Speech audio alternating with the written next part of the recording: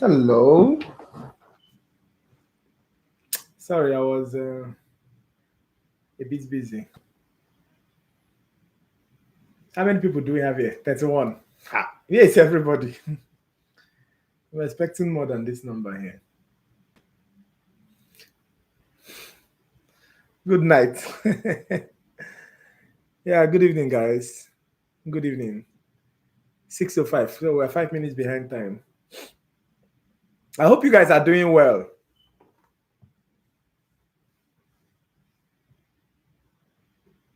Why we are jumping from 30 something to 20 something. Where is everybody? Working. Interesting.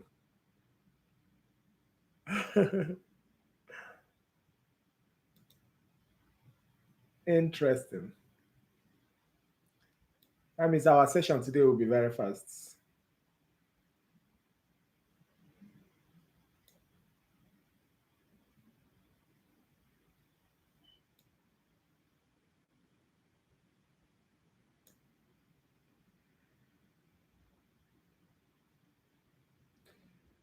Yeah, good evening.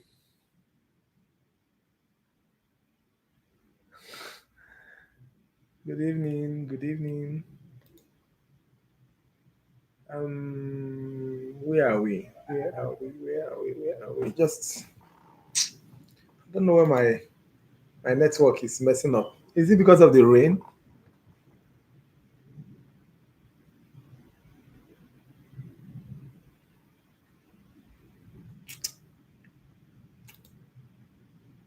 Okay, guys. So once again, you're welcome here for our brief review. This review will be very fast and brief.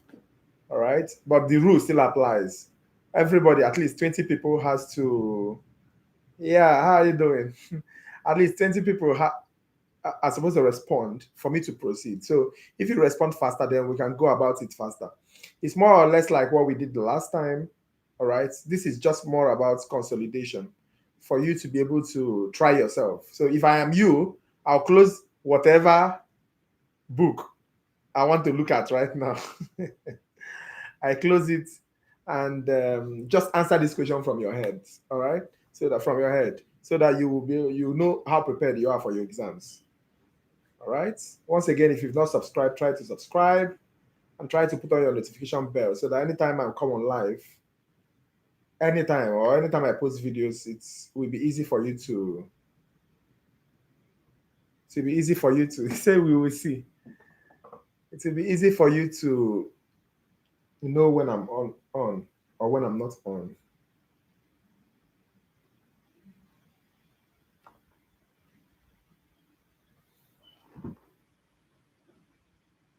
So there is somebody that I'm supposed to inform. Okay.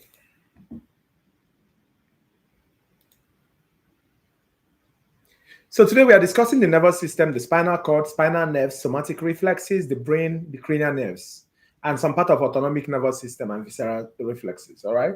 I'm not going to be doing more of discussion. Just I'll just throw in questions because we've already done this discussion even last week when we had a 6-hour review. All right. So today we are more or less like just going straight to the point. Answer your question as fast as you could. All right. Try yourself. So I'm going to start with nervous tissue. That's chapter 12.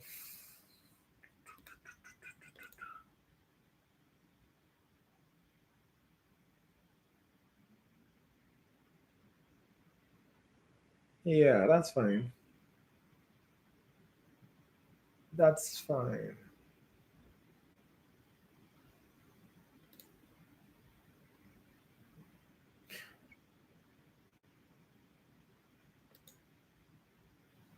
Okay. So I'm going to start with the first question. Please, I will encourage you not to open your slides, all right? Let's just focus on this thing. Try yourself. Assume you are in the exam hall and these kind of questions are thrown at you. Don't be nervous. These kind of questions are thrown at you. You understand? So you just attempt it. Don't wait for people to write for you to put your own answer. And when people put their answer, even if your own is different, don't follow the crowd. All right, just do your thing because when you are in your exam hall, you will be should be 33 thumbs up. So when you are in the exam hall, you are alone. Nobody is with you. Nobody is trying to give you an answer for you to follow the cue. All right. So for the first question,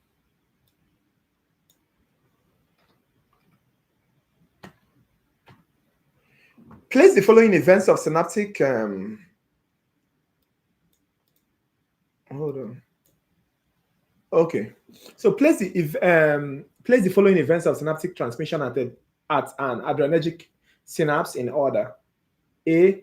ATP is converted to CAMP. B. The cell's metabolism is altered. C. G protein binds adenylate cyclase.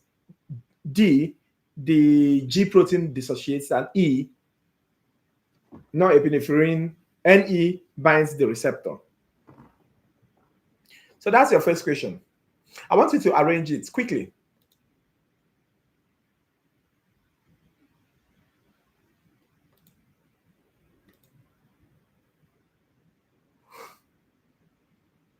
Or are you looking for option? You don't need option in this question, guys. This is testing the microphone.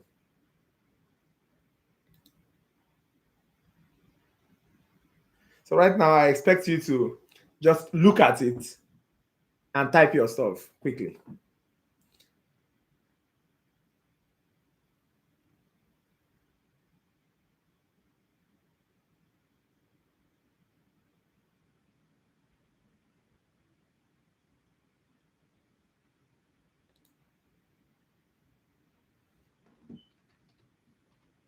I need 20 people. Come on, guys.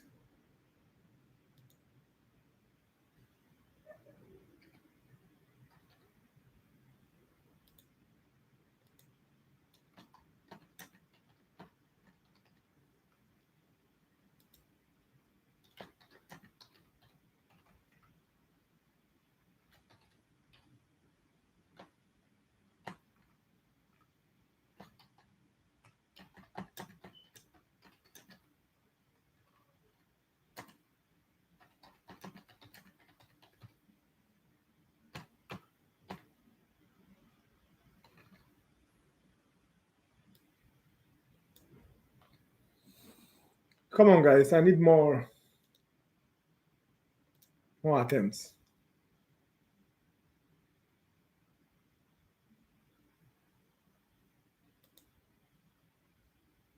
We are about 38 here.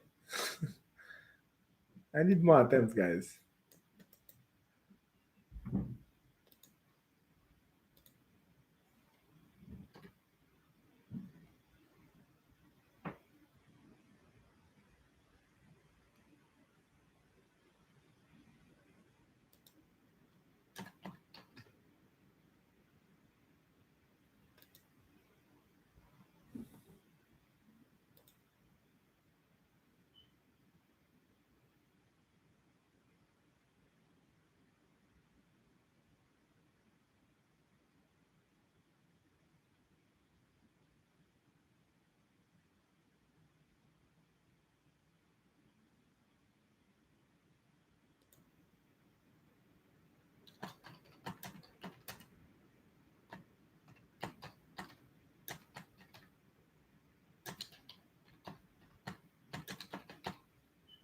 Okay.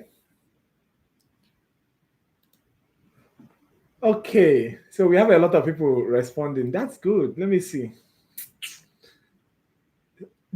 Somebody said DBCEA. Somebody DBCEA. ED cab. ED cab. ED cab. No, ED cab. ED cab. ED cab. ED cab. ED cab. NE binds first. ED cab. ED cab. ED. Yeah. Somebody said, the last person said DBCEA. Okay.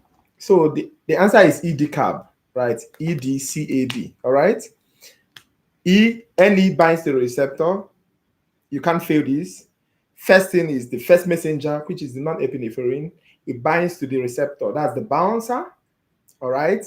Then after that, the G protein dissociates. All right. Yes, dissociate from the bouncer. He removes his shoe and gives to the next bouncer there, the second bouncer. All right. So he removes the G protein dissociates. Then that second bouncer is adenylate cyclase. Now that G protein binds to adenylate cyclase. That's why we have after D, we have the C.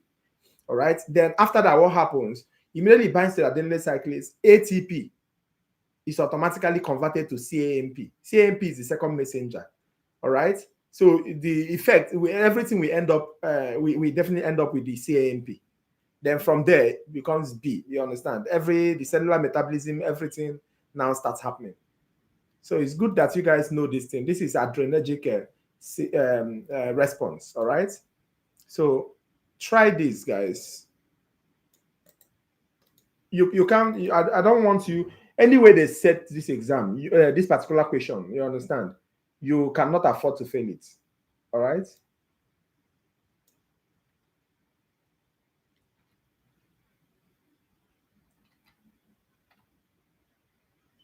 Okay. Look at this question. It's almost the same thing with the first one. Place the following events in the synaptic transmission at a cholinergic synapse in order. The other one was adrenergic. This one is cholinergic. A post-synaptic potential is produced. B, voltage-gated calcium channel open and calcium enters the cell. C, ACH is released and diffuses across the axon terminal. D, a nerve signal arrives at an axon terminal. E, ligand-gated sodium channels open and sodium enters the cell. Let's see.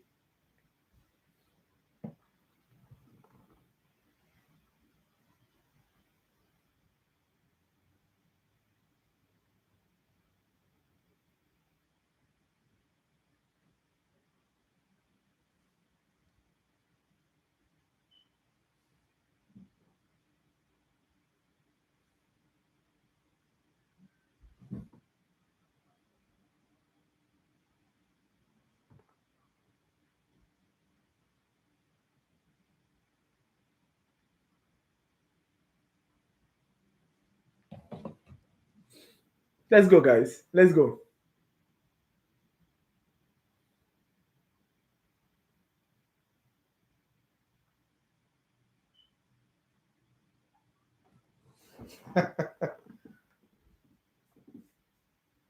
Yes, so it's more like what happens in neuromuscular junction, but there is neuronal transmission, there is neuromuscular transmission, all right? But the same thing as far as its cholinergic system, you understand? And they're trying to tell you that at the end of the day, it's the acetylcholine, which is neurotransmitter, that makes everything happen. For this phase, acetylcholine is like the first messenger. You understand? Why the other adrenergic system, we have the NE, not epinephrine, as the first messenger. You understand? If you are talking about insulin, how insulin mops up sugar, insulin becomes what's the first messenger. At the end of the day, anything that attaches to that receptor is the first messenger. That's how you need to remember this thing in any exam. You understand? Because when you start discussing pathology, they'll be asking you, okay, the pathology. Are we done answering? 1, 2, 3, 4, 5, 6, 7, 8, 9, 10, 11, 12. Why? Please, we are up to 35 here. I need 20 people to be responding. The earlier, the better. We need to finish up very fast. I promised you 3 hours at max. All right. So let's not delay it. So the answer is actually DBCEA. All right. DBCEA. So a nerve signal arrives at an axon terminal. Yes, DBCEA. You're correct. Yes. So even if you are not sure of the answer, just write not sure so that we know that you're not sure, right? Don't just keep quiet. I need as much people to be commenting on these answers. It increases my spirit. You see how down I am? You need to increase it. Okay, so as we are saying, the nerve signal arrives at an axon terminal, all right? Then after when immediately the nerve signal arrives, all right, that's the presynaptic nerve, mind you, because that acetylcholine is produced by the presynaptic nerve. All right. So immediately it arrives, what happens? Calcium channels jump into voltage-gated calcium channel opens up and calcium jumps into the cell. What does that calcium do? The calcium starts breaking the vesicles. And as it breaks the vesicles, you understand, it leads to release of what? The contents of the vesicle, which is what? Acetylcholine, ACH. So ACH is now released into the synaptic cleft. When it releases into the synaptic cleft, what happens? It diffuses across the terminal. So that's C. All right. And it's as it moves along the terminal, what does ACH do? Remember, ACH is what? First messenger. So what does ACH do? ACH will go and look for, a receptor and match onto that receptor. Immediately it matches onto that receptor. Like they didn't mention about the receptor here, but assuming they mentioned it, it would have been the answer before E. All right, but since they don't mention it, so we are jumping that process, all right, to E, which is saying ligand-gated sodium channels open and sodium enters the cell. So immediately ACH matches to the ACH receptors. It's first thing that happens, it opens the sodium channels, all right. And what happens? Sodium rushes into the cell membrane. Sodium rushes into the cell membrane, changing the negative cell to what? To positive. So you need to bear this in mind. All right, a postsynaptic potential is produced. Yes, so immediately sodium enters into the cell, changes the negative to positive. Potassium goes out, changes the positive to negative. Sodium enters again, changes just like that, until action potential is what produced. And all those things is known as what? Potential changes. All right, potential changes. That's why A is the last one, which is a postsynaptic potential is produced. Okay, so I believe everybody understands that.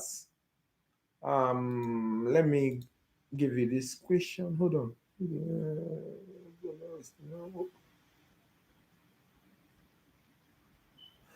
So look at this question. Look at this question. I'll just read out the options so that we don't waste time. We need to be very fast. I need everybody to listen and pick your answer. It's either A, B, C, or D. If the potassium leak channels were suddenly blocked in the resting neuron, what would happen to its resting membrane potential? A, it would become more positive. B, it would become more negative. C, the RMP would be unaffected. D, it would hyperpolarize. Think about it. Potassium leak channels. Potassium leak channels. All right? If it is blocked. So you ask yourself, if potassium is leaking, what does it do to the cell? Oh, it makes the cell this. Okay, so if I now block that leakage, what will happen? So let's see.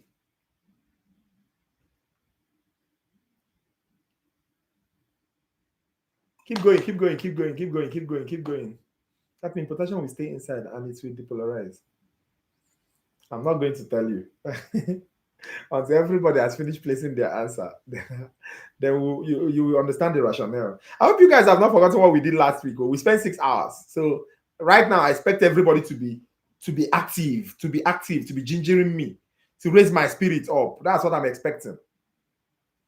To be answering like recklessly, to be giving me the right answer recklessly. That's what I'm expecting. Let's see. Let's go, guys.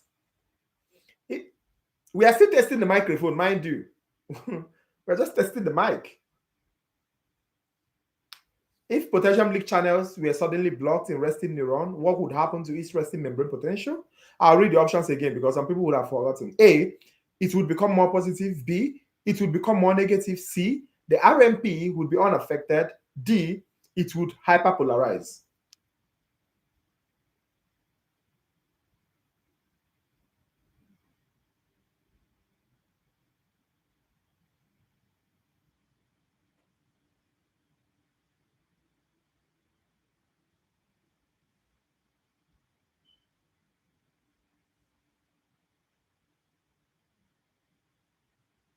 Let's go, guys.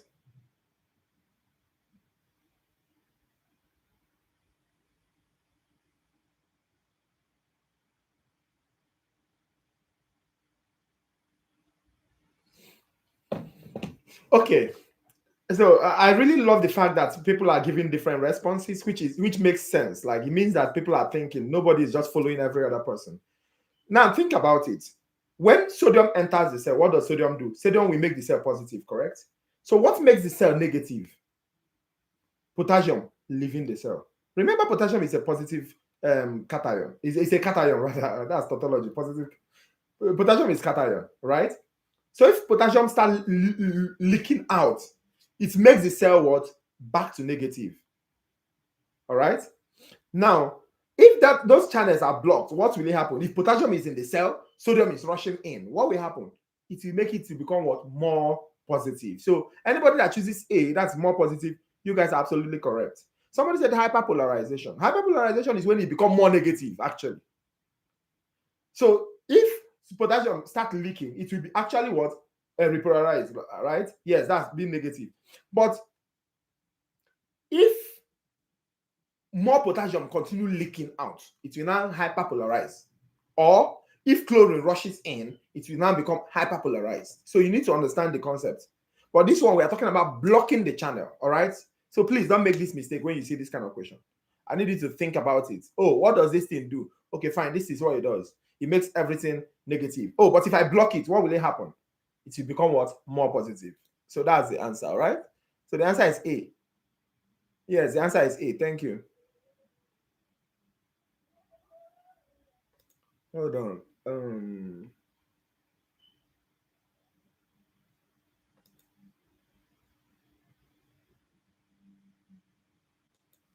No, I'm not going to ask you guys the very simple questions because we don't have that kind of time. So instead, I'll be more specific about some of the questions I'm asking. So look at this question, guys. If a neuron is prevented from sending a neurotransmitter across a synapse to another cell, which neuron property is being inhibited?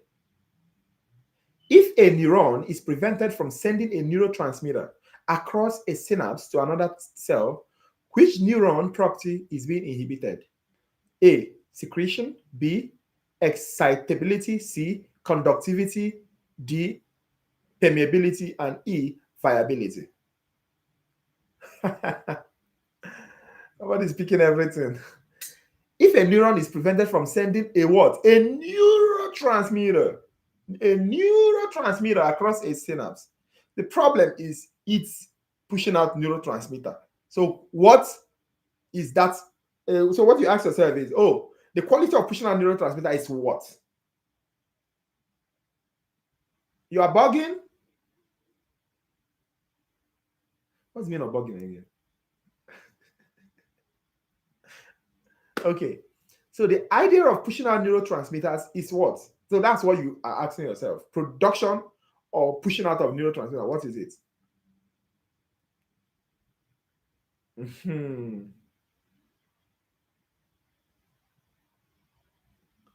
It means she's tripping. Like, oops. Oh, okay. That's not a bug. I'm not Gen Z, sorry. I'm old. I'm like 52 years. Okay, it means she made a mistake. No, thank you. Okay, so yes, you guys are extremely correct. The answer is what? Secretion, not excitability, not conductivity, all right? It's actually secretion. You are pushing out something. You are secreting something. That's what it means. Push out. Secrete. Pour. Pour. Pour. All right? Pour water. Pour water. Push it out. Push out. Oh, I understand. Sorry. I understand. Don't raise your voice, all right? So that they won't hear you. Please, your brain should work. Oh, we need that brain to work right now. Okay. Look at this question. All these ones are still testing the microphone. So please. What property of neurons allows them to respond to changes in the environment?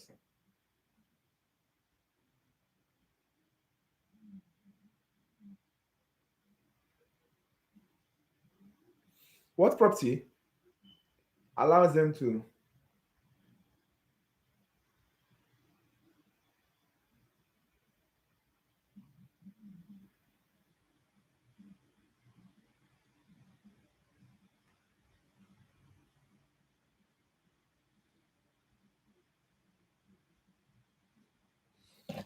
Come on, guys.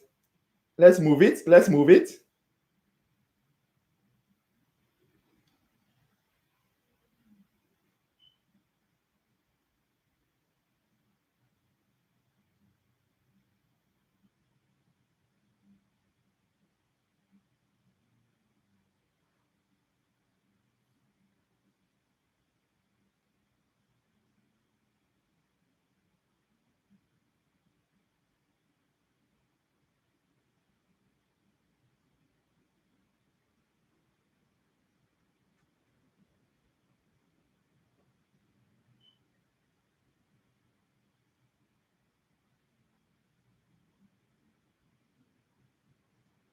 Exactly. You guys are so correct. The answer is excitability. So I'm not going to explain. I'm going to leave it like that. I believe all of you understand because everybody got it. I am. I am. I'm not sure. Oh, you changed your phone. I'm hiding me. You changed your phone. Compare the numbers and everything. This is not dedicated. Okay, look at this question. Is this question? Look at this question.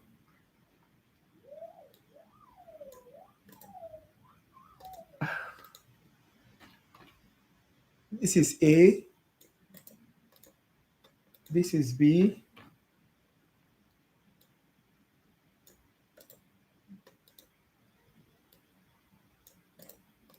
This is C. So I'm just gonna give just A to C. All right. Which statements about the nervous and endocrine system is true? Both systems are dedicated to maintaining stable internal conditions by detecting and responding to stimuli. The endocrine system helps maintain stable internal conditions, while the nervous system is dedicated to affecting change. The nervous system helps maintain stable internal environments conditions, while the endocrine system is dedicated to affecting change. D, the nervous system monitors its internal conditions but cannot alter them. To affect change, it must activate the endocrine system. C, D, or rather E, the endocrine system monitors internal conditions but cannot alter them. To affect change, it must activate the nervous system. Yes, you guys are so correct. The answer is A. Both systems are dedicated to maintaining stable and internal conditions by detecting and responding to stimuli. Extremely important. If you've not read the nervous system, guys, for people that are doing AP2, I have the video. I want you to go to the video and watch it and understand it. The nervous system and the endocrine system, they really have almost parallel functions, almost parallel things they do, but they have stark differences, which you must know. For example, the endocrine system is very slow. The nervous system is extremely fast. All right, extremely fast. Growth can take a whole long time to happen because of it's happening as a result of what the endocrine system. But if I touch you now, you feel it. If I smile, you feel it because of what the nervous system. So, both of them, they have the same relationship, all right? They work together. Now, there are some organs that can be both endocrine and what? Nervous system, all right? They can work as both endocrine and nervous system, meaning that they produce hormones and they still produce maybe enzymes and stuff that, passes through cell to cell, all right? So it's very, very important that you guys understand these things. If anytime I'm taking you nervous endocrine system, that is why you need to put on your notification if you are subscribed to me, so that anytime I'm taking a live on endocrine system, you'll be able to understand, because it's extremely important that you understand both of them together. Okay, look at this question. Look at this question, guys. Let's talk about exactly what I was just saying some minutes ago. Look at this question. Now let me give you the option. I'll just give 3 options. I don't want to give 5 to save time, all right? Because I know we are very specific this night. B and C. So why both systems maintain homeostasis? How does the nervous system differ from the endocrine system? A, the nervous system releases neurotransmitters between cells, while the endocrine system releases hormones into the blood. B, the nervous system releases neurotransmitter into the blood, while the endocrine system releases hormones between cells. C, the nervous system releases hormones between cells, while the endocrine system releases neurotransmitters into the blood. D, the nervous system releases hormones into the blood, while the endocrine system releases what? Neurotransmitters between cells. Both systems releases hormones between cells, but only the nervous system releases neurotransmitter into the blood. Let's go, guys. Let's go. So I want you to think about these things as if you're in the exam condition, all right? Don't look at it as if you're not. I want you to think about it as if you are in the exam.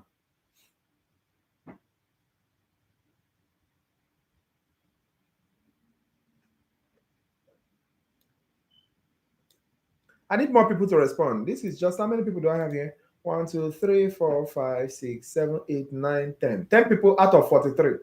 Okay, I can live with that because I need to hurry up. So look at this question. Yes. You guys are so correct. That answer is extremely right. Yes, A is correct. The nervous system releases neurotransmitters between cells, while the endocrine system releases hormones into the blood. Like if you look at the B says the nervous system releases neurotransmitter into the blood. Error if it is my Yoruba people. You understand? The nervous system does not release it into the blood, all right? Aha. Endocrine system actually releases hormone into the blood. So if you just see anything, the nervous system releases hormones into the blood, know that it is absolutely correct, all right? Absolutely wrong, rather. So the answer is A. The nervous system releases neurotransmitter between cells, while the endocrine system releases hormones into the blood. All right, that's the answer. So look at the next question. Very fast, guys. Very fast. The accumulation of calcium in the axon terminal is called DASH, and probably plays an important role in DASH. So A is synaptic facilitation and short-term memory. B, neural coding and immediate memory. C, postsynaptic potential, long-term memory. D, neural coding, short-term memory. And E, long-term potentiation, long-term memory. Quickly, guys. Quickly. Yes, and as you are doing it, I don't want to give this question because everybody should know the answer to it. When you are asked something about the neurotransmitter that's responsible for Parkinson's disease, you automatically know it's dopamine. You don't need to think about it. Like you shouldn't think about it. All right. Aha. Like there's a question that says, let me read that question. A Parkinson's disease is a progressive loss of motor function due to degeneration of specific neurons. These neurons secrete an inhibitory neurotransmitter that prevents excessive activity in motor centers of the brain. What neurotransmitter is this? That's dopamine. All right. I told you dopamine is inhibitory. Once dopamine comes to the substantia nigra, what does it do? It laps on to the receptors, and the receptor automatically inhibits unnecessary movements. You see how my hand is moving because I want to move my hand. Now imagine I'm not moving my hand and suddenly my hand is in like, all right, that's unwanted movements. So that is what dopamine stops from happening to me. Meaning that if I have a shortage of dopamine right now, I may be talking to you and suddenly my hand is moving. My mouth is moving. You get it? So that's exactly how Parkinson happens. All right. So you guys are extremely correct in that question. The answer is what? A, synaptic facilitation and short-term memory. Please, if you don't know that question, if you've never seen it before, put it in your head right now. Calcium accumulation in the axon terminal, synaptic facilitation. All right. And it helps in short-term memory. Very, very important. And you need to know which part of the brain it energizes for that short-term memory. I hope you remember, guys. I hope you remember the hippocampus. Anyway, we'll get to it. Let me hurry up this thing. No, this question, no. Spatial formation, no. ESPS, no. Chloride, let me see. No. Triple synaptic potential associated with. Yes, this very common question. Quickly, guys. Give me the answer to this question.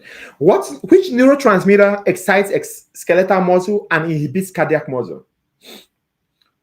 This one, I don't even need to. I'm expecting to see 10 answers immediately. Bim, like this. That's what I'm expecting. Are you thinking? You shouldn't be thinking in this question.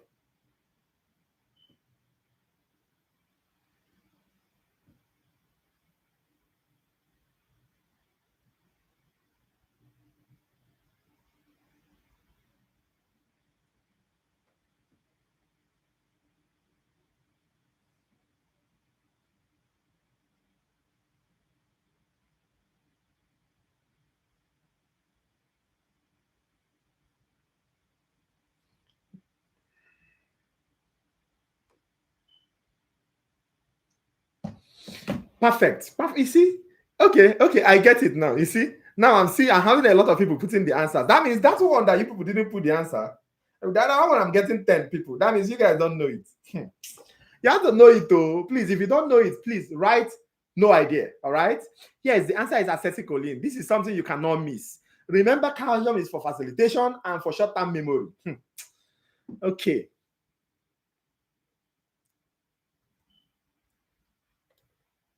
Now, look at this question, guys. Options. Quickly, guys. A.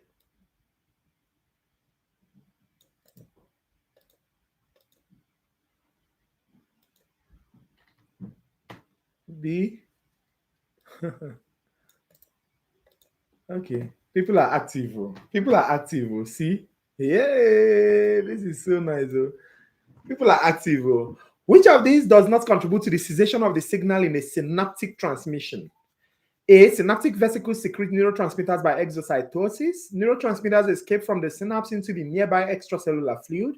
Neurotransmitters are no longer released. The exon terminal reabsorbs some neurotransmitters by endocytosis.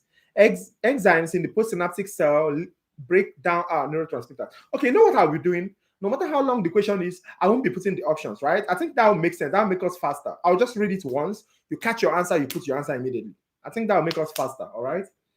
Because I've not even said anything and 36 minutes has already gone. Why is it going so fast? Oh, God. Which of these does not contribute to the cessation of this signal in the synaptic transmission? Quickly, guys. Okay, yes, you guys are so correct. Synaptic vesicles secrete neurotransmitters by exocytosis. That secretion, all right, cannot contribute to the cessation of signal. Because when it's secreting more neurotransmitters, what will happen? The signal will keep increasing. All right, it's just like if you are producing acetylcholine and you keep producing acetylcholine, what will happen? Contraction will continue happening, especially if it's in the muscles. Continue happening. All right, the heart will continue to be inhibited. You get it? The B says neurotransmitters escape from the synapse into the nearby extracellular fluid. If it escapes, that means cessation of signal will happen. All right, so that cannot be the answer. Neurotransmitters are no longer released. If it's no longer released, there is cessation of signals. So it can't be the answer. Then D says the exon terminal reabsorbs some neurotransmitters by endocytosis. It's not even possible. All right. This one is possible actually, but if it happens, it sees the signal, right? Then the last one says enzymes in the postsynaptic cell break down some neurotransmitters. Which enzyme are they even referring to? If it is cholinergic system, they are referring to what? Acetylcholinesterase, which breaks down acetylcholine to choline and acetyl and sends it back to the vesicles. All right. So all these things will lead to cessation apart from that number one. Thank you. Thank you, guys. No pathology. No. Let me see. Give me the answer to this thing. Let me pretend as if I don't know the options. Which of these happens first in an adrenergic synaptic transmission? Let me see people that can give me a good answer.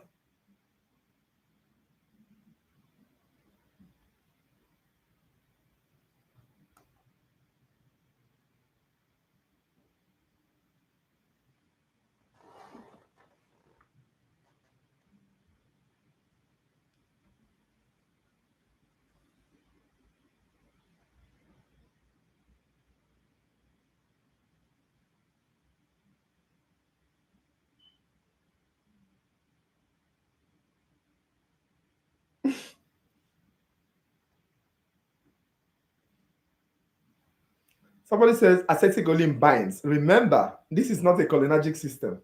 This is an adrenergic system.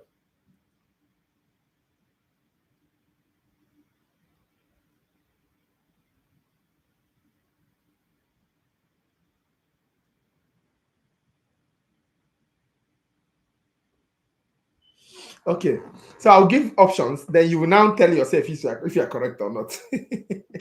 A. ATP is converted to cyclic AMP. B. Adenylyl cyclase is activated. C. G protein dissociates from the NE receptor. D. G protein binds to adenylyl cyclase. And E. Cyclic AMP induces several effects in the cell.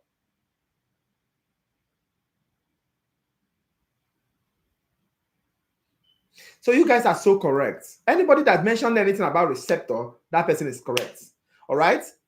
Anybody that mentioned anything about receptor, that person is correct. Like most of you says NE, that's not epinephrine, binds to the receptor. That's correct, but it's not in the option. But it's correct. If it's in the option, it has to be the number one. Trust me. But no, so let's go with the next one. The next one is about G protein being dissociated from the NE receptor, right? So that's so sometimes they may want to trick you. They may want to trick you. You understand? They will purposely remove that first one and know if you know the next one that has to become a first. All right, that's just what this thing is about. You get it? So which of these happens first in an adrenergic synaptic transmission? The answer is G protein dissociates from the any receptor. All right. Aha. So that's the answer. All right. C. Okay.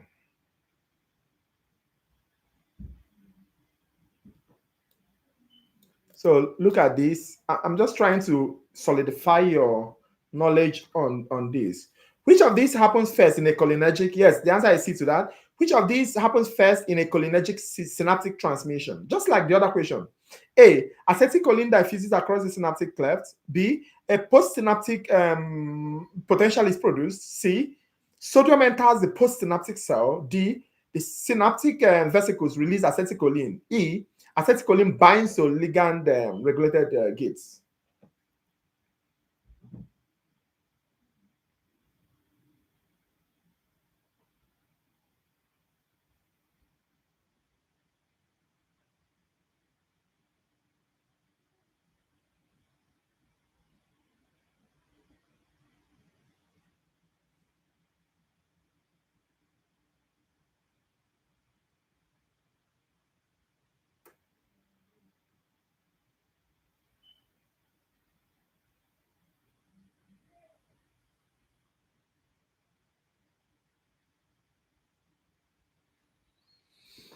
So let's go, guys.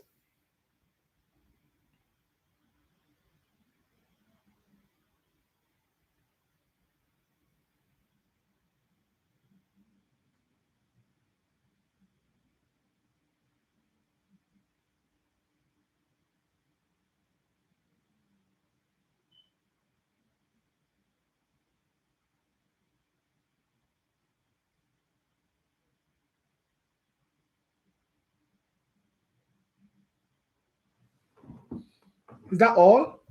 You want me to repeat the option? Can you repeat? Okay. Acetylcholine diffuses across the synapse. I don't need to repeat this option for you to give me the answer, guy. Honestly. But I will do that because based on your request. Acetylcholine diffuses across the synaptic cleft. A postsynaptic potential is produced. Sodium enters the postsynaptic cell. D, the synaptic vesicles releases acetylcholine. E, acetylcholine binds to the ligand regulated gates. I didn't hear. So rewind it and hear. The answer is synaptic vesicles release acetylcholine. All right. Yes, you are correct. You see, now you got it. The synaptic vesicles release acetylcholine. That's the answer. All right. Look at this question. What's the most common inhibitory? Quickly, guys. What is the most common inhibitory neurotransmitter in the brain?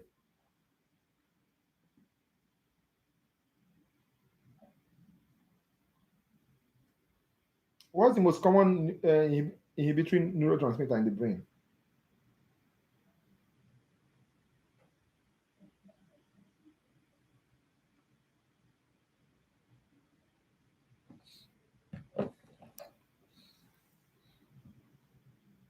The option: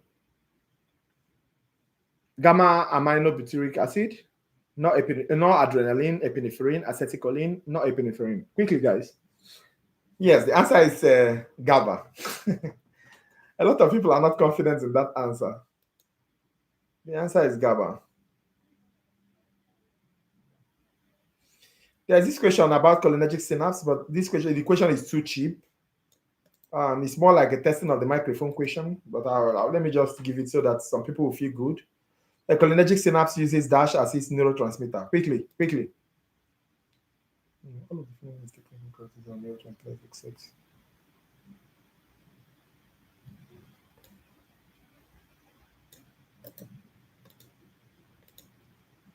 Quickly.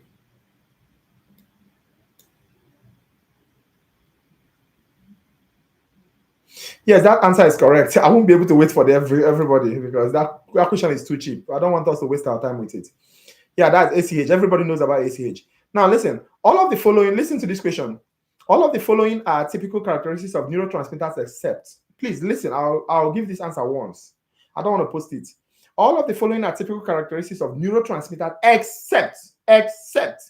Oh, somebody said GABA. Please, the answer to that question is acetylcholine, not GABA. All right? Acetylcholine is what did I even ask them? Yeah, for cholinergic, the neurotransmitter is acetylcholine. All of the following are typical characteristics of neurotransmitters except option A, they are synthesized by a presynaptic neuron. B, they are released in response to stimulation. C, they are released into the bloodstream before reaching the postsynaptic cell. D, they bind to specific receptors on the postsynaptic cell. D, okay, E, that's the final one. They alter the physiology of the postsynaptic cell. All of the following are typical characteristics of neurotransmitters except they are synthesized by a presynaptic neuron, they are released in response to stimulation, they are released into the bloodstream before reaching the postsynaptic cell, they bind to specific receptors in the postsynaptic cell, they alter the physiology of postsynaptic cell. Yes, you guys are very correct. So mind you, anytime you see this, just weed out the fact that neurotransmitters are not found inside the bloodstream, all right? So that's one is already the answer.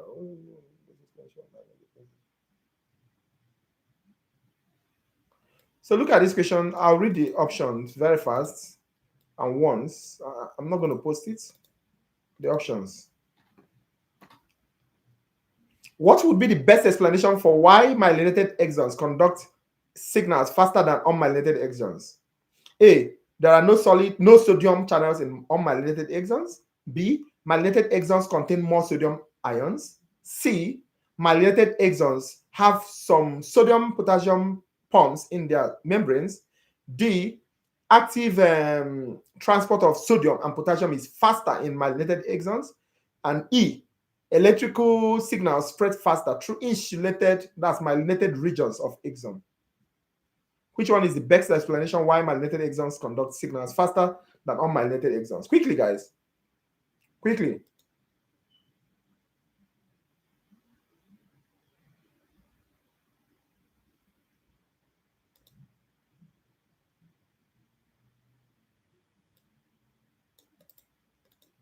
Yes, you guys are so correct. The answer is E. All right.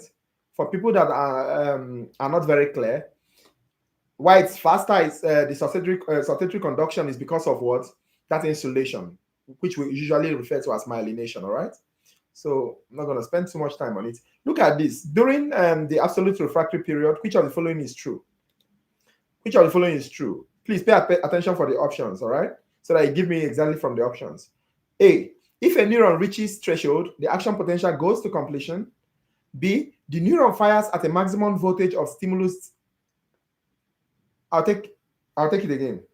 During absolute refractory period, which of the following is true? A, if a neuron reaches threshold, the action potential goes to completion. B, the neuron fires at its maximum voltage if a stimulus depolarizes the neuron to threshold. C, the signal grows weaker with distance.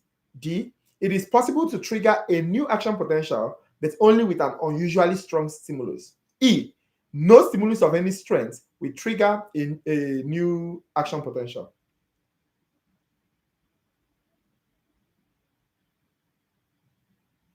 I understand. Please, I hope nobody will say I should repeat it. Okay, last one. Okay. Can't go up again. During absolute refract. Say can't go up again. Evil people on my channel. Okay, so anything that goes up must come down, right? And no matter where you put it, no matter what you touch it can never go up at that moment. Please, I bind my ears. Oh boy. My chair is so cold, so I have to put this cloth on the chair. Why is the heater not on, by the way?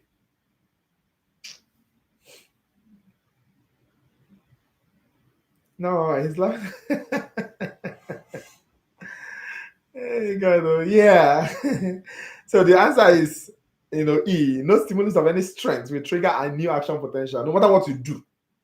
All right, no matter where you put it, it will still be down. Okay.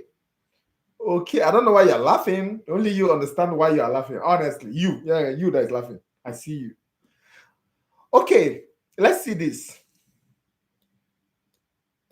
Very fast. You see, we are almost even done with this particular part.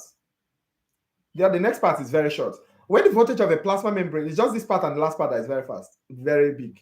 When the voltage of a plasma membrane shifts from plus 35 MV towards 0 MV, the cell is dash.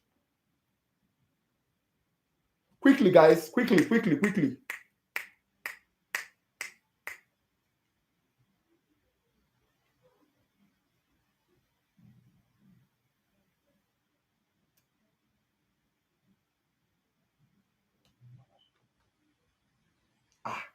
Only 3 people in 1 minute. This is serious.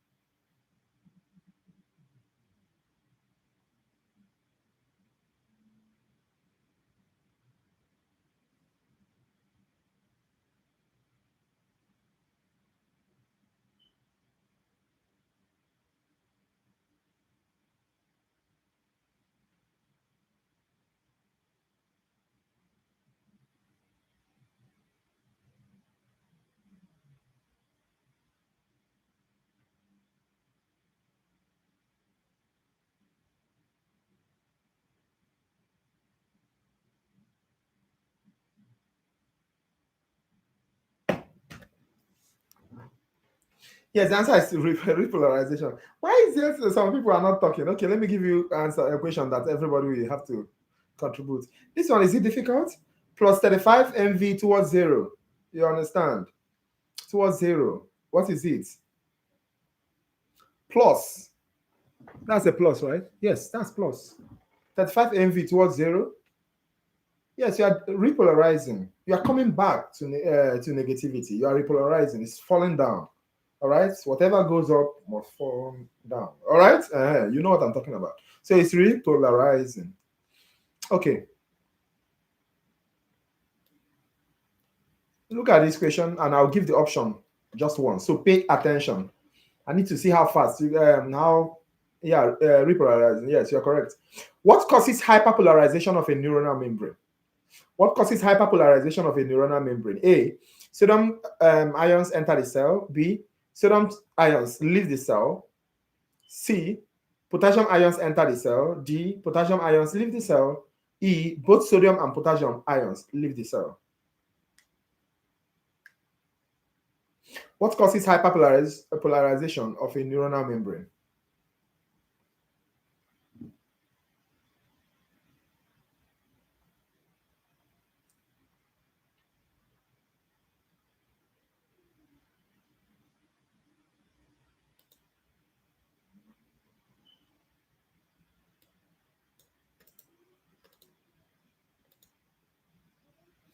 Yes, you guys are so correct. The answer is D. Potassium leaving the cell. All right. Remember, I told you about hyperpolarization is either potassium leaving the cell or chlorine jumping in. Chlorine jumping in. So potassium leaving, that's the only option we have there that's correct. So look at this question, guys. Local potentials are dash, whereas action potentials are dash. I'll give the options. A. Irreversible and reversible. B. Self-propagating and local. C. Graded and all or none. D. Non-decremental and decremental. E. Produced by voltage-regulated channels and produced by gated channels. Local potentials are dash, whereas action potentials are dash. You need to be able to know, or by the way, you need to know the, what am I saying? The characteristics of what the action potential and local potential. All right, you need to know the characteristics and the differences between each other and every one of them. Know which one is reversible, which one is irreversible. All right. Remember, we said that local potentials are reversible, action potentials are irreversible. All right. Local potentials are local, while action potentials are self-propagating. All right. We said local potentials are graded, while action potentials are all or none. Once it fires, it fires. Simple. Immediately it passes that threshold, there's no going back. All right. And it does not come down. It doesn't decrease. It doesn't decrease. While local potential can be decremental. All right. So the answer is C, graded all or none. All right. This one is just testing the microphone. directly follows. Look at this question. Now, let me see how many people are listening. Let's see if it's the only refractory answer that you know. Okay. There's somebody here. The only time the person has answered question is when we are talking about refractory period. You know yourself. Okay. In an action potential, which event directly follows repolarization? Which event? A. Threshold is reached. Hyperpolarization of the membrane. Depolarization of the membrane. Hypopolarization of the membrane. The resting membrane potential is reinstated.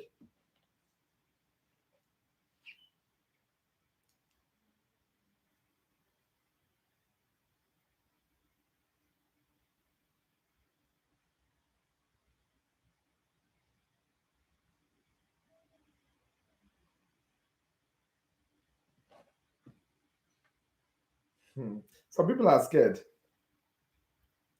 They're like, what is this guy saying?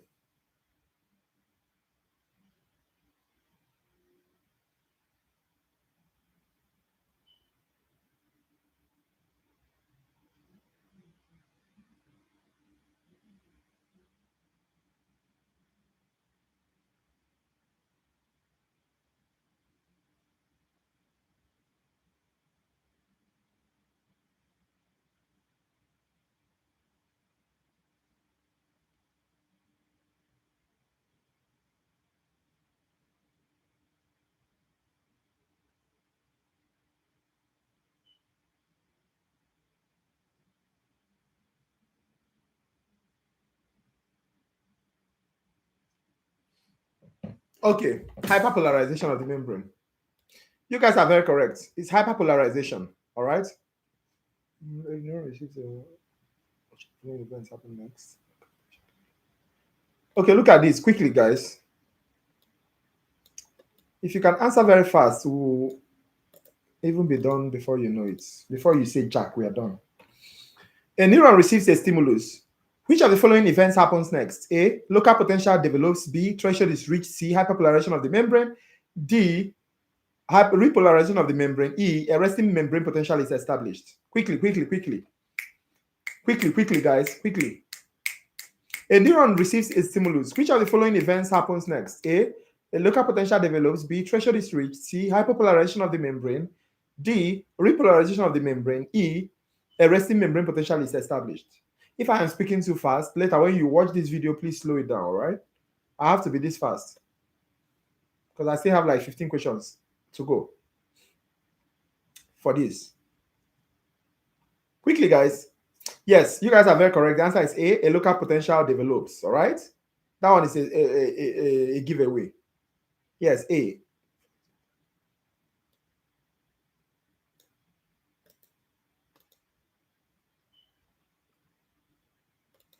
Look at this. Which of the following is most likely to cause a rapid depolarization? Opening of chloride channels, opening of sodium channels, opening of potassium channels, inactivation of sodium channels, closing of sodium channels. Quickly, guys. Which of the following is most likely to cause a rapid depolarization? Somebody says sodium. There are 3 sodiums in that question. 3. A. Opening of sodium chloride, opening of chloride channels. B. Opening of sodium channels. C. Opening of potassium channels. D. Inactivation of sodium channels. And E. Closing of sodium channels.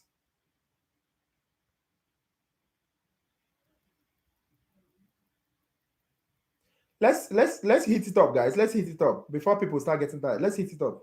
An inhibitory local potential. An inhibitory local potential.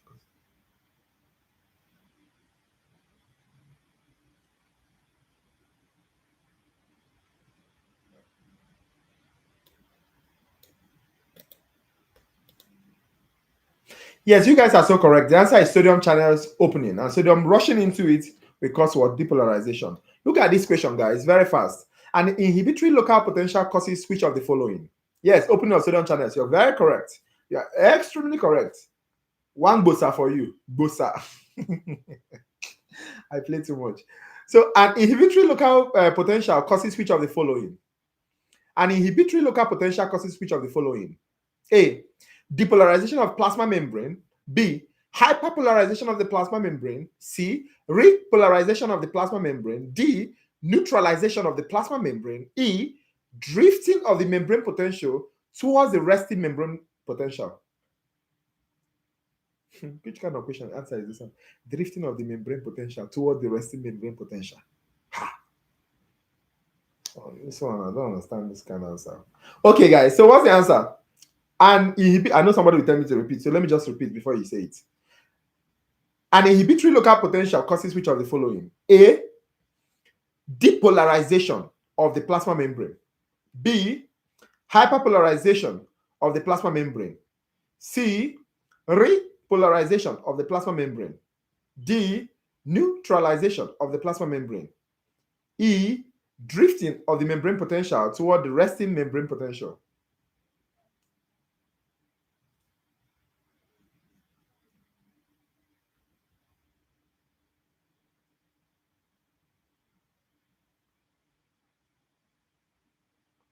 Come on, guys. I need 5 more people to make a comment for me to proceed. Quickly. Local potentials are dash, which means that, okay, this question. Come on, guys. Is that the best we can muster? Yes, the answer is B. Hyperpolarization of the plasma membrane, all right? An inhibitory local potential causes which of these? So those inhibitory will cause what? Hyperpolarization. Very, very important that you know this. So look at this. This one, I want you to give me the answer in less than 30 seconds. What is 30 seconds? Less than 10 seconds. Are you ready? I'm going to post it in the group now. I need you to, don't think. Just give me the answer quickly. Less than 10 seconds. Oh yeah, this is the question. Yes, guys, the answer to that one is hyperpolarization. Look at this question. Local potential are dash, meaning they vary in magnitude according to the strength of the stimulus.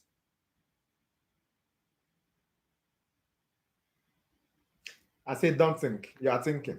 I'm seeing you. Yes, you are doing like this. You are touching your head. Don't touch your head.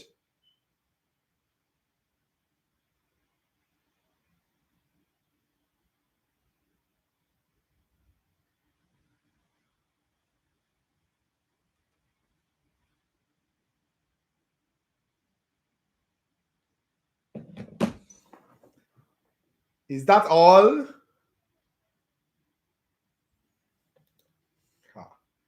You guys are not flowing with me this night. What is happening? What did you eat?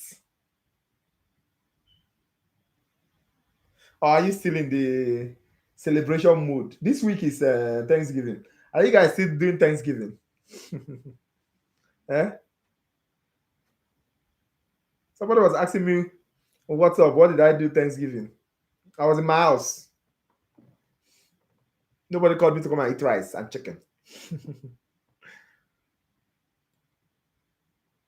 Okay, yes, you guys are so correct. The answer is Thanksgiving is next week. Oh, I thought it's I thought it's this week. Oh, which of the following week? No, it should be this week now. Oh, so which holiday did we have on Tuesday?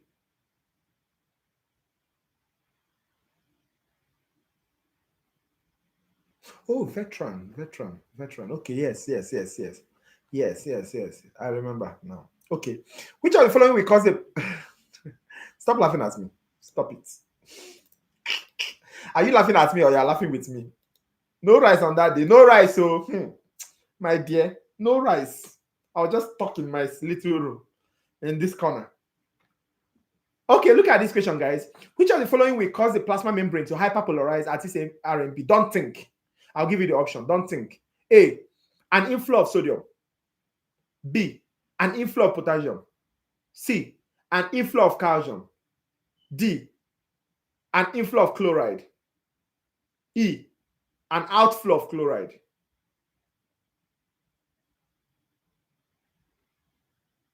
You say at me. What is at me? Don't think.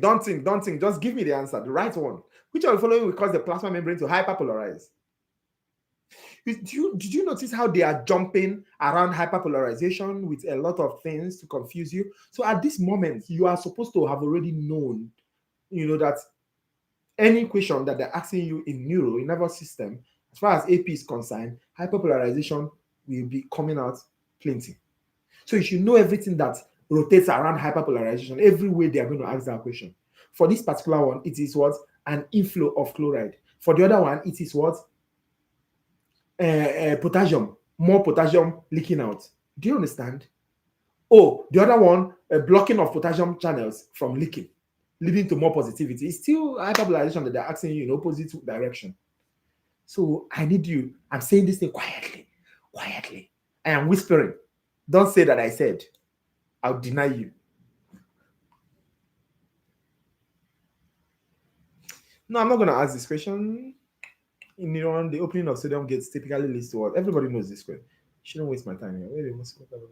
Okay, yes, this question. Quickly, I'm not giving you option. Where do most local potentials form in a neuron? Where? Which part of the neuron are they formed?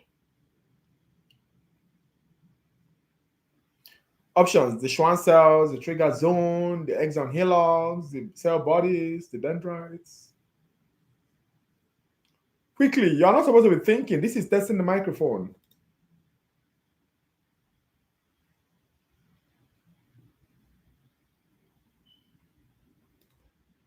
You see, this is particular question, they are acting it in a different format now.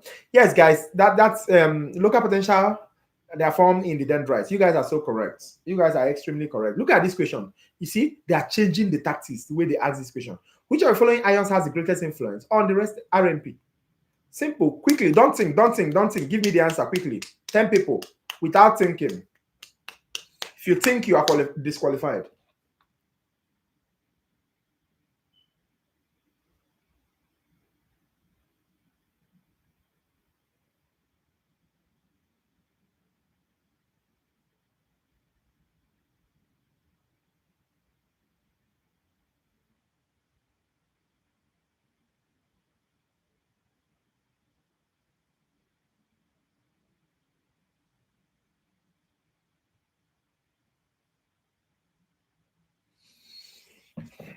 You guys are so correct. The answer is potassium. You see how they're now asking about the electrolytes.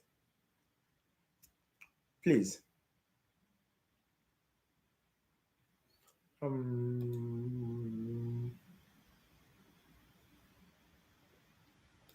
What are the two things that leads to fast conduction? Look at this question.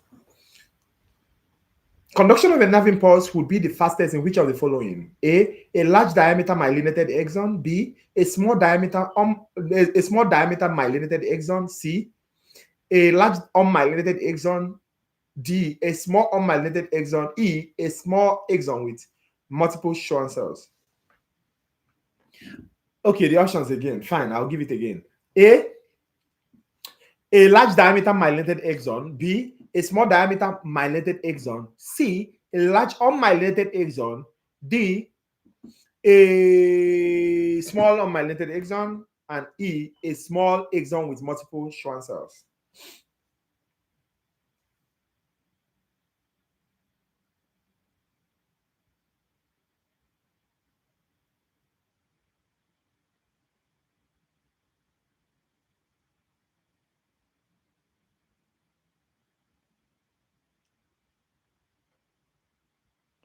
Come on, guys, faster. I have less than 7 questions.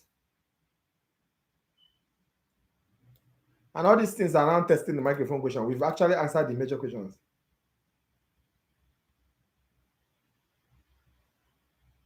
Is it live? Yes, it's live. She wants to test if it's live. What should I say? Okay, the time is 7:14 p.m. November 16, 2025. You see it's live, right? Okay, yes, you guys are very correct. Myelinated and large diameter determines how fast action potential is conducted. Yeah. So look at this question. A myelin sheet is composed primarily of what? Dash and dash. A, lipids and proteins. B, carbohydrates and proteins. C, glycoproteins and carbohydrates. D, Proteins and glycoproteins. E, polysaccharides and proteins. Oh boy, we have distinction candidates here. American nurses repping. American nurses repping.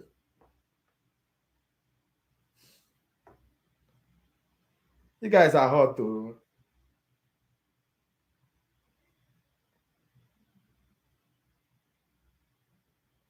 Yes. So anytime they ask you what is myelin composed of, it's more lipid and proteins. All right. That's correct. So all these other ones are now testing the microphone questions. Look at this. Which cells form myelin sheets in the spinal cord? You don't need to think. Yes, you're correct. Lipid and protein. It cannot rise its back. Lipid and protein. She will laugh. She's laughing. Okay. So please give me the answer to this one quickly. We have Schwann cells, we have astrocytes, we have satellite cells, we have oligodendrocytes, we have microglia.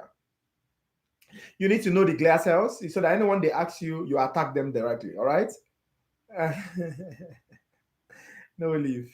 No, oh no, Olivia. Oh, so Schwann cells, we say they help for myelination in the PNS. Astrocytes, you remember BBB and every other thing. Satellite cells, they help for insulation in the neurosoma. Oligodendrocytes, we say is for myelin sheath in the CNS, and spinal cord is part of the CNS. So that answer should be correct. The answer is oligodendrocytes, so you guys are correct. Then the last option is microglia. Microglia is what? The NYPD or the genitors, right? If you don't understand what I said, please just put 911 and I'll explain again. Okay, I told you these things are just testing the microphone question so that we do it to jump to the next one. What is the primary site on a neuron for receiving signals from the neurons?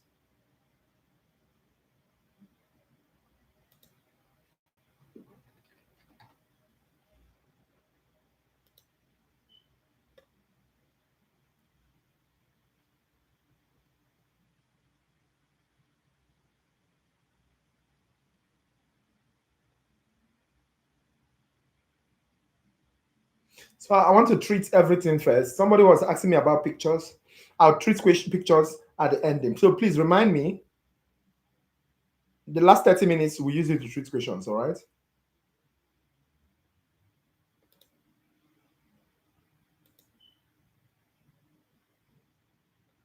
Yes, you guys are so correct. The primary site on a neuron for receiving signals from other neurons is what? The dendrites. You see, they've asked two questions on the dendrites. Local potentials, the dendrites. Primary sites for receiving signals, the dendrites. So, you have to start classifying these things. The hairs, yes. See my long hair. You can see it, right? That's the dendrites. Okay.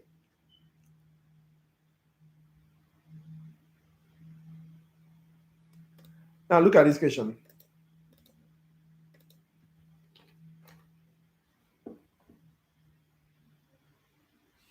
In which part of the neuron is the postsynaptic membrane usually? In which part of the neuron is the postsynaptic membrane usually found?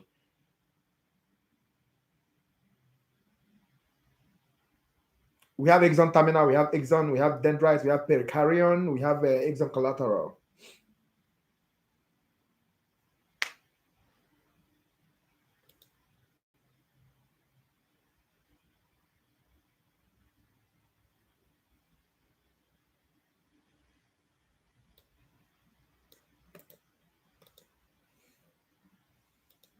Quickly, why am I seeing only 5 people responding? Come on, guys. We are almost 50 here.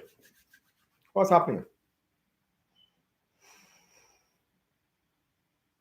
Okay, I'm not wasting time on testing the microphone question. The answer is dendrites. If you don't know it now, please. The answer is dendrites. Look at this next question. Yes, dendrites. You guys are correct.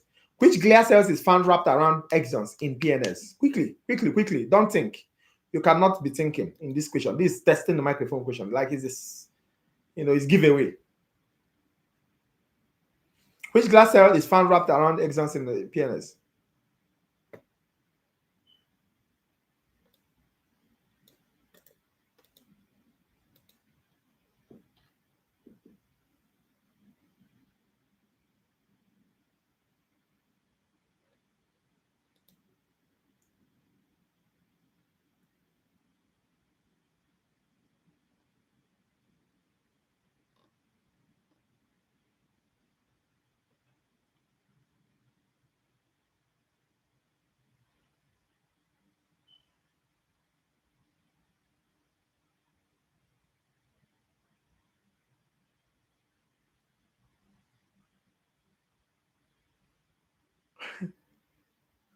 Registration.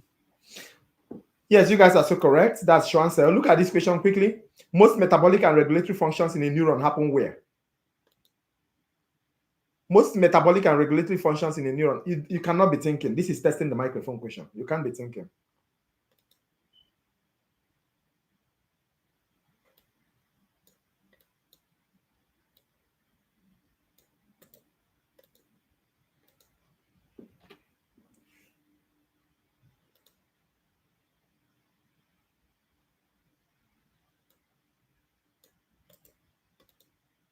Quickly, guys, quickly.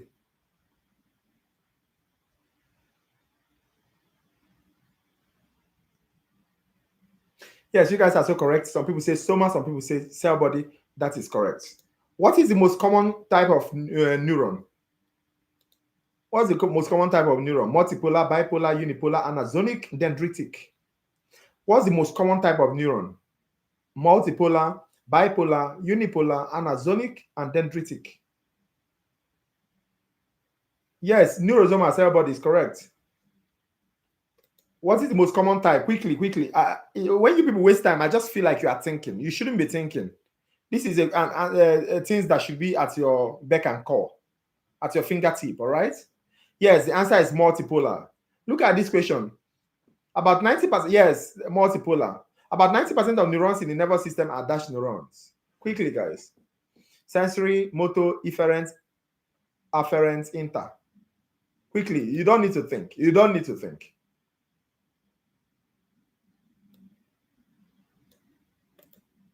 I need to see how prepared. You need to be seeing how prepared you are for the exam. All right? If you are thinking, then you are not prepared yet. That means after this, you should go back and watch this again, or just watch the other one that I took time to explain, and even the videos. You have a lot of resources, guys. Yes, the answer is inter. Inter is 90%. Look at this question. Some dash neurons are specialized to detect stimuli, whereas dash neurons send signals to the effectors of the nervous system. Quickly, guys. Quickly. Has to be two answers. Quickly, guys.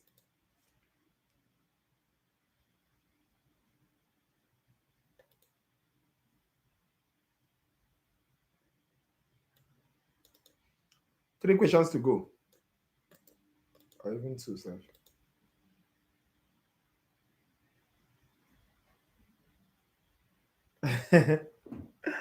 Yeah. Yeah, that's even in the class. That's good that you're here. Yes, it's A and E. Yes, you guys are so correct. You guys are too much. Did somebody say E and A? Please, the answer is A and E. That's A ferent and E ferent. Please. All right. Please, in case of if you are the one that said E and A, make sure you arrange it again in your head. Look at this question. What is another name for the autonomic nervous system? Quickly, guys. Quickly, quickly. Quickly.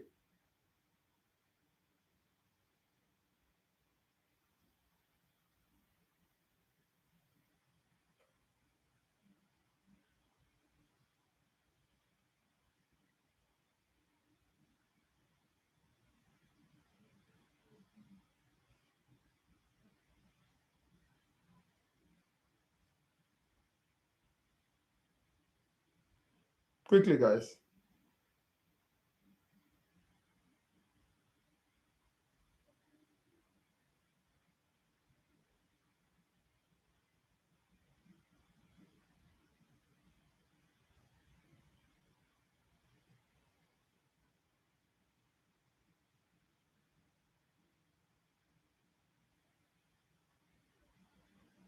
Quickly, guys.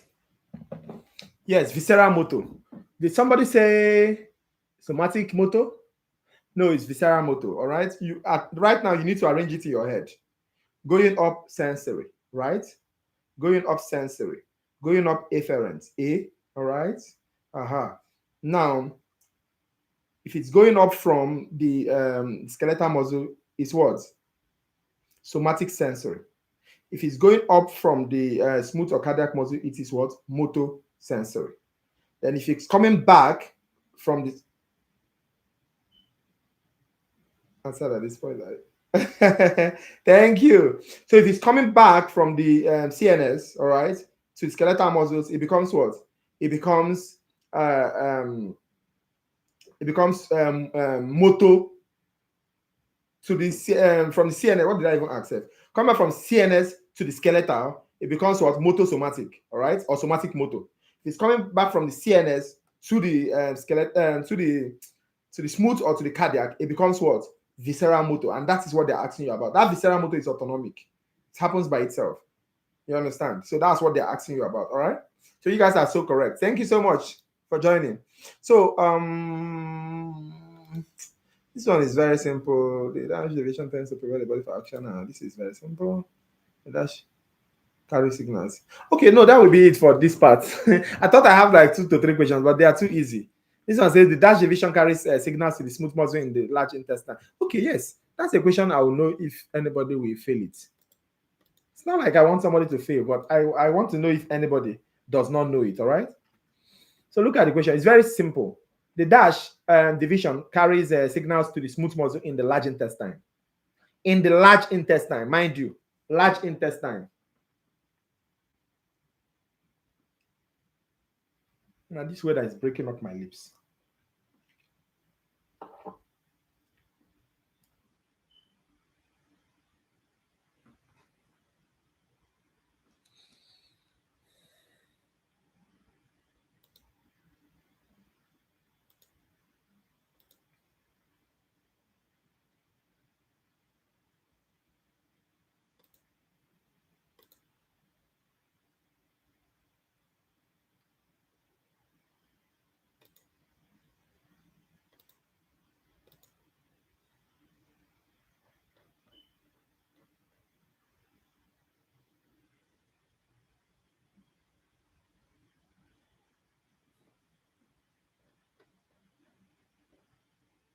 Okay.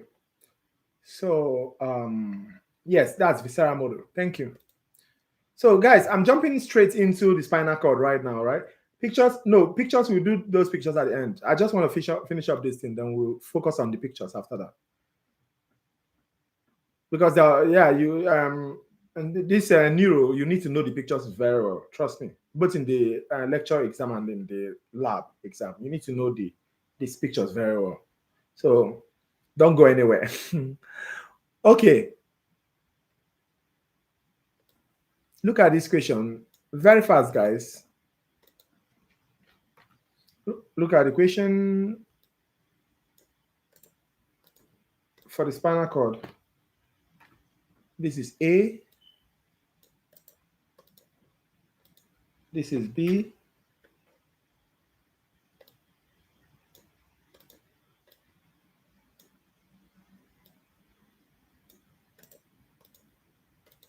This is C.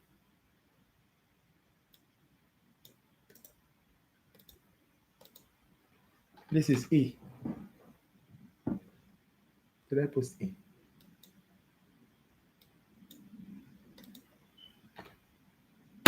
This is E. Okay, people are already answering.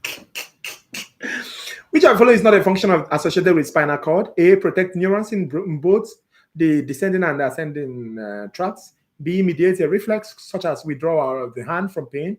C, conduct sensory information up to the brain. D, conduct motor information down the cord.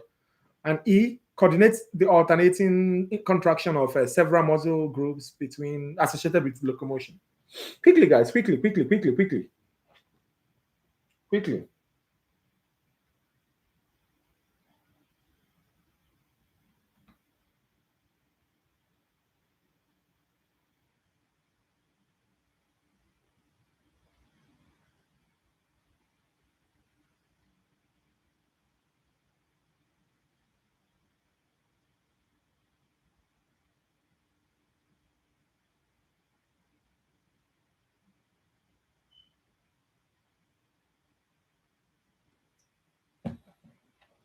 Yes, the answer is A.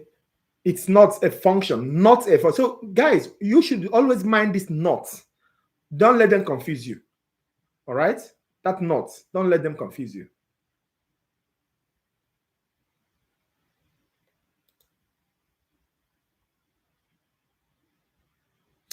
I'm not gonna give this question. Okay, fine. I'll just give it. Still testing the microphone. But it's just that I don't want to waste time with some of these questions.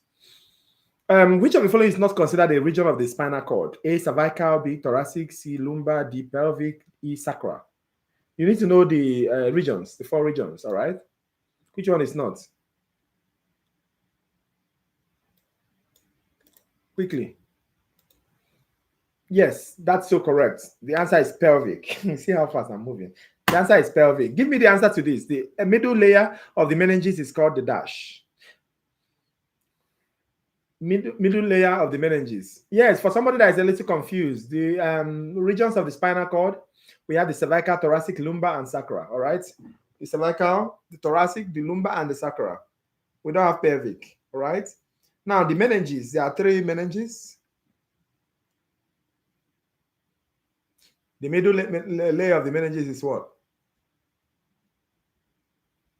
Keep going, guys. Keep going. Keep going. Keep going.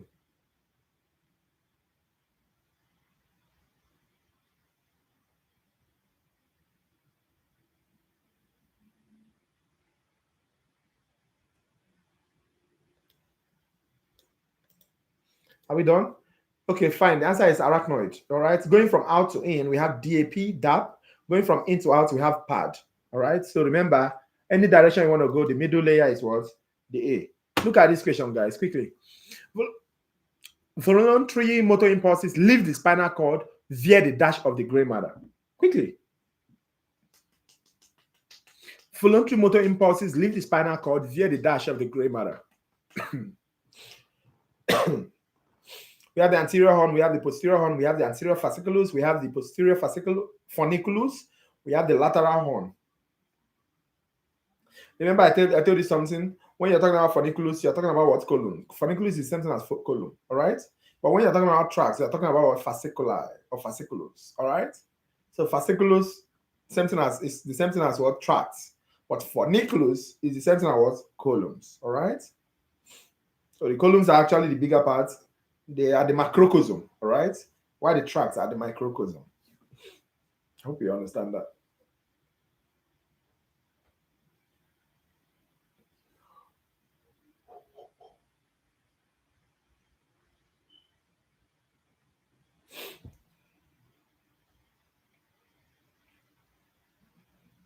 Come on, guys.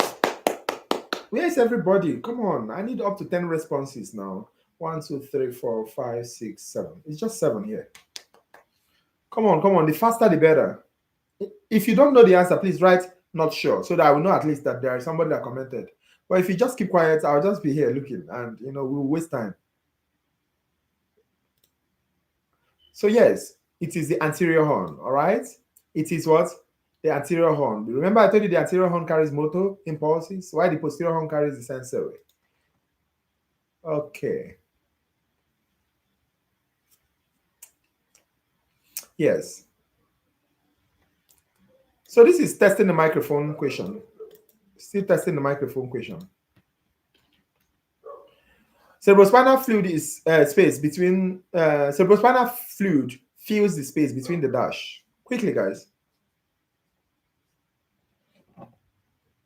The space. Which space is that?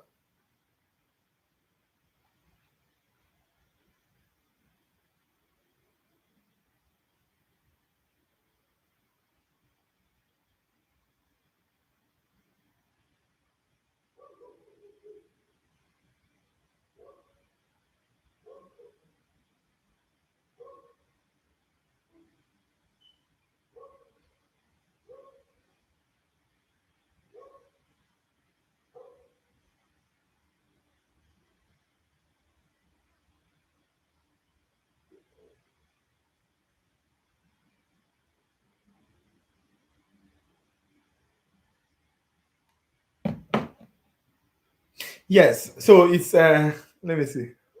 Arachnid and P, arachnid and P, arachnid and P, A and P. Yes, A and P, anatomy and physiology. Remember, I told you that when you're going from in and out to in, you're coming through the DAP, right? Dura matter, arachnoid matter, and what? Pia matter. All right. So in the spinal cord, between let me not mention this because I'll say a question on it. But just know that between the arachnoid and the pia mater, you see what? You see the subarachnoid matter space, which is where the CSF flows. All right. Now we are done with testing the microphone. Somebody said PI. It can't be just PI, right? It has to be these two questions. Fills the space. As far as the space, there must be two things in that space. All right. So when you see in the exam hall, if you see this kind of question, know that it is arachnoid and PI.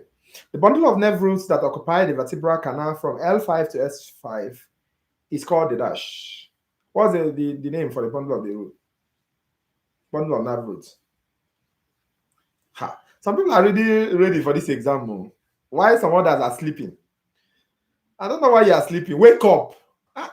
It's just 7:36 p.m. Come on.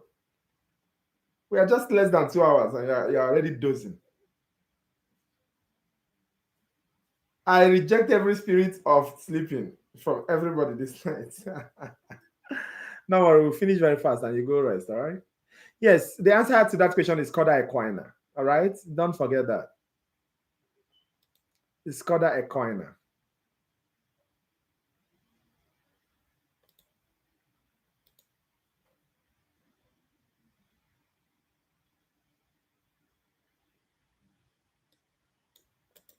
Look at this question. This question says interneurons are located in the dash. A, the skin. B, effector organ. C, spinal cord. D, ganglia. E, sensory receptors.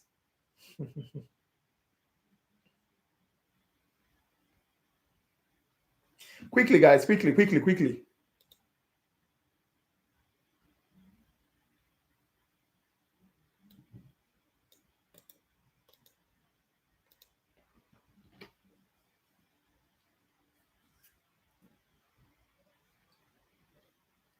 It seems some people are confused about that question.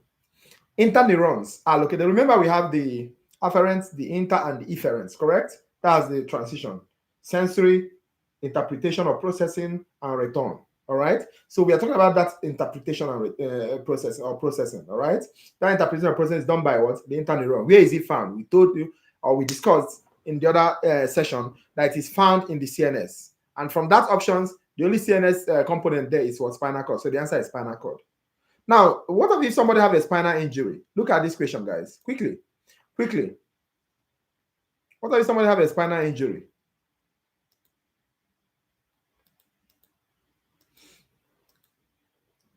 Which of the following fractures would be the least likely to cause a spinal cord injury? Options: a fracture of vertebra C2, a fracture of vertebra C6, a fracture of vertebra T5, a fracture of vertebra T12, and a fracture of vertebra L4. Points for the first one to answer. If I want to give points for the first person to answer, bronze would have. I don't know who bronze is, but bronze will take the day. Trust me. Bronze would have take will take the day because he or she or them, you understand, has been the person that has been answering this question. Bronze is killing its fact. I'm telling you. Yes, the answer is a fracture of vertebra L4. Remember, we said that the spinal cord ended at L2, all right? L1, L2, all right? So if you're even tapping, you tap beyond L, probably around L3 or L4, all right? Just in between L3 and L4 to be on a safe space before you paralyze somebody. Okay, what about this question? If a woman is having pregnancy or giving birth, epidural anesthesia is introduced to the spine, to epidural space between the dash to block pain. Epidural anesthesia is introduced to the epidural space between the dash to block pain. A, dural sheath and dural matter. B, dural sheath and vertebral bone. C, dural matter and arachnoid matter. D, arachnoid matter and pia matter.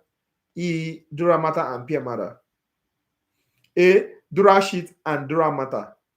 B, dural sheath and vertebral bones. C, dural matter and arachnoid matter. D, arachnoid matter and pia matter. E, dura matter, and pure matter.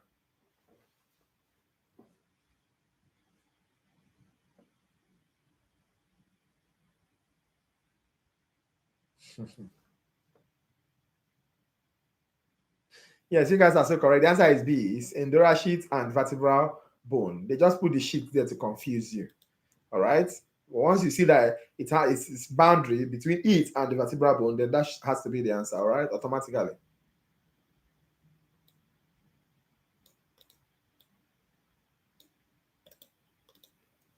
Very fast. This one. Which of the following structures is richest in lipid contents? A. Gray matter. B. White matter. C. Arachnoid matter. D. Dura matter. And E. Pure matter. Ha. Somebody is defeating Bronze already. Bronze. Somebody is defeating you. I've noticed it in 2 occasions.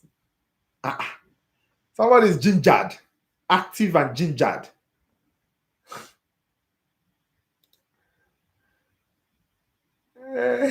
Yeah. This is a very healthy competition. So which of the following is the maybe one of these days I'll just no. Let's leave that discussion. Yes, the answer is white matter. You guys are so correct. You guys are so correct. The answer is white matter. She said yes. Okay, look at this question. I'll give this question, I'll call the options, all right? Very important that you listen so that you can get it fast and once. Which of the following is contained within gray matter? Which one is contained within gray matter? A. Glial cells, axons of motor neurons, and Schwann cells. That's A. B. Glial cells and myelinated fibers. C. Cell bodies, dendrites, and proximal parts of axons of neurons. And D. The distal part of axons of lower order motor neurons. E. Glial cells only.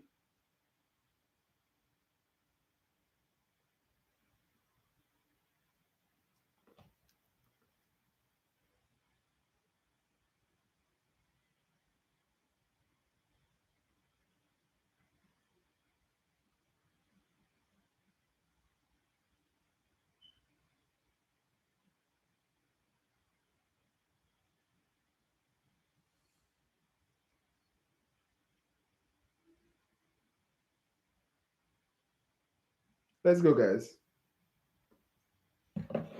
Let me see who came first this time around.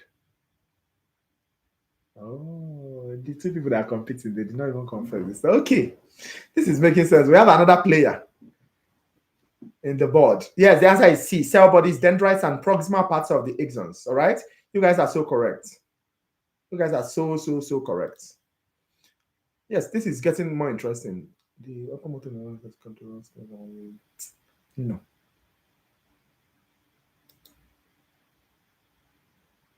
Upper motor neurons. No. Motor commands are carried by. Okay, this one is testing the microphone as well. So I will just yes, the answer to that question is C. Look at this question. Motor commands are carried by dash from the brain along the spinal cord. Carried by what? Both anterior and posterior roots, ascending tracts, spinal nerves, cranial nerves, descending tracts. Motor commands are carried by dash from the brain along the spinal cord. A. Both anterior and posterior roots. B. Ascending tracts. C. Spinal nerves. D. Cranial nerves. E. Descending tracts. Huh. Yes, I know you're talking about descending tracts. Both of them are now in first and second, though. This is interesting. Hey, this is fight for the ages. Hey, God, maybe during your final revision, the last revision for the semester, maybe I will make it in such a way that the first anybody that comes first in at least 20 questions, we have a point. Maybe. I'm still thinking about it. I don't know how I'll be able to regulate it, but I will see. I'll see. I think YouTube has this thing that they will identify the top. There's something they call it. I don't know. Yes, you guys are so correct. The answer is descending. That's what carries motto. Look at this question. You see, this question is not testing the microphone question. It's the real deal. It's, okay, take a picture of your screen.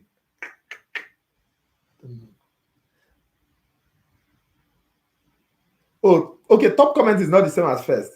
I don't know how this thing. Don't worry, I will sort it out. I'll look for a way before the last listen. Maybe I will do it.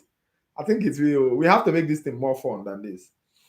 Okay, so second order neurons, synapses with third order neurons in the dash. A. Thalamus, dorsal root ganglion, spinal cord, cerebral cortex, medulla oblongata.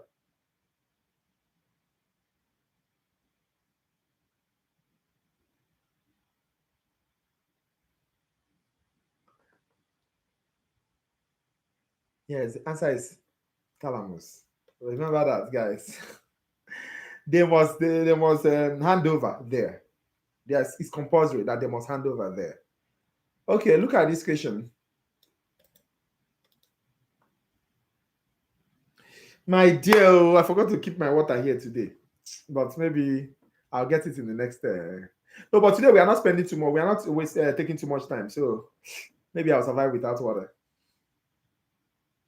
Hi, welcome, Kate. Welcome. Which of the following is an ascending tract of the spinal cord? A. Lateral tectospinal tract. B. Medial reticulospinal tract. C. Ventral corticospinal tract. D. Vestibulospinal tract. And E. Gracilis fasciculus or gracile fasciculus.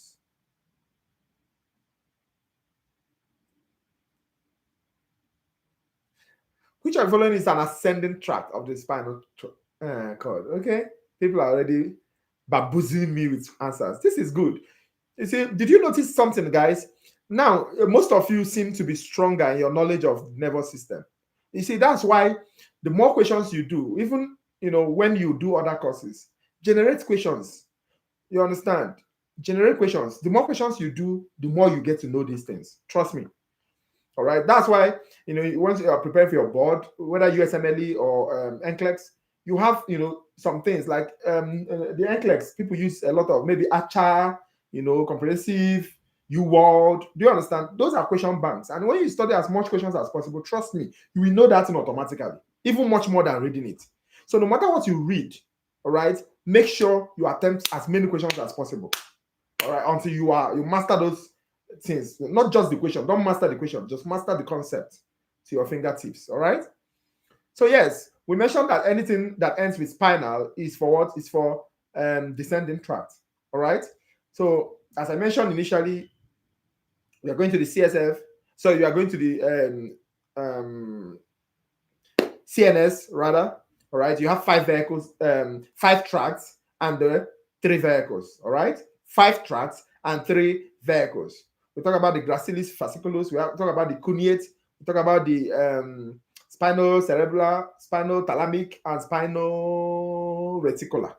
All right. Why descending is all this tectospinal, reticulospinal, corticospinal, vestibulospinal. Those are 4 of them are descending. You need to understand this thing. When you are talking about vehicle for the ascending, you're talking about first order, second order, third order. When you're talking about vehicles for descending, you're talking about what?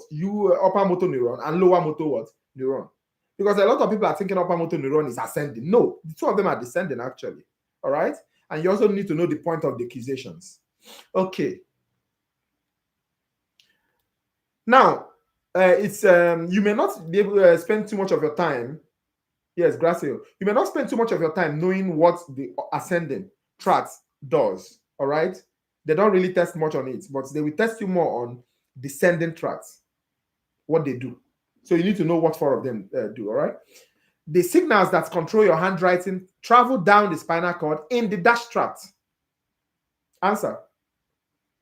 The signals that control your handwriting travel down the spinal cord in the dash tracts. Quickly, guys.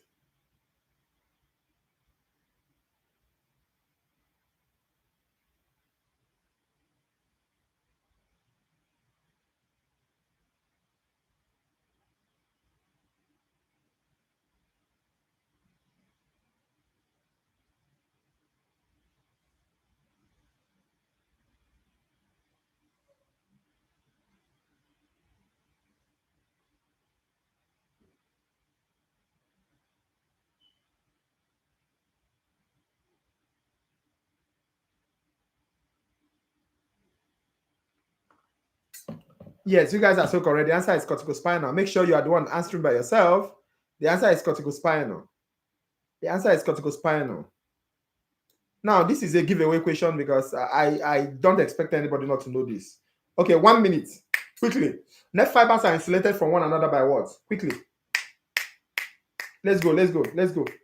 Let's go. Fire, fire up. Fire up. Some people are still thinking, which one? Oh, I can't spell. If you can't spell, give me the. No, you don't need to spell. That one, I know what you're talking about. Endo is even enough for me. Perineurium, endoneuron, fascicles, epineuron, and blood vessels. Neuron is Neurium. Neurium. Pronunciation is terrible for me.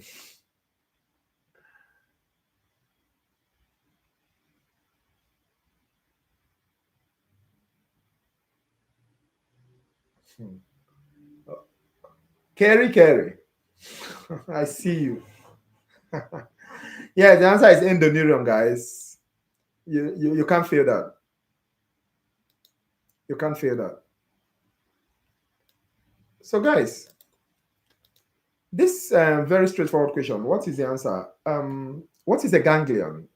A ganglion is dash A, bundle of axons in the CNS, cluster of dendrites in either the CNS or the PNS. C, cluster of cell bodies in the PNS. D, bundle of axons in the PNS. E, cluster of cell bodies in the CNS. A, let me say the options again. Jesus, my knee. Oh shit. A, bundle of axons in the CNS. B, cluster of dendrites in either the CNS or the PNS. C, cluster of cell bodies in the PNS. D, bundle of axons in the PNS. And E, cluster of cell bodies in the CNS. Swelling of cell bodies.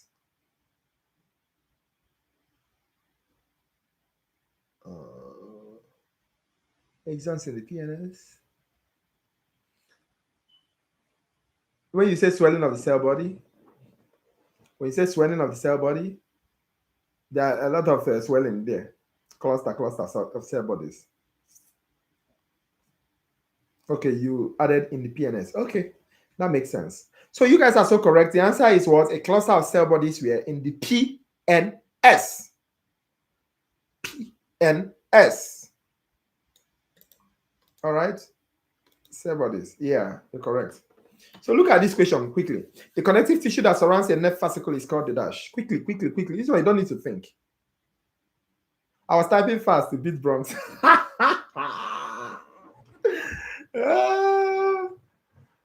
Okay. But if you're typing fast, you pick the option. Pim. This is interesting. I love it. The connective tissue that surrounds a nerve fascicle is called the dash, guys.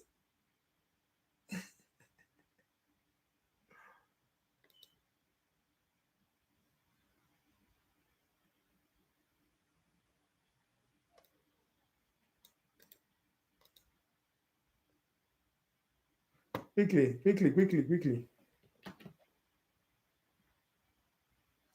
Yes, you guys are so correct. Fascicle, perineurium, the entire thing, epineurum. You understand? Just the cells or the fibers is what? Endoneurium. Correct. So remember the three of them. At least one of them has to be out. Which of the following branches of a spinal nerve has the cell bodies of only sensory? Only sensory. We have the posterior dorsal root, we have the anterior ventral root, we have the posterior ramus, we have the anterior ramus, we have the meningeal branch. Am I too fast? Yes. Posterior ramus. Which of the following branches of a spinal nerve has the cell bodies of only sensory neurons? We have the posterior dorsal root, we have the anterior ventral root, we have the posterior ramus, we have the anterior ramus, we have the meningeal branch.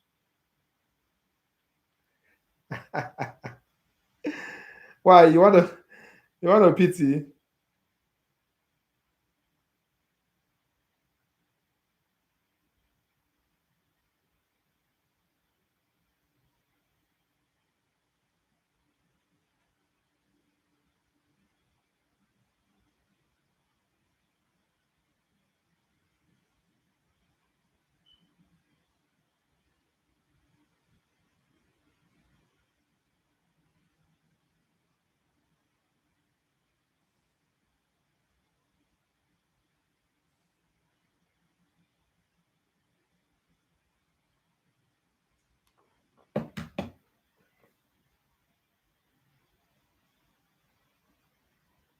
Yes, you guys are so correct. Posterior dorsal roots. All right, that one has only sensory. Very, very important. And anterior has only motor. Why the ramus they have combined sensory and because this and the roots combine together to form the nerves. All right, then the nerve now divides. You understand? And each division has both anterior, both sensory and motor on it. Okay.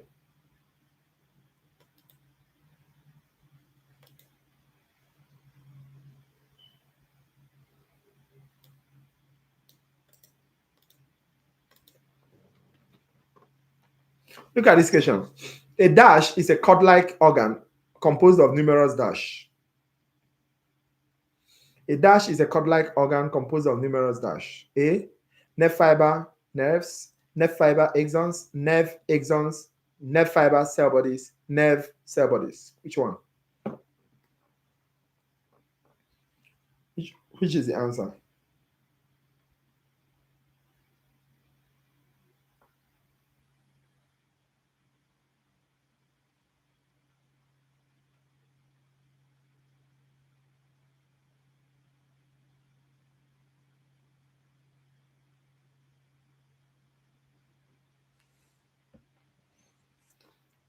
Yeah.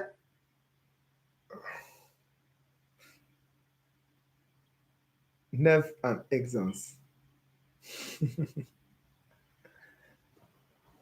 Come on, guys. Let's go, let's go, let's go. The faster, the better. Yes, guys, the answer is nerve and axon. If you answer that correctly, then you are very correct. You are very, very correct. All right. Look at this question.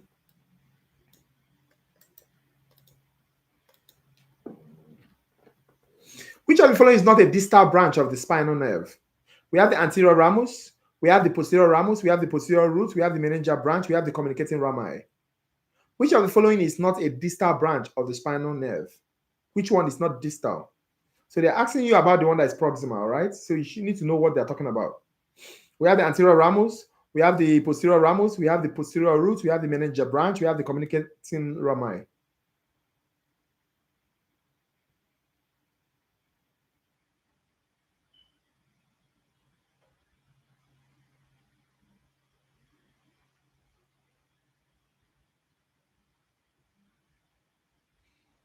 What's happening? I've seen only two responses.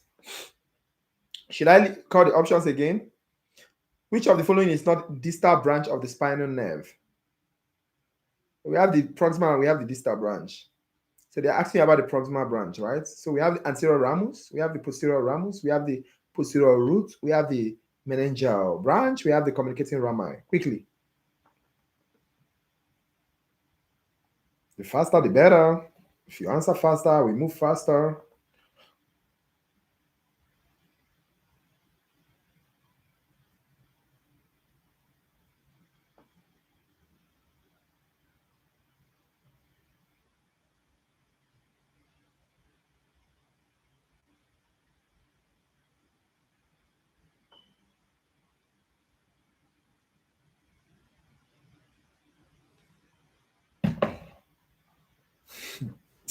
Every day you are asking the same question. Please, let's proceed first. You are so interested in how many. Anyone you see, you will answer now. It's 100, probably. Depends on the spirit. Posterior roots is the answer, guys. Is the spirit. Say, I should not say the spirit. Sensory, after the sensory stimuli enter the spinal cord via. Okay, let's see this. Please, I expect everybody to give me this answer in less than 1 minute.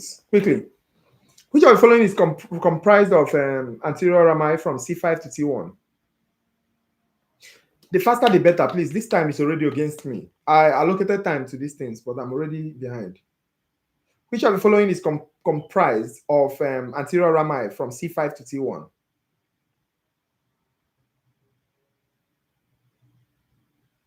Cervical plexus, brachial plexus, coccygeal plexus, sacral plexus, lumbar plexus. Quickly, guys.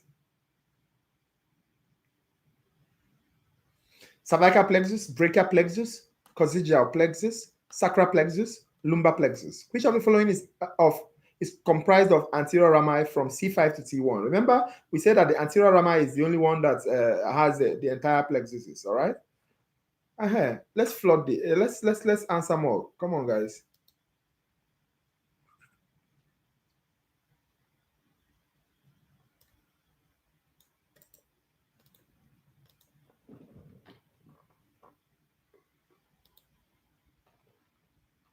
Yes, you guys are so correct. That C5 to C1 is brachial plexus. Don't forget it. You need to know each of the plexus, all right? Look at this question. The anterior rami of the spinal nerves form nerve plexuses in all the regions except the dash. Which particular region does not have a plexus? Quickly, guys. We have the thoracic, we have the cervical, we have the lumbar, we have the sacral, we have the lumbar and sacral.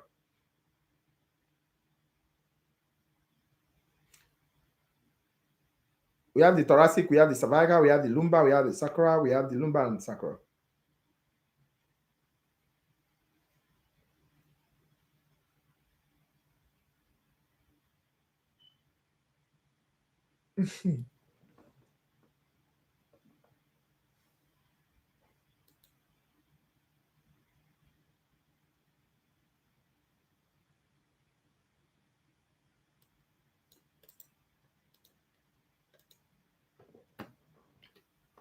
Yes, you guys are so correct.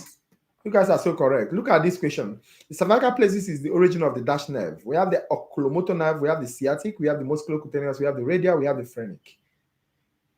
The cervical plexus is the origin of the dash nerve. We have the oculomotor, we have the sciatic, we have the musculocutaneous, we have the radial, we have the phrenic. Quickly.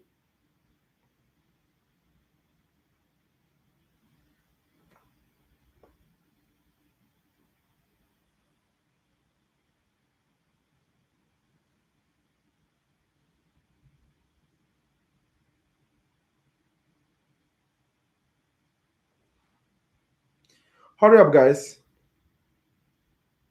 You need to know the major nerves that originates from each of those guys, all right? Where is everybody? Where is everybody going to? From 40 something, we reduced to 30 something? What happened? Are you guys sleeping already or yawning? I hope you're not opening any book. Just focus on this thing and test yourself. 1, 2, 3, 4, 5, 6, 7.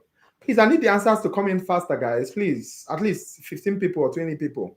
Let's pour in the answer faster. We're already 2 hours gone. And I have almost 15 questions left for this part. Supposed to be ending this part now. Who has not answered? I'm waiting for you guys. Yes, I'm talking to you. What are you eating?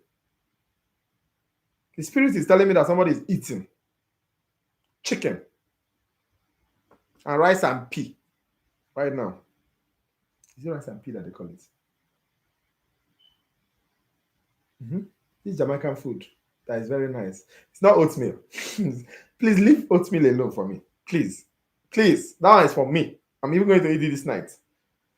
Will I eat it this night? This is already 8:04. Maybe I'll eat salad. It's already late. Okay, yes, the answer is phrenic nerve. Guys, know that cervical plexus, phrenic nerve. Just remember just that, and you are blessed. All right? What about lumbosacral plexus? Which one? We have the axillary, we have the sciatic, we have the phrenic, we have the ilioinguinal, we have the obturator. Which nerve? Which of the following nerves originates in the lumbosacral plexus? We have the sciatic. No, we have the axillary, we have the sciatic. Is it sciatic or sciatic? Okay, somebody said the sciatic. So, henceforth, I'll be calling it what? Sciatic. Oh boy. Say anything I want. No, somebody said the sciatic.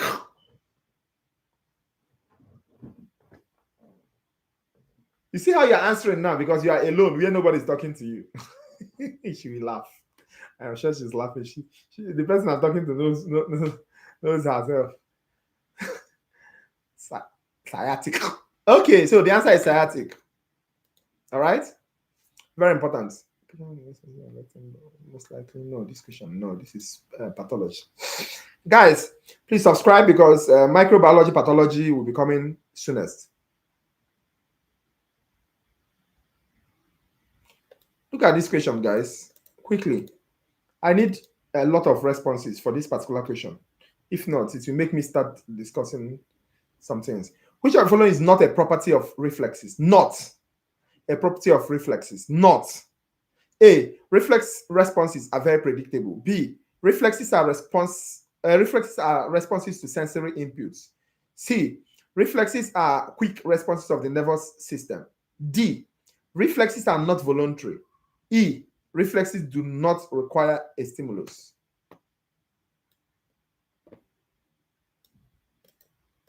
If you want me to put the answer in the option, this is A.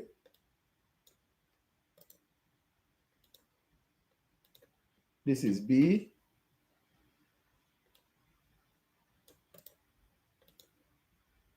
This is C.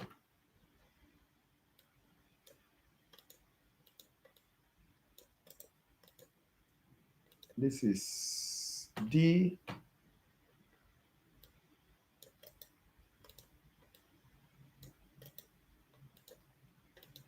This is E.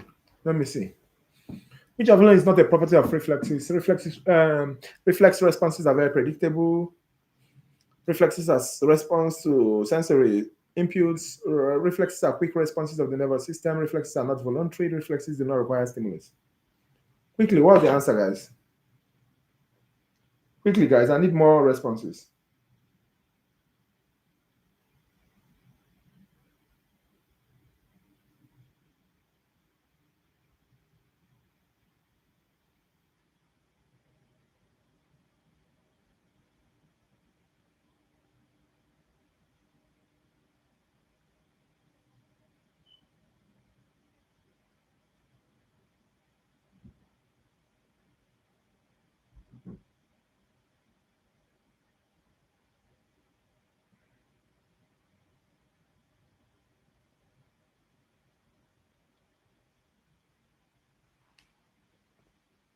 Yes, the answer is E. Reflexes do not require stimulus. All right. It's something that is already in there.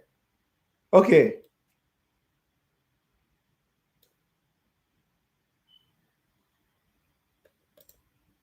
Okay. So this question I want to put now, permit me to put the answer so that you pick from it. All right. Permit me to put the answer so that you pick from it. Okay. This is option A. No. That's still the question. I'm crazy. This is option A.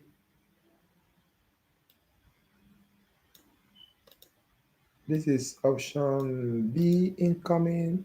I don't know why my mouse is shaking. What's happening? This is option B.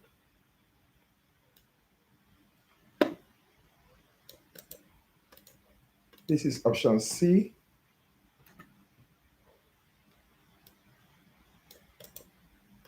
This is option D. This is option E. Okay, let me see. Which of the following best describes the order of a somatic reflex? We have somatic receptor, interneuron, afferent nerve fiber, efferent nerve fiber, skeletal muscle. That's A. B, we have somatic receptor, we have the efferent nerve fiber, we have the interneuron, we have the afferent nerve fiber, and skeletal muscle. Then C, we have the somatic receptor, we have the efferent nerve fiber, we have the interneuron, we have the somatic receptor, afferent nerve fiber, interneuron, efferent nerve, and skeletal muscle. Then that's C.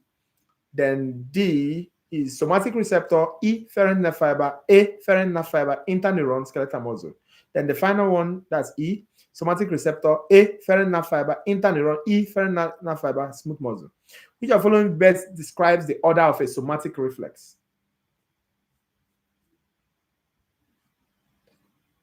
Okay, that makes sense. You guys are so correct.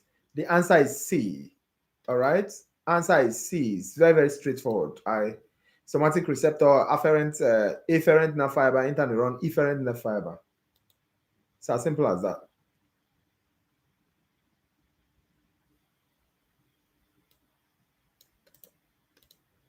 Look at this question quickly. How many? Just give me a number. Simple spinal reflex typically involves how many neurons?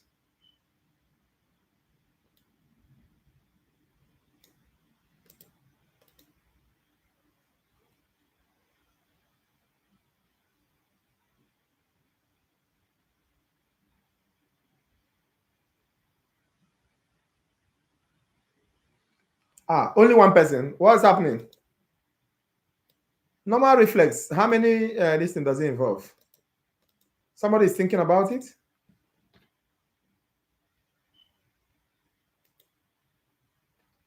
You shouldn't be thinking about it though, because this is testing the microphone question.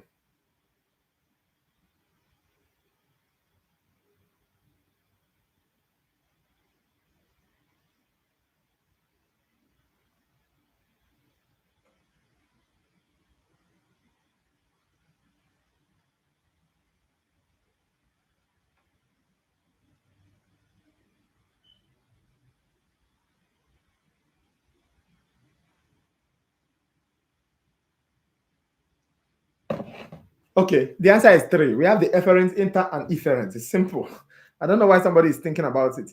Look at this question. A nurse pricks your finger to type your blood. You flinch at pain, pulling your hand back. This is called the dash reflex. Quickly, quickly, quickly, quickly. I need 20 people. We are more than 40 here. Quickly.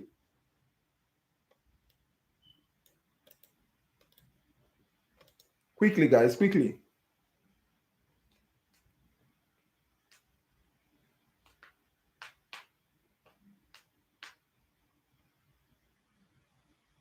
A nurse pricks your finger to type your blood. You flinch at the pain, pulling your hand backward. This is called the dash reflex. Yes, you guys are so correct. That's flexor withdrawal reflex. All right, flexor or withdrawal reflex. Look at this question. The sensitivity of, you see how fast you guys are. This is how fast. If you can be fast, this fast, I'll finish up quickly. The sensitivity of a muscle spindle is maintained by dash.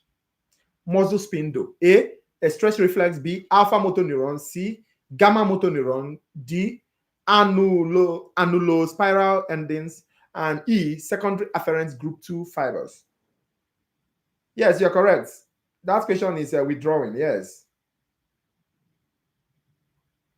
Yes, flexor withdrawal. Yes, for that last question, you're correct.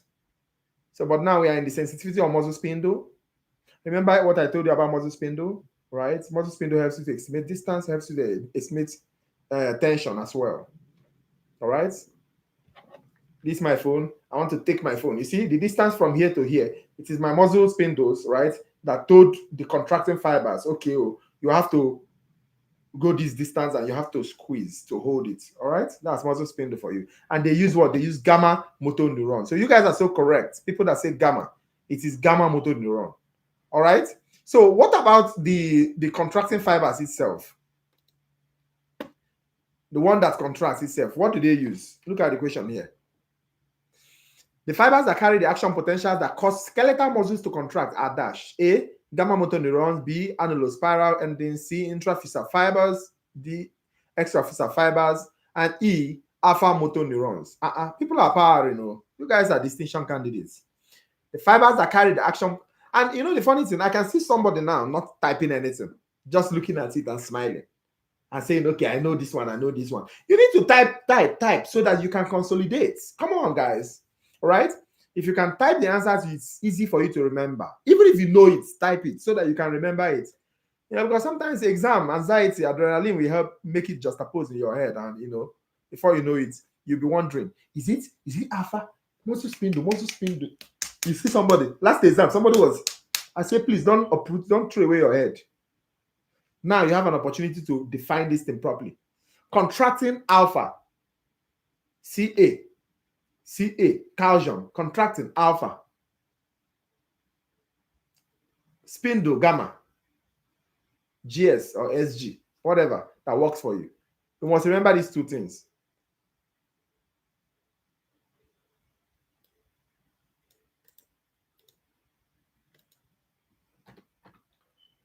A reflex in which the sensory input and motor output are on opposite sides of the spinal cord is called dash. A, intersegmental. B, contralateral. C, ipsilateral. D, polysynaptic. E, monosynaptic. Quickly.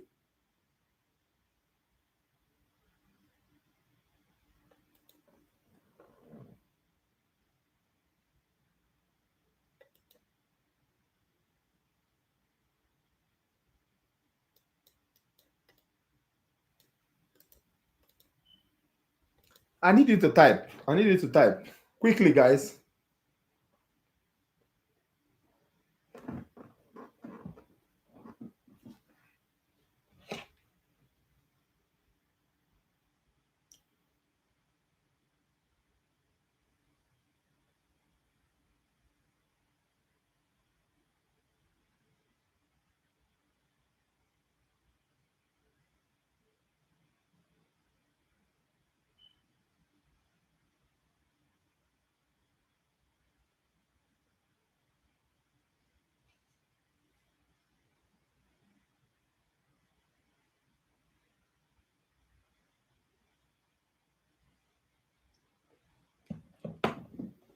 Somebody is telling me now that she can't see where to comment. I think it's because the person is not logged in, right? To YouTube. Because somebody has mentioned it one time. And yes, the answer to that thing is contralateral. You know the difference. You should know the difference between contralateral and ipsilateral. All right, monosynaptic and polysynaptic, autonomic and non-autonomic. Yes. So if you are there, yeah. So if you are having that challenge of not able to comment, you have to log in to type in the chat, live chat. Okay. So you have to be logged in. That means the person is not logged in. The person is just looking at just on YouTube, but not logged in. So you need to log into your YouTube account. So if you log into your YouTube account, you'll be able to see how to comment. All right. So look at this. Thank you. So look at this. Reflex acts that only use two neurons are called the dash reflex act. Quickly. Is it ipsilateral? Is it contralateral? Is it polysynaptic? Is it monosynaptic? Is it autonomic? Quickly. Reflex act. Reflex acts that only use two neurons are called the dash. Quickly, guys.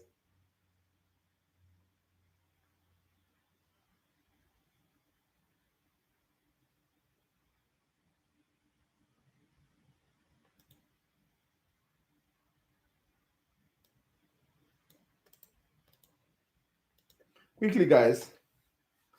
Please make sure you like, make sure you, that thing that is like this, click on it.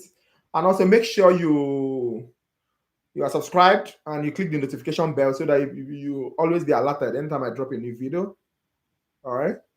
We'll be having series of live this thing even till the end of the semester, even till next semester. So please make sure you are here. So yes, that's monosynaptic because they say reflex acts that only use two neurons, one neuron, another neuron. It is they are synapsing in only one place. All right. All right. All right. All right. Uh-huh. Look at this, guys. Which of the following groups of muscles has the most muscle spindles? Muscles of the hand, muscles of the back, muscles of the thigh, muscles of the middle ear, muscles of the torso. Which of the following groups of muscles are the most has the most muscle spindles? The hand, the back, thigh, middle ear, torso.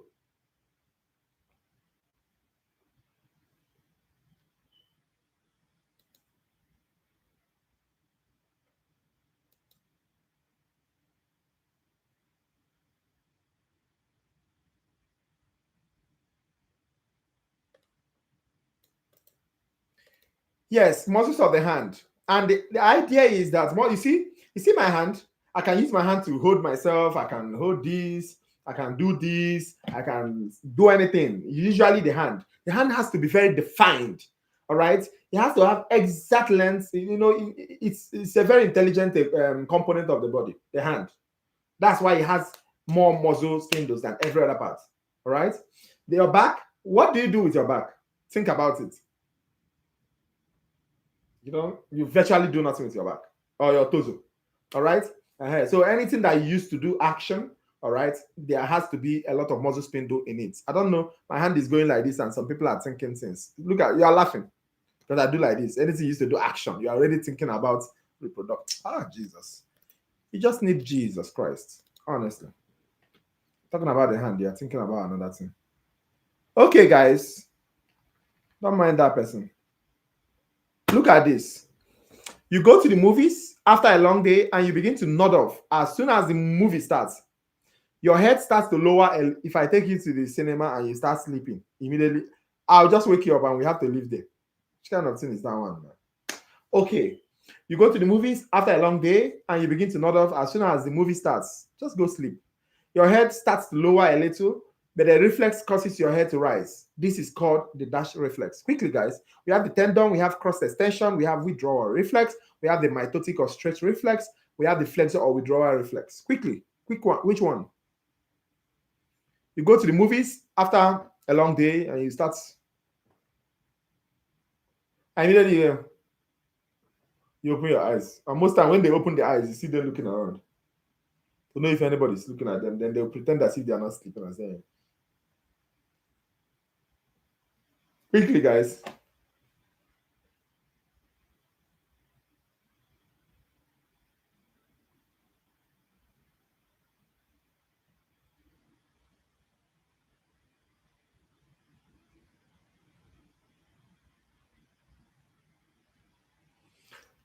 You say you are logged in and you still can't see where to comment. I don't know about that one, but I know that some people, if you can hear me, I know that most people that had that issue from the first time I started doing live, immediately they start logging in. Maybe you can log in and maybe you can log out, then you re-log in. I think that's what you have to do to make sure you are logged in, because some people think that they are logged in, but they are not. Yeah, if you are logged in, you probably may be seeing your picture at the top right-hand corner of your YouTube, and you know you are really logged in. Because immediately you are logged in, you are supposed to see the charts. That's some people had that issue, so that you'll be able to make your comments, because the beauty of this is for you to make comments. Okay, so that's stretch. Yes, you guys are correct. The answer is stretch or mitotic reflex. Only 7 people. No, I don't like that. I don't like that. I need everybody to be up and active, guys. You need to be up and active.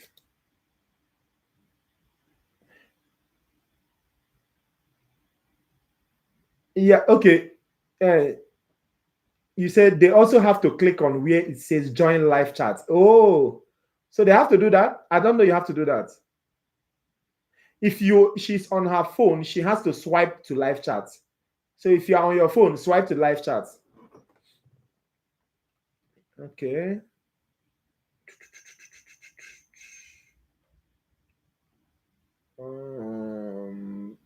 Look at this question, guys.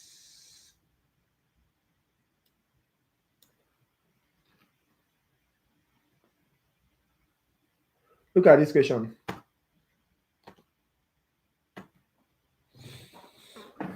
Yeah.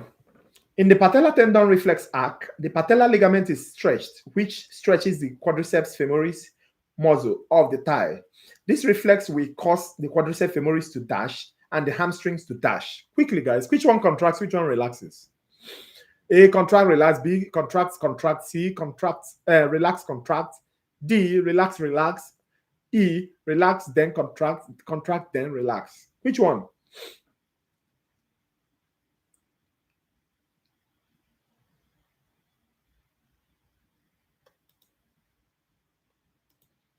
Quickly, guys, quickly, quickly. Which one?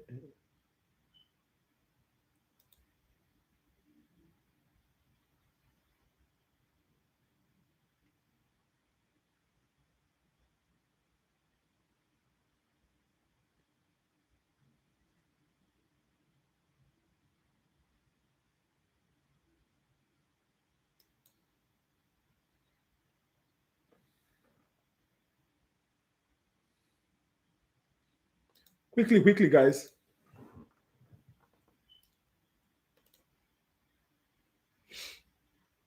Is it contract, relax? Is it contract, contract? Is it relax, contract? Is it relax, relax? Is it relax, then contract?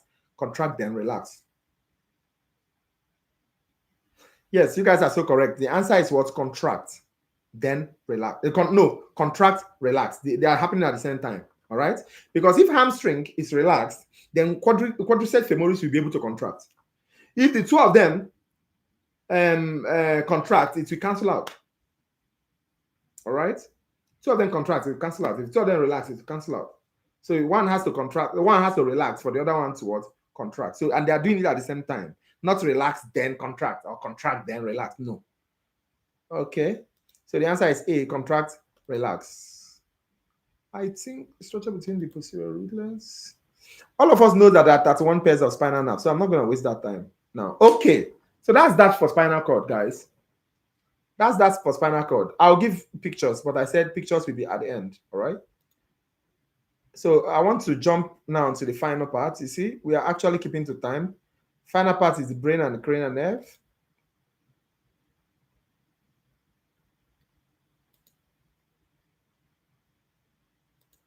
This one is a little lengthy. So please, guys, please, it's a little lengthy. So please, we have up to 40 people here.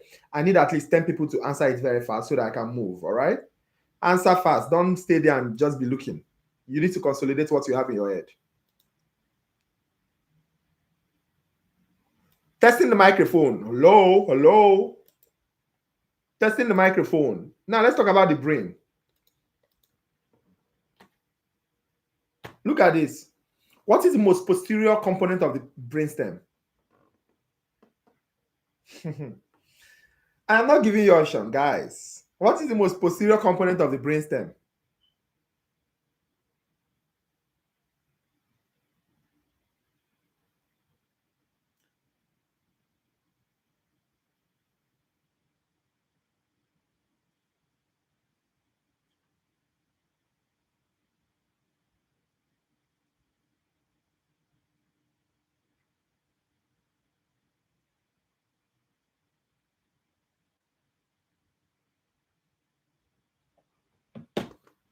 Testing the microphone. Okay. Okay, somebody. The most posterior component of the brainstem. Okay, so the brainstem is composed of 3 parts. All right, the brainstem is composed of 3 parts. We have the medulla oblongata. After the spinal cord, we have the medulla oblongata. All right, going up, medulla oblongata, pons, then midbrain. All right, so the 3 of them are brainstem. All right, now the cerebellum is at the posterior part of the brain, but not part of the brainstems. All right, so the pons is at the middle. So the answer is what? Medulla oblongata. The cerebellum is posterior to the cerebrum, but not posterior. Yes. So the cerebellum is actually at the posterior, that's the hindbrain, all right? But it is not the most posterior, and it is not a brainstem, all right? So I hope you remember that. The answer is medulla oblongata. So you guys are so correct. So correct. Now we are still testing the microphone. We've not even entered the right main thing, all right? So look at this. I need you to try this. The right and the left cerebral hemisphere are separated from each other by the dash. We have the no, I shouldn't be giving option in this. Okay, fine. We have the sulci, we have the gyri, we have the brainstem, we have the longitudinal fissure, we have the corpus callosum. Please, you need to subscribe to the channel. You need to click the notification bell so that you can always be notified anytime I'm going on live. The right and the left cerebral hemisphere are separated from each other by a dash. We have the sulci, we have the gyri, we have the brainstem, we have the longitudinal fissure, we have the corpus callosum. Keep going, keep going. I need 10 people to make comments before I continue.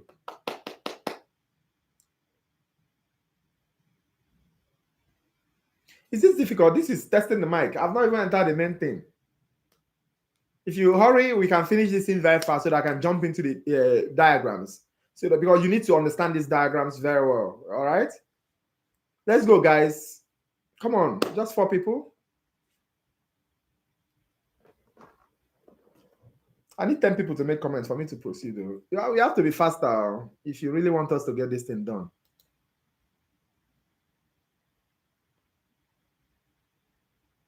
Exactly. So the answer is longitudinal fissure. You understand? Remember, we have the longitudinal fissure which traverses like this, dividing the 2 hemispheres of the cerebrum. All right. All right.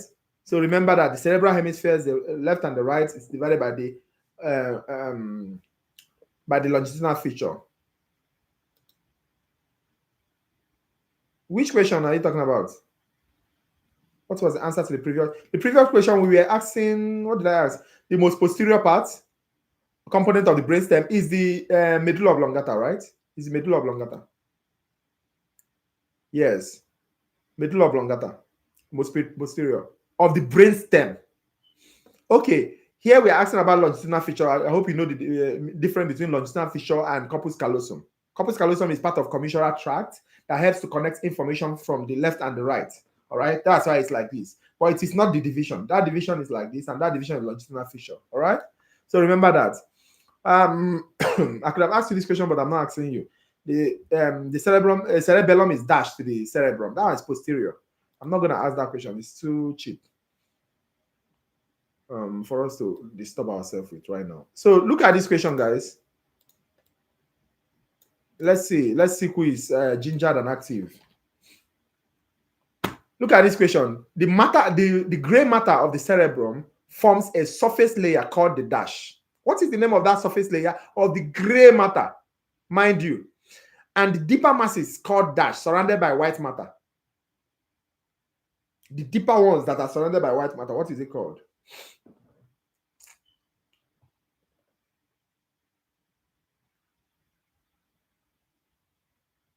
There has to be two answers there. What and what?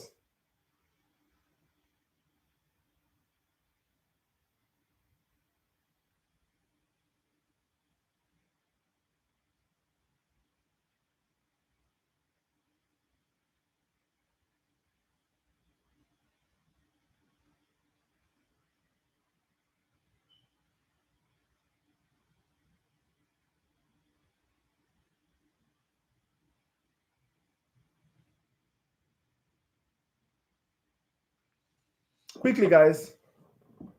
Yes, the answer is. Let me see. Let me see if somebody said. Okay, the answer is cortex and nuclei. All right. So the part that is the gray matter of the cerebrum forms the surface layer called what, the cortex. All right, and the deeper layers is the nuclei. Please, you have to remember that this is testing the microphone. That's why I really need you to be very fast. Look at this question. Now, in terms of embryology, this question is an embryology question. Look at this question, guys. The pons and the cerebellum arises from which secondary embryonic vesicle? The pons and the cerebellum. Cerebellum. I always call it cerebellum. Hmm?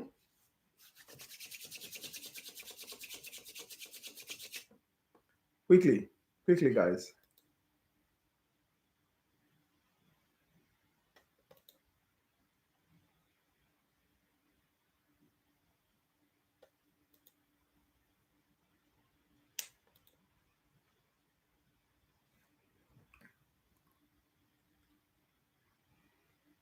Remember, initially they form the prosencephalon, the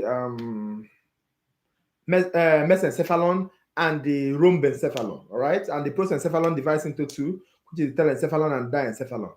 Mesencephalon continues as mesencephalon. Then the hindbrain forms the rhombencephalon forms the met and the mile. Right now they're asking you about the pons and cerebellum, and the pons and cerebellum, they met each other. Remember, they met each other. I don't know, you that is not typing. We are up more than 30 here, and you are not typing. You have to type that metencephalon. Type it so that you don't confuse it, because you will see three M's. You will see mesencephalon, metencephalon, myelencephalon. And you're wondering, hey, which one is it? Oh, Nchebe said it yesterday. Nchebe said it yesterday. Oh. You have to type it so that you can consolidate. Okay. I know in your head now you're saying pons and cerebellum, they met each other, metencephalon, and you're happy with yourself. They may not ask you that. They may ask you mesencephalon or mile encephalon. All right. So that's why you need to type it so that you consolidate it. All right.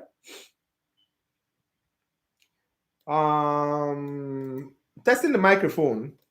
Still testing the microphone. Look at this question. Which of the following structures appear as a large bulge just rostral to the medulla?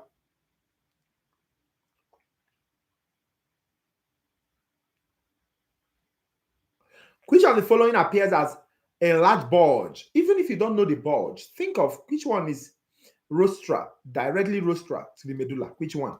Which one? Which one? That is how you know this answer. So in your brain, you have to first arrange it. Oh, medulla. What is medulla? Medulla oblongata. Medulla oblongata is it's in the posterior part. Yes. It is.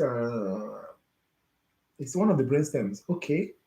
Then let me arrange the brain stems in my head.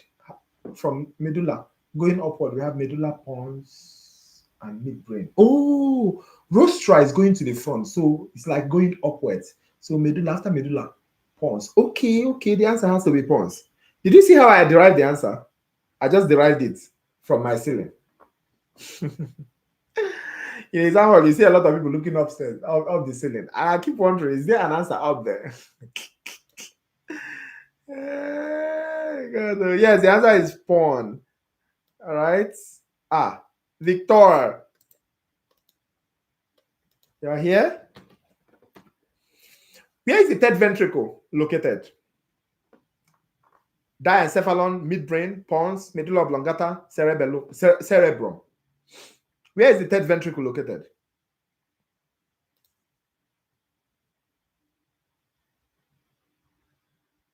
Quickly.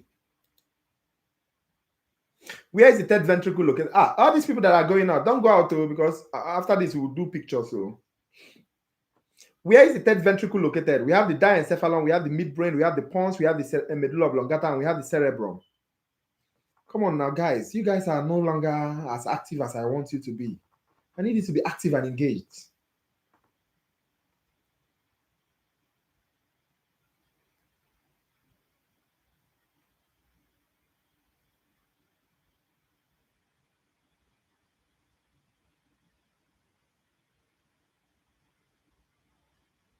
One, two, three, four, five, six, seven. Three more people to go for me to proceed. Three more people.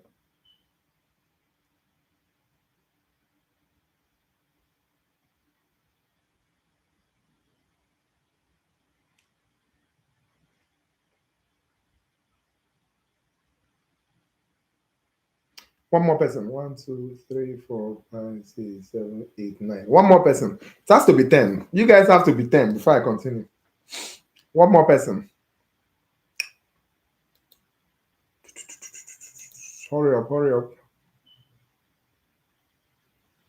Okay. That's good. So look at this question quickly. Which of the following is not a function of the CSF?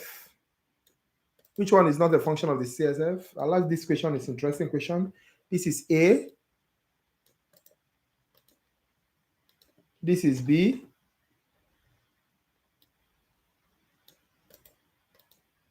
This is C.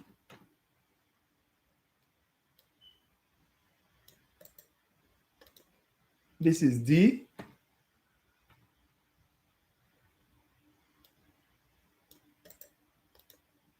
And this is E.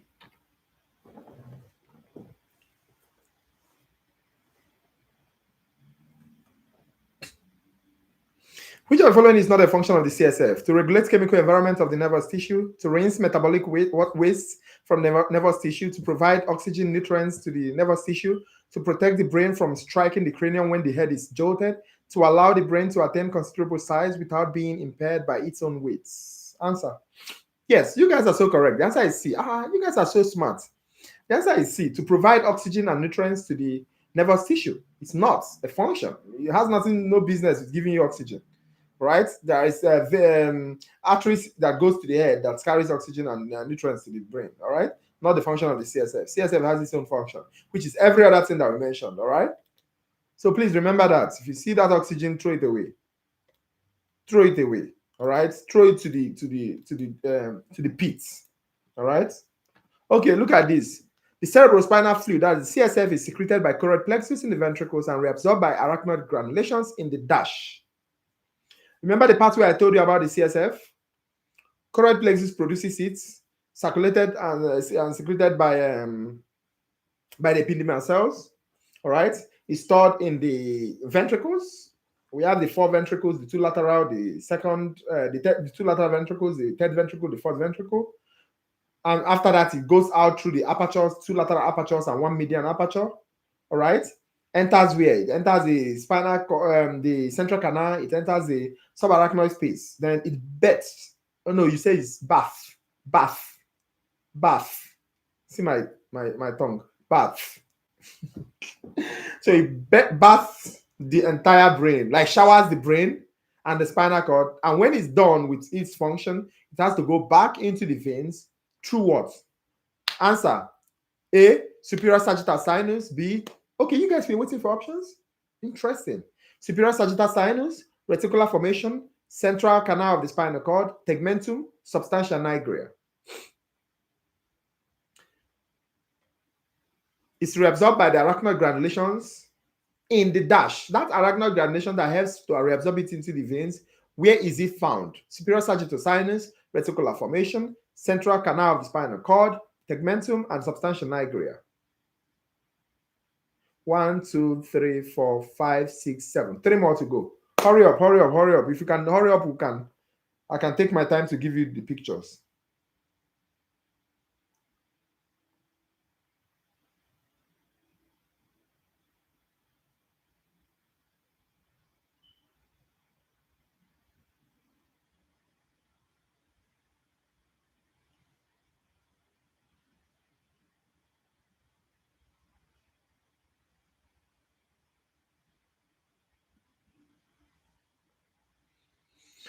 Yes, you guys are so correct. The answer is superior sagittal sinus. You can never forget it. They may be asking you what helps in that reabsorption. It is arachnoid granulation. Where is arachnoid granulation found? Superior sagittal sinus.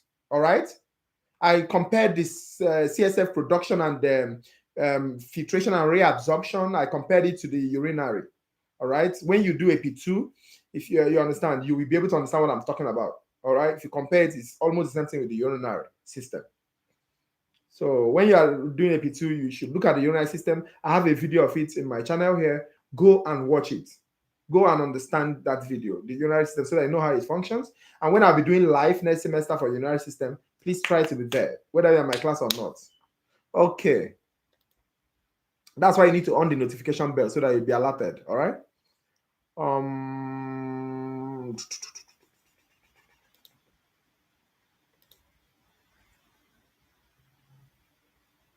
Okay, so this question, I'm going to write it. I'm going to put the options, all right?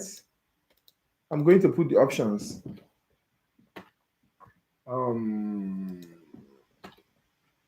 This is the question. This is option A.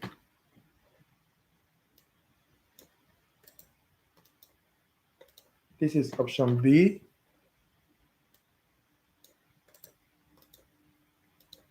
This is option C.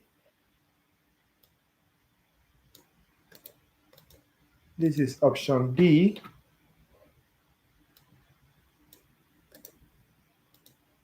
This is option E. Quickly, guys, quickly. We are still far behind. Which structures create the blood-brain barrier? We are far behind, guys, and I really want to keep to my time. Which structures create the BBB? Gap junctions between the endothelial cells that form the capillary walls, tight junctions between the endothelial cells that form the capillary walls, gap and tight junctions between the astrocytes and the endothelial cells that form the capillary walls, desmosomes and tight junctions between astrocytes and ependymal cells that form the capillary walls, gap junctions between ependymal cells and endothelial cells that form the capillary wall. What's the answer, guys? 1, 2, 3, 4, 5, 6, 7, 8, 9, 10. Exactly. Yeah, the answer is B, tight junctions between endothelial cells that form the capillary wall. It's tight junction because we don't want anything to pass through. Does it make sense? And there are only few places where things can pass and enter the brain. We call those places CVOs, circumventricular organs. That's what we call those places. That's how HIV enters the brain to cause HIV encephalopathy. All right, but we are not, and also that's where some drugs passes through the brain, and the brain has to be protected. Look, who can tell me this pathology quickly? This is pathology. I don't really like asking this kind of question, but you know what? It's okay.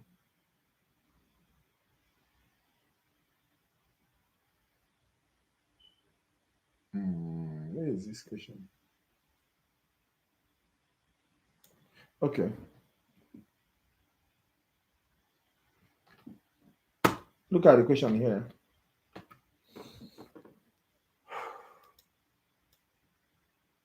A patient is experiencing a high fever, stiff neck, drowsiness, and intense headache. A spinal tap showed bacteria and white blood cells in the CSF. The individual most likely has what condition? Diagnosis, guys.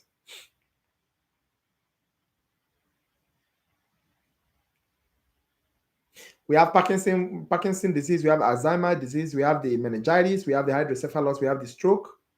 Which one? 1, 2, 3, 4, 5, 6, 7, 8. So I have 2 more people to go.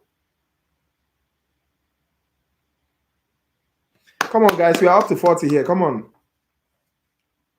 When your patient is experiencing a stiff neck, drowsiness, and intense headache, and you do spinal tap, all right, from the subarachnoid space around the L3, L4, you do spinal tap, and you do microscopy on that CSF that you tapped out. When you do microscopy, you are seeing some specific bacteria, and a lot of white blood cell, because white blood cell is fighting against. What are you thinking? You're thinking of meningitis. You guys are so correct. Meningitis is inflammation of the meninges of the brain. It usually affects the pia mater most because it's the fluid is in between the pia mater and the arachnoid mater. It affects both the pia mater and the arachnoid mater the most. It doesn't affect dura because the CSF does not get to the dura. Make sense?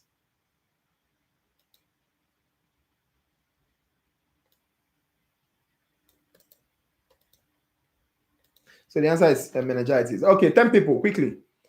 The medulla oblongata, where does it originate? 10 people. We already talked about the origination of the pons and the cerebellum. Anytime I say cerebellum, it always makes me laugh. I don't know if it makes you laugh. But, you know, between the cerebellum and the pons, the two of them met. That's metencephalon. All right? So the two of them, they form from metencephalon. What about the medulla oblongata? Where is it formed from?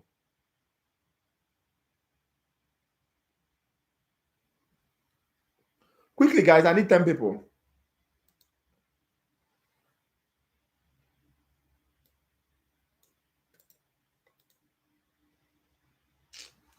Hi God, you guys are slowing me down, man. Come on now, what's wrong with you guys today? Initially, guys, you're very active and engaged. What's happening? Are you tired? Come on now, I still have some more questions to go, and it's already against my time. Yes, it's myelencephalon. I can't wait for 10 anymore. Myelencephalon. So medulla oblongata, myelencephalon. Where are they? Wake up! Wake up! You are sleeping. Stop sleeping. Go and drink water. Where are the cardiac, vasomotor, and the respiratory centers found? Where? Where are they found? Where are they found? Yes, the answer is myelencephalon. Yes. Medulla oblongata, myelencephalon. Pons and the cerebellum they met at the met, right? That's metencephalon. Why? The midbrain is from the mesencephalon. So what's the answer to this one?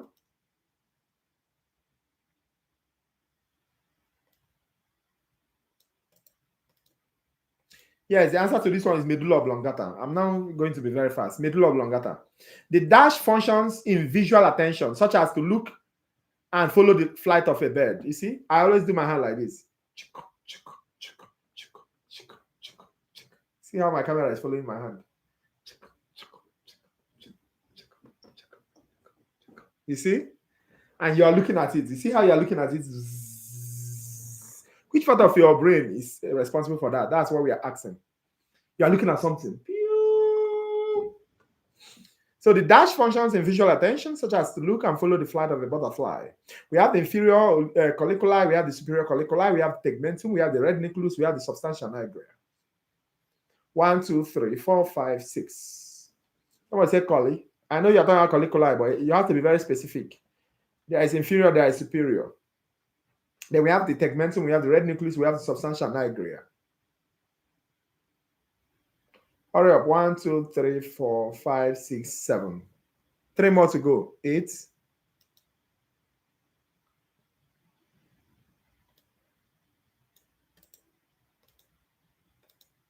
10. Okay. Look at this question very fast. Yes, the answer is superior colliculi. Look at this question. Degeneration of the neurons in which of the following structures leads to the muscle tremors associated with Parkinson's disease? Quickly. Cerebral crus, tegmentum, pons, substantia nigra, inferior colliculi. Hurry up, guys. Hurry up, please.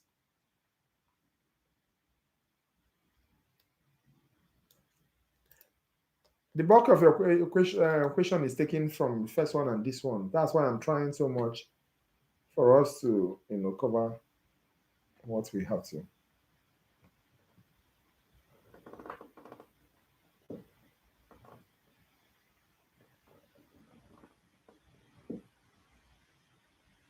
The reticular formation is, sorry. I'm already going to the next question. Degeneration of the neurons in which of the following structures lead to muscle tremors associated with Parkinson's disease? Yes, you are so correct. The answer is substantia nigra. In that substantia nigra, we have dopamine receptors, all right? So those dopamine receptors, when they degenerate in that substantia nigra, dopamine will not be able to act as a first messenger anymore on those receptors. So, and remember, dopamine is inhibiting all those movements. I discussed it initially. So that's what dopamine does. So if it's not able to rest on the receptors, what will happen? The receptors are no longer sufficient. What will happen? There will be tremors, uncontrollable movement. Suddenly, the person's head is moving. He doesn't even try to move it, but the head just decides to move by himself. Or the hand. You see? Okay. So remember, look at this. Look at this. The reticular formation is a web of dash scattered throughout the dash. Quickly. A, nerves, white matter in the cerebellum. B, white matter, cerebellum. C, gray matter, brainstem. D, gray matter, cerebrum. E, cell bodies, medulla oblongata, hypothalamus.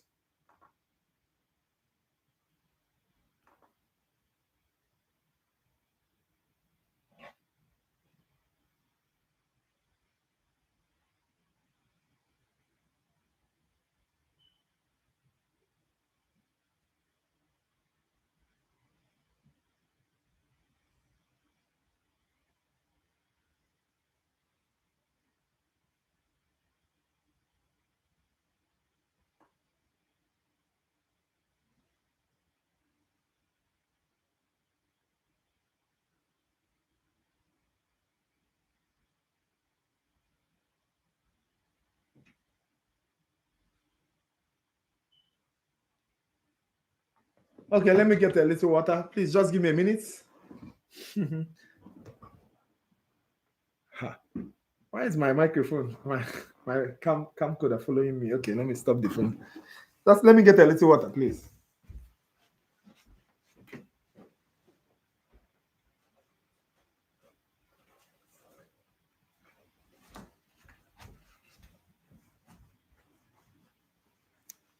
Okay.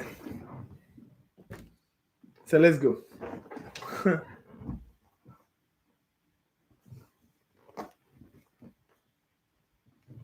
This chair is cold. That's why I don't like buying leather. If I buy leather, imagine I buy leather, it's just cold. And the heater is even on. Okay, yes, you guys are so correct. The answer is gray matter brainstem. Reticular formation is a web of what? Gray matter, and it's found everywhere in the brainstem. So you see reticular formation in the medulla oblongata, you see reticular formation in the pons, you see it in the midbrain. And it coordinates everything. And please mind you, if something happens to somebody's reticular formation, the person will have irreversible coma. That's why you see some people have coma for years, 20 years, 30 years. And at the end of the day, the family will be like, you know what? Let's just pull the plug. Irreversible coma. It's usually reticular formation. All right. So remember that thing, because I may jump that particular question if I see it. Okay, look at this question. This one is no, I don't need to ask this question. This one is just testing the microphone question. Let's not waste time.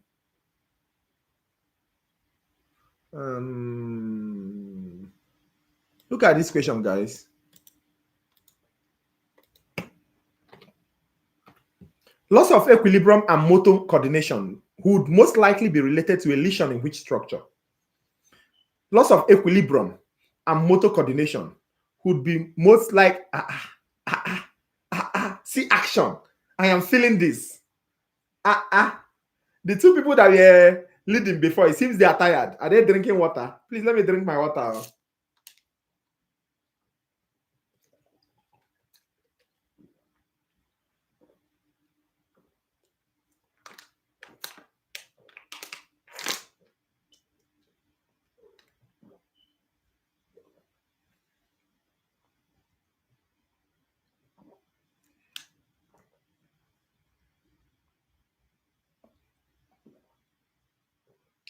Water is the best.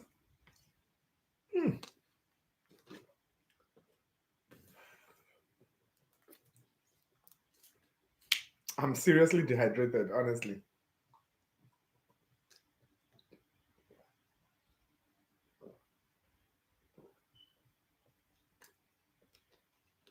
You guys are so correct. The answer is what? Cerebellum. Cerebellum is in charge of equilibrium, motor coordination. So if a problem with it, in a lesion with it, will really affect the person's equilibrium and motor coordination, all right? Now, there is this one question that a student was telling me that somebody else told them that, that's not the answer. But let me see.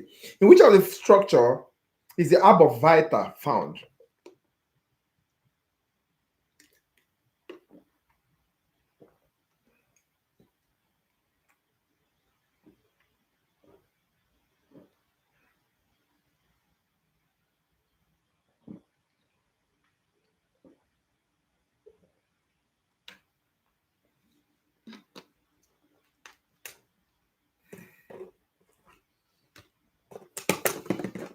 I finished these two at once. Try it if you can.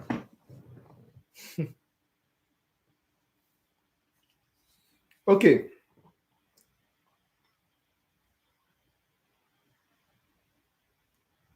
Nah, New York weather is terrible, honestly. So harsh on me, breaking my lips. I don't know what to do. This thing is not even working. 5 minutes now, it has disappeared. Say well done. Thank you. Yes, guys, the answer is cerebellum. Anytime you hear abovita are those white tracts, like trees that are found on the cerebellum. If you give a transverse section of it, all right, you see the abovita, you see them branch in. So you can't forget it. Somebody was telling me it's not cerebellum, that is cerebrum. I laughed. I smiled. I say, better don't choose it in your exam. Better than choose cerebrum. Don't mistake yourself. Don't make them deceive you. All right. The options you even see, you not even see cerebrum in the option because they know you can never fail it. Instead, they tell you left cerebral hemisphere, or maybe they mention the midbrain, like the tegmentum region of the midbrain, or the reticular formation, or the diencephalon. Please, the answer is cerebellum. All right. I'm always putting in cerebellum because I need you to remember it. You see this question? You see, just like when we discussed the was it the thalamus that we discussed? Mentioned a lot of it. Now we are talking about cerebellum a lot. There are no cranial nerves associated with which part of the brain? Quickly.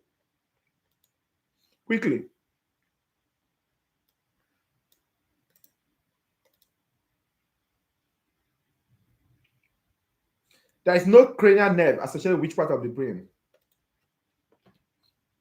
Quickly, guys. This one, I'm not wasting time on it.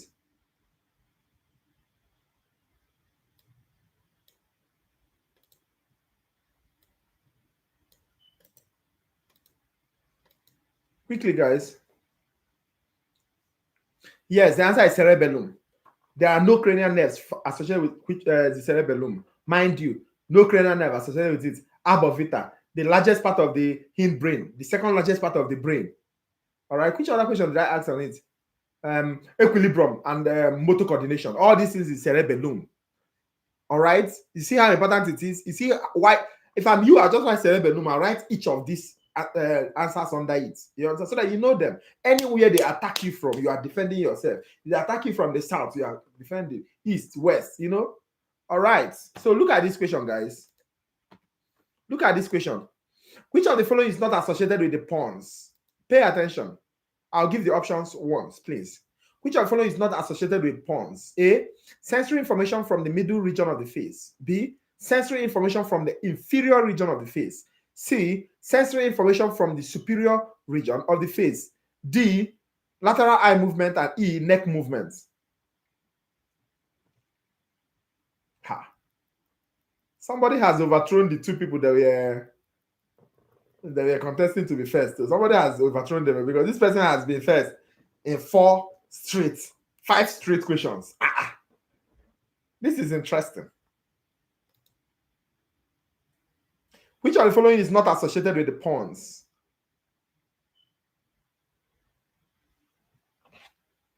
Keep going, guys.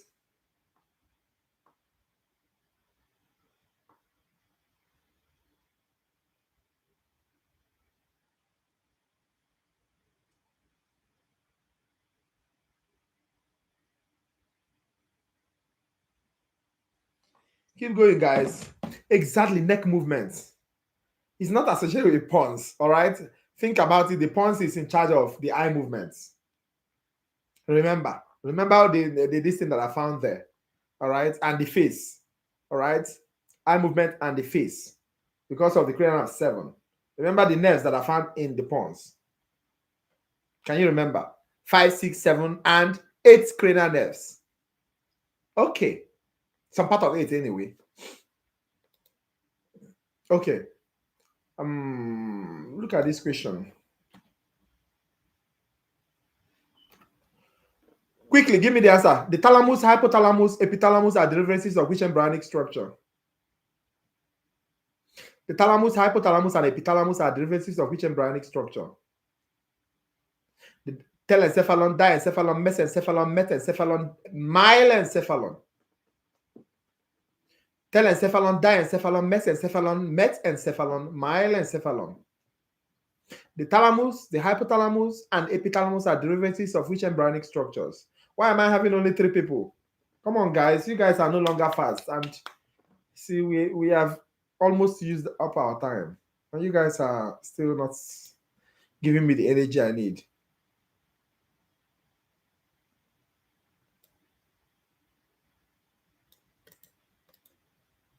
Yes, the answer is diencephalon, all right? Look at this question. The answer is a diencephalon. Yes. Tell them to bring fire. I need fire. Nearly all the somatosensory input into the cerebrum passes by which of the synapse, by the way of synapse in which region of the brain? Which region of the brain? Yes, diencephalon is correct for that answer. Now we are in the next one. Nearly all the somatosensory input to the cerebrum passes by way of synapse in which region of the brain? Which particular region? Do you remember where I say everything passes through? Every damn thing passes through. Then from there they go to the cortex. Can you remember? Come on, come on. Only 3 people have answered. I need 5 people at least. We have more than almost 40 people here. What's happening? Are you guys sleeping on me?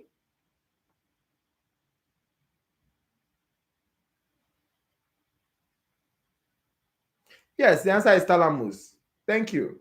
The answer is thalamus. Yes, the other answer is diencephalon. Yes, the answer is thalamus. All right. Okay, now let me ask you this question. I was testing some minutes ago. I was testing some minutes ago. Before somebody even asked me to go and drink water. I was testing some minutes ago. You understand? Which part of my brain tells me that I'm thirsty? Thirsty. Is it thirsty? Thirsty. Thirst. I don't know how to pronounce things. It also helps you for sex drive, body temperature. It produces oxytocin. Okay. I like this energy. See, people are back. Where did you guys go to before? Are you are you guys in the same place? How come everybody is now active at once? That's good. So the answer is hypothalamus. Hypothalamus is involved in a lot of things. All right. When you discuss the endocrine system, you understand the high impact of hypothalamus because the hypothalamus, as I mentioned to you, it produces about 8 hormones. 6 of the hormones go to the anterior pituitary. All right.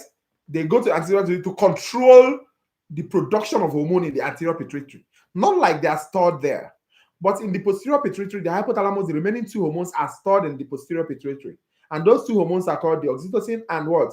The vasopressin or the antidiuretic hormone. All right. So when you are, dehydrated, the antidiuretic hormone helps to stop water from going out. All right. And oxytocin for pregnancy, for pushing out baby, for pushing out breast milk, and also for sex. All right. Let me not talk about it because I know some evil people here wants to allow me talk. Don't worry. When I'll be doing reproduction class, I'll be doing reproduction review here. All right. Next semester. Or if you're in my class and you listen to my lecture, then you will understand these things. All right. So that answer is hypothalamus. It helps to make you hunger, thirst, and a lot of things. Look at this question. Oh, you went to eat. Your hypo is very active. Look at this question, guys. A lesion in which structure will cause a person to have an erratic waking and sleeping cycle. This time around, we are talking about the nucleus. Which nucleus is that? Is it the satiety center? Is it the mammillary nucleus? Is it the suprachiasmatic nucleus? Is it the pituitary gland? Is it the medial geniculate nucleus? Which one?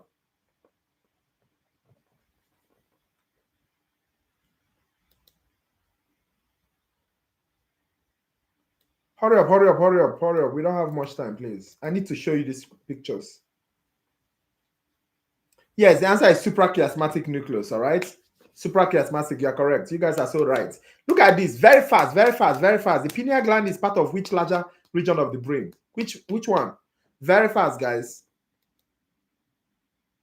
Yes, suprachiasmatic is correct. Now we are talking about the pineal gland. Exactly. Epithalamus. That's the only question they can ask in pineal gland. Or they can ask about the hormone, which is melatonin. All right? Look at this question. Planning, motivation, and social judgments are functions of the brain associated with which part of the cerebrum? Planning, motivation, and social judgment are functions of the brain associated with which part of the cerebrum? This person does not want to relinquish this first position. No. Ha. She's mean, no. She doesn't want to relinquish it at all. Yes, frontal lobe. Remember, we have the frontal, we have the parietal, we have the occipital, we have the temporal, and we have the insular. All right. You need to know. Yes, you need to. She's laughing. You need to know that the frontal lobe is for planning, motivation, social judgment. Very, very important. Now look at this question.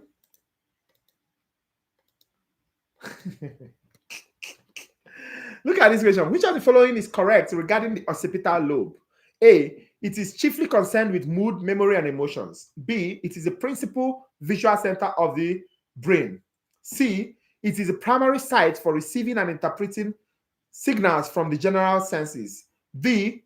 It is concerned with voluntary motor functions. E. It is likely to play a role in understanding spoken language. I could have posted this question, but I've already read it. The options. A. It is chiefly concerned with mood, memory, and emotions. B. It is the principal visual center of the brain. C. It is the primary site of receiving and interpreting signals from the general senses. D. It is concerned with voluntary motor functions. And E. It is likely to play a role in understanding spoken language. Yes, you guys are so correct. It's the principal visual center. That's why if they hit you here, you go blind many times. All right? Or you temporarily won't even see yourself. Look at this. This one is very, very easy. Everybody answer. Which lobe is deep to the lateral sulcus and can only be seen by removing some of the overlying cerebrum?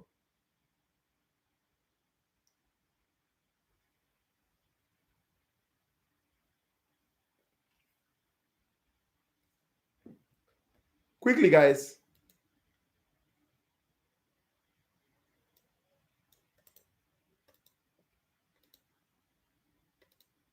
Yes, it's insular. Insular is always deep. That's the only question they ask about insular. All right, that's the only question. Insular, yes, you're correct. The great majority of which tracts pass through the corpus callosum? Which one? Ascending, descending, projection, commensurate, association. The great majority of which tracts pass through the corpus callosum. That's a white part that goes this way. Remember, we have the projection, we have the commensurate, we have the association. The projection tract, they carry information from below the brainstem to the cortex. All right. They are ascending each part of the hemisphere in one part from a part in the hemisphere to another part in the same hemisphere. That's association. While commensurate transfers from one hemisphere to another. So that's the answer is commensurate because corpus callosum is exactly one of commensurates. Look at this question very fast, guys. Thank you so much. You guys are doing well. Now, is it because I drank water? The water entered all of you? Okay. Most gray matter of the cerebrum is located in which region? We have the reticular formation, we have the neocortex, we have the limbic system, we have the basal nuclei, we have the substantia nigra. Oh yeah, come on, nursing students. Show me what you've got. Show me you are ready for your exam. Most gray matter of the cerebrum is located in which region? Perfect. You guys are so good. You guys are so good. Neocortex.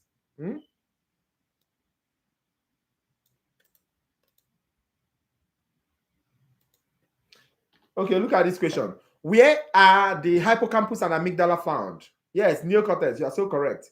The hypothalamus and the amygdala, where are they found? The hypothalamus and the amygdala, where are they found? The hypothalamus and the amygdala, where are they found?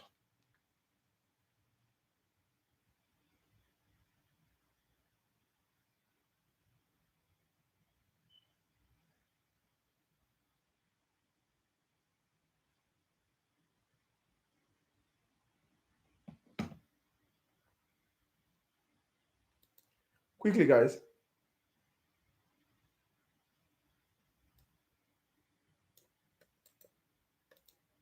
Yes, the limbic system. You guys are so right. The limbic system. Yes. Look at this. A predominance, yes, the limbic system. Look at this question. A predominance of which waves in the EEG that's an electroencephalogram, might indicate that a person is physically and mentally relaxed. Remember, we have the alpha, we have the beta, we have the theta, we have the delta, we have the gamma. Gamma? So alpha, beta, theta, delta. Which one? Which one? When you are physically and mentally relaxed.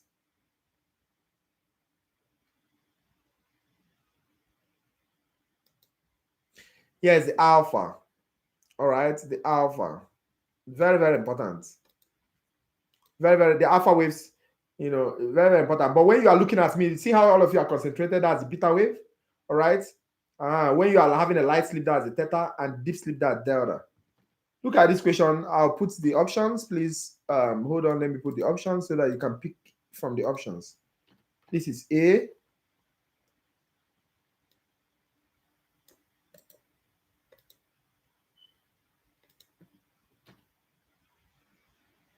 This is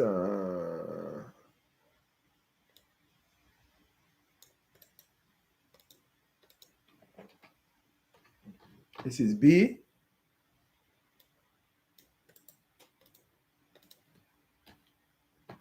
This is C.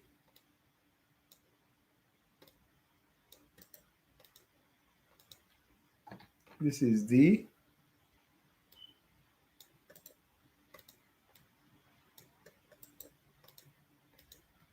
And this is E.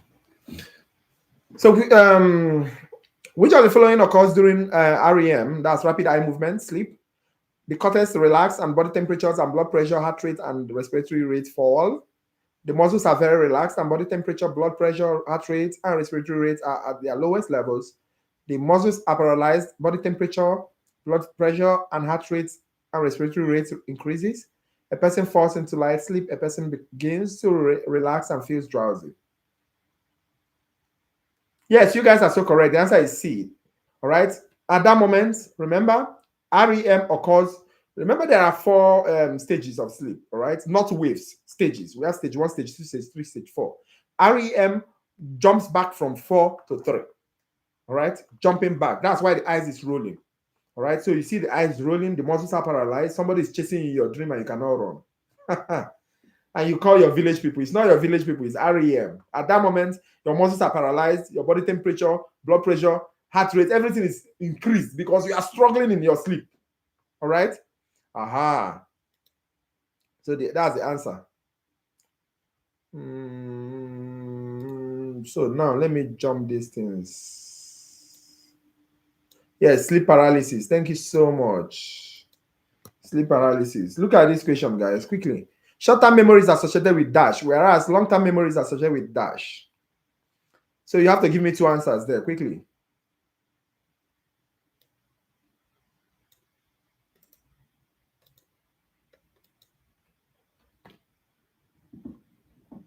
Quickly.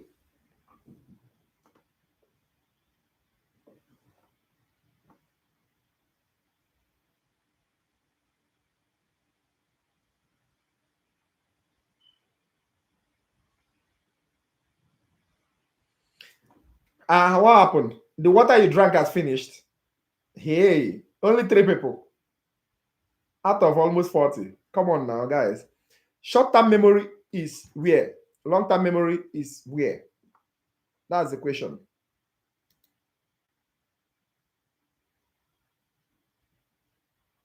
Okay, yeah. So the answer is hippocampus. I don't know if it's hypo or hippo. Anyone, but put campus at back. Then cerebral cortex. All right. Yes. So the long-term memory cerebral cortex is the hippocampus that teaches the cerebral cortex of that particular memory to consolidate it so that it will become a long-term. And I believe all these things we are doing is already in your what? In your cerebral cortex, not just your hippocampus, because you are going to use it. And this is anatomy. Remember, we are doing anatomy and physiology. Anatomy is what? Location, location, location, or structure, structure, structure. And physiology is what? Function, function, function. You need to know the normal for you to be able to know what's the abnormal. What we are learning is the normal, so that when you see the abnormal, you'll be able to differentiate it. In the clinic, you are looking for what's the abnormal because you already know the normal. So if you don't know the normal now, if you go to the clinic, trust me, you have difficulty in knowing the abnormal. All right, a patient comes to the hospital with one eye. You know it's abnormal because you know that the normal patient, the normal person has to or a set of a pair of eye. All right. So that's the thing. So you need to know the normal for you to know the abnormal. What we are doing is the normal. That's why I need you guys to open your head and respond. Destruction of the amygdala will most definitely affect which of the following? A, when you destroy somebody's amygdala, A, memory, B, awareness of objects, C, recognition and identification of objects, C, expression of emotional feelings, D, cognition.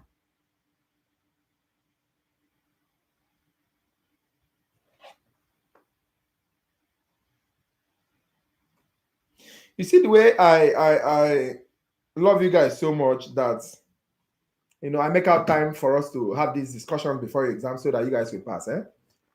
That's I have emotional feelings for you guys. Now, a situation where they remove my amygdala, do you think I will care whether you pass or fail?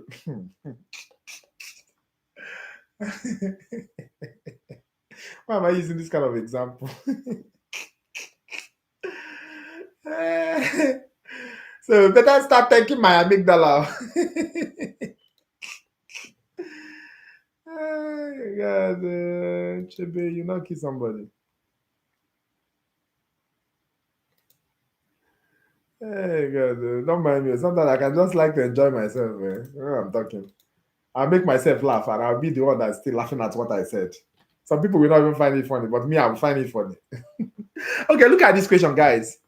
Non-fluent aphasia due to the lesion of non-fluent aphasia due to a lesion in the dash results in slow speech, difficulty choosing words, or use of words that only approximate the correct word. We have the primary motor area, we have the cerebral lateralization, we have the Broca, we have the Wernicke, we have the primary auditory area. Which one? Hannibal. Oh, now you're remembering the examples. You see why it's very good to teach with examples. I think I'm doing a good job of teaching with examples because some people are actually remembering the examples. But please make sure you remember the example and the answer. Don't remember only the example. Yes, you guys are so correct. It's the Broca area. It's the non-fluent aphasia due to a lesion in where the Broca area. So the person is, I want to say I love you. You, love. The person is making sense, but it's not flowing. So it's non-fluent. That's why they say non-fluent aphasia. That's Broca area. All right. Male and female who show more lateralization. Look at dash show more lateralization than dash. A, adult males, adult females. B, young children, adults. C, young children, elders. D, adult females, adult males. E, young male, children, adult males.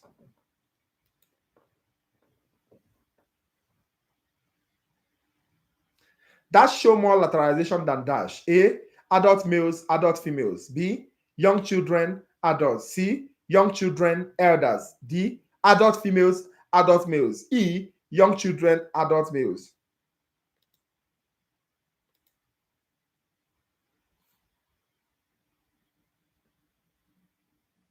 Yes, the answer is adult males, adult females. Please don't let them twist you. Don't make them twist you. All right?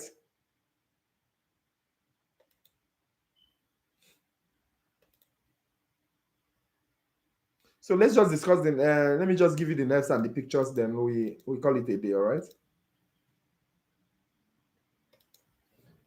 Yes, male shows more, yeah, than females, adult males. Which of the following is not a motocranial nerve? Yes, which of the following is not a motocranial nerve? We have the trochlea, we have the abducens, we have the hypoglossal, we have the vestibulocochlear, we have the accessory. Somebody is in hot form. There's nothing anybody can tell me. This person has to get 100 in the exam. Any exam she's writing. Because she has been consistently, maintaining first. She pushed out the other two people that were. So, okay, just two people? What's happening? You guys don't know. You have to write your formula. When you see this kind of question, if I'm you, I can just write down my formula. And what's the formula? Can I even remember it? Some say marry money, but my big Some say marry money, but my brother say big brain matters most. I know you want me to say evil, but I'm not saying evil. I'm not saying evil. Big brain matters most. All right. So the answer is what? Vestibulocochlear. From these options I gave, which of the following is not a motocranial nerve? Trochlear, abducens, hypoglossal, vestibular, cochlear, and the accessory. They will ask you. Some say marry money, but my brother says big brain matters most. Of course, exactly. Exactly. You're correct. Thank you. Look at this question.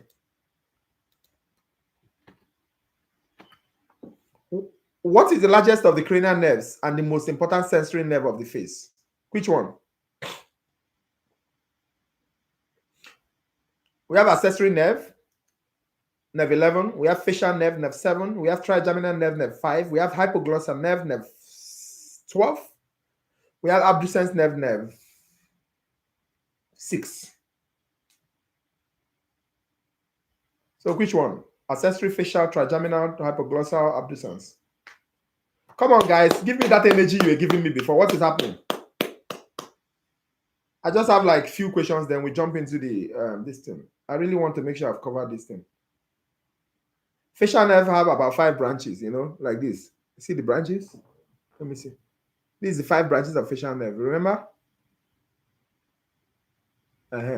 So, but trigeminal nerve has 3 branches: V1, V2, V3, and the answer is trigeminal nerve. It's really large. All right, it's the largest cranial nerve, and it's the most important sensory of the face. All right, yes, trigeminal nerve.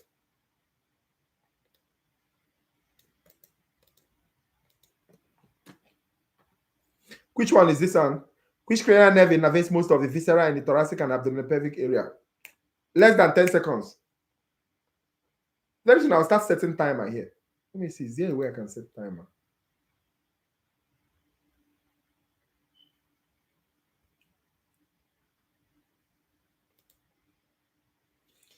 Which cranial nerve innervates most of the viscera in the thoracic and the abdominal cavities? You don't need option for this one now. Okay, fine. Hypoglossal nerve, nerve 12, right? Yes. Hypoglossal nerve, nerve 12. Accessory nerve 11. Trochlear nerve 4. Abducens nerve 6. Vagus nerve 10.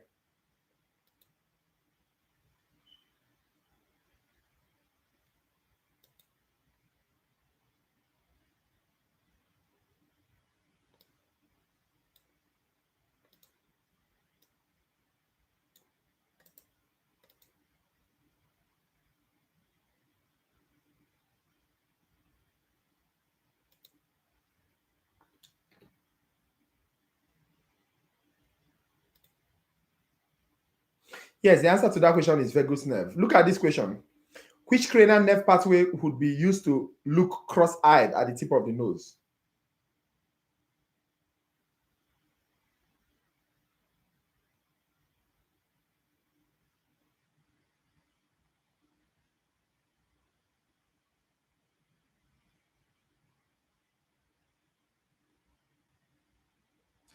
I don't know if I taught you guys this formula. LR3 SO4 LR3 SO4 A3. I don't know. Did I teach you the formula? LR3 lateral rectus. You can write it down like LR then 3 subscript 3 LR subscript 3 then S capital S O capital O subscripts 4 then capital A subscript 3. LR3 SO4 A LR3 SO4. Can I remember that formula?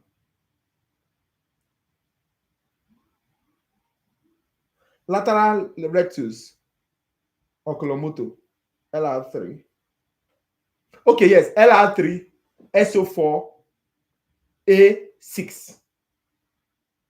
All right. So LR, if you write it down now, lateral rectus is controlled by the third cranial nerve, LR3. That's oculomotor. Then SO4, superior oblique, is controlled by trochlea. That's the fourth. Then every other one is controlled by abducens. That's all 6. All controlled by what? Abducens. That's 6 cranial nerve. So LR3, SO4, A3. So if you know that SO4, superior oblique, superior, as far as you're talking about oblique, when you're talking about superior, it's talking about down and in. Down and in. That's why they're talking about down and in. That's why that question says, which cranial nerve pathway would be used to look cross-eyed at the tip of the nose? When you're looking at the tip of your nose, you're looking down and in. So it's oblique. You see, it's oblique. And superior oblique is actually working for down. Inferior oblique is working for up. All right? And inferior oblique should be abducens, which is what? 6. So LR4, SO3, LR. I've forgotten to leave that formula, guys. I don't want to give people a wrong formula. We used it in medical school. I can't remember it right now. But remember, trochlea is cranial nerve 4, and that question is talking about down and in. That's cranial nerve 4. All right. Okay. Okay, LR6. Yes, LR6, SO4, A3. Yes, that's the answer. Lateral rectus is 6 cranial nerve. That's abducens. Then superior SO4, superior oblique is 4th cranial nerve, which is the question we just answered now, trochlea. Then all 3. Every other one is oculomotor. You are correct. LR6, SO4, A3. Remember that formula. It will help you a lot in the clinic. Trust me. It will help you a whole lot in the clinic. LR6, yes, LR6. So abducens is controlling lateral rectus. Superior oblique is controlled by what? Trochlea, that's 4. Then every other one is controlled by number 3, oculomotor nerve. All right? So if you remember that, you will know what we are talking about. Okay. Thank you so much for pointing that out. You know where, please, I'm not going to waste time on this question. The question is talking about the place that does not contain CSF. You know that lateral ventricle contains it, central canal contains it, subarachnoid space contains it, cerebral aqueduct contains CSF. All right? So anyone that you should know what contains CSF is. What is called where CSF is found. All right? The ventricles, where they are stored, they go through the apertures into the central canal, and also the subarachnoid space. So this is a little question. I don't need us to waste time on it. And I've already told you about reticular formation. That's a reversible coma.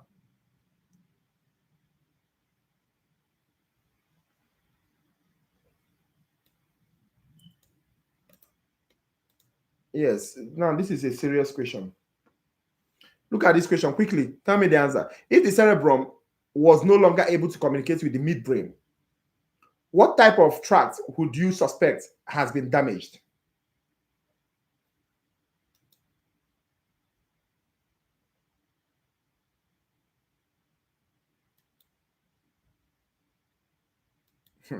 Nobody's answering. This question is serious. We have projection tracts, we have association tracts, we have commissural, we have ascending, we have spinal. If the cerebrum is no longer able to communicate with the midbrain, what type of tract would you suspect has been damaged? Remember, we said commissural carries information from one hemisphere to another. So it can't be commissural. It's out of this question because they're saying from midbrain to the cortex. Then association carries information from that particular part of the cortex to another part of the cortex. So that one is even out.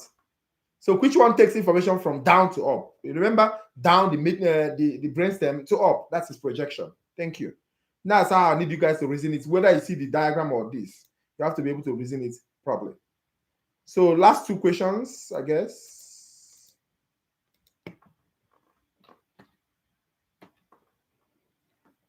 First of all, I'm so sad today because Nigeria did not qualify for World Cup. I don't understand. I was watching it. I was like, what is these people playing?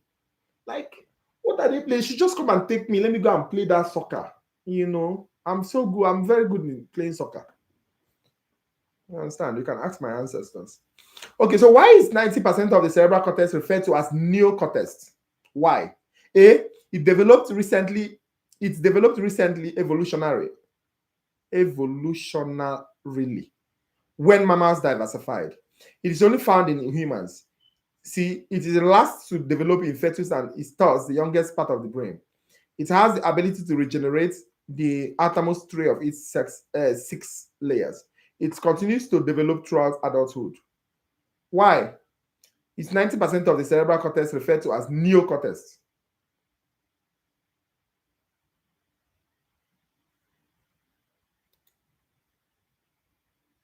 Come on, guys. We have more than almost 40 people here.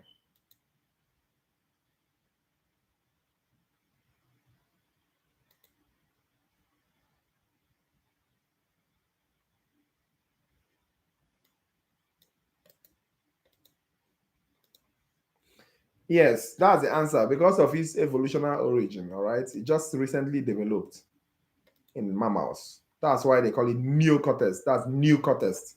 New cortex. Remember it. Look at this question, guys. Final two questions. Look at this question. Exhausted from studying at night, you briefly close your eyes and your mind starts to wonder which brain waves would be the most predominant in EEG.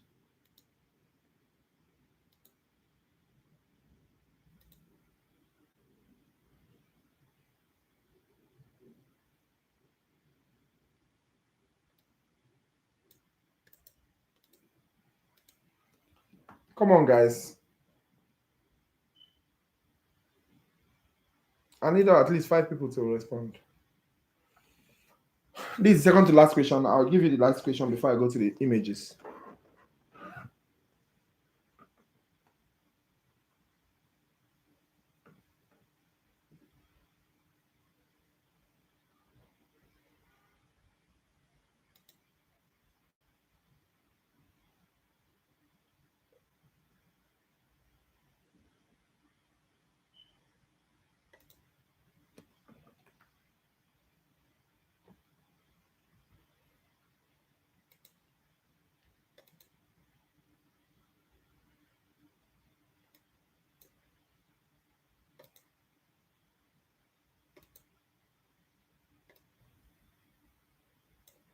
Which one? Yes, alpha wave. You guys are so correct. Okay, the last question before we go to this thing. The last question. Your dentist gives you an injection of anesthetics in preparation for a filling. Which cranial nerve did they target? You guys do filling a lot now. So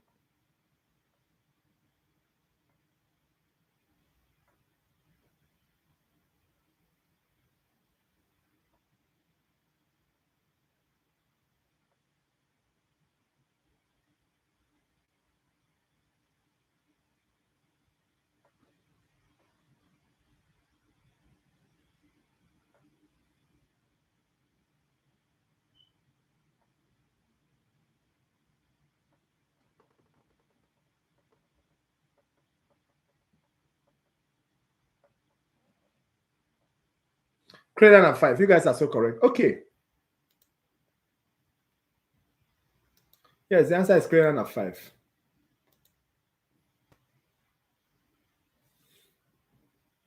Are we ready? Yes.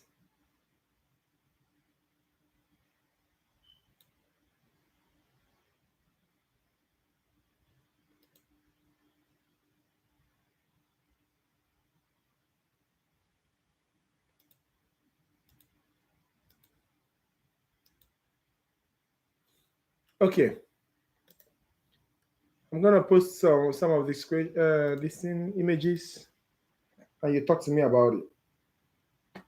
Somebody say yes. Yes, yes, yes, yes, yes. Okay.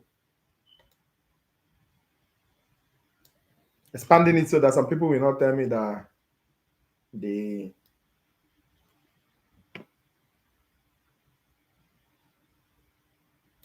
Okay.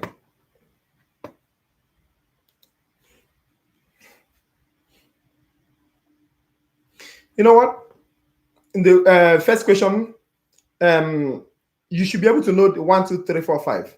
So I need you guys to write 1, 2, 3, 4, 5. Just write it in one line, everybody, so that we will save our time. Hurry up, hurry up, hurry up, everybody. Write the 5 of them, not write them 1, 1. Somebody has already started. Interesting.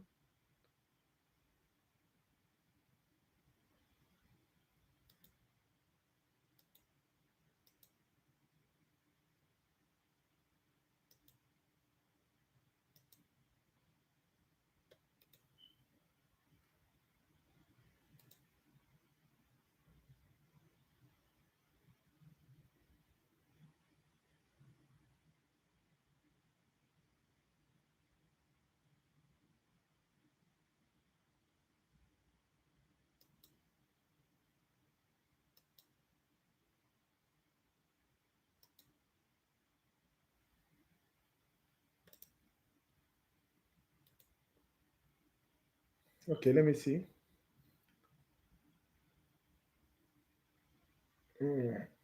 Telencephalon, diencephalon, mesencephalon, MEPS, and my.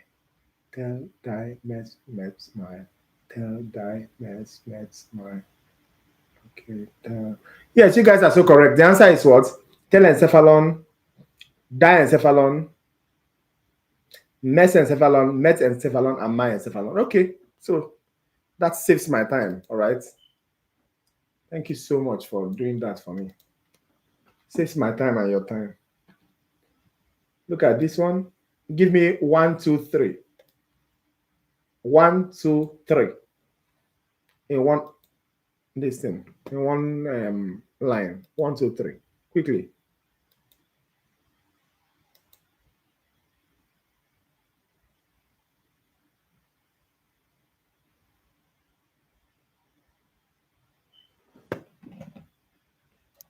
Quickly.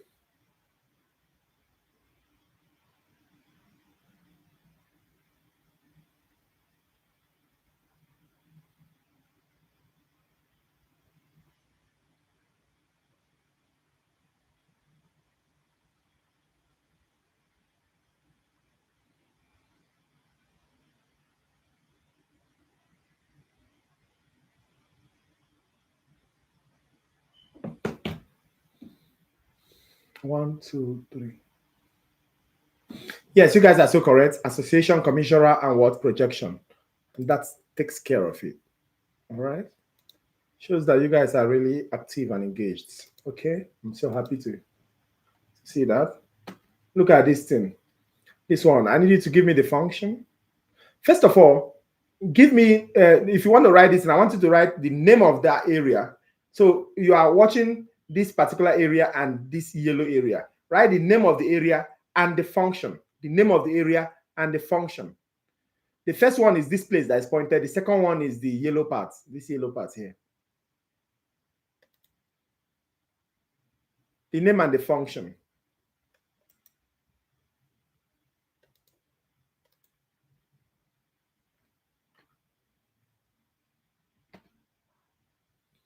The name and the function.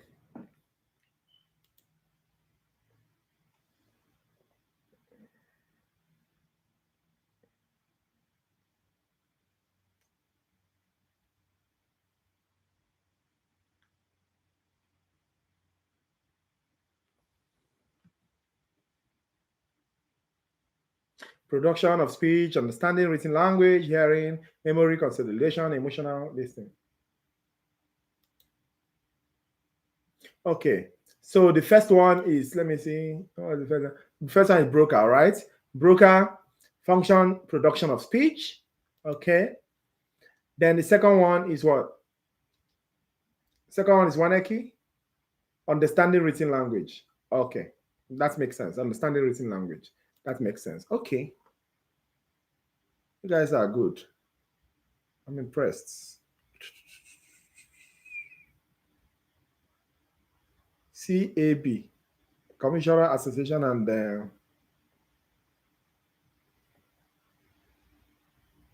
is it CAB or CAP? In projection.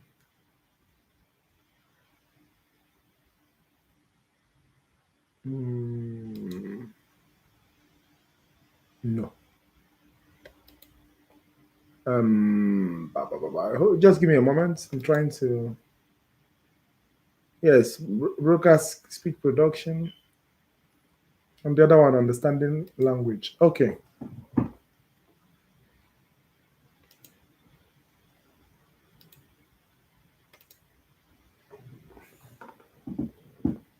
Hold on.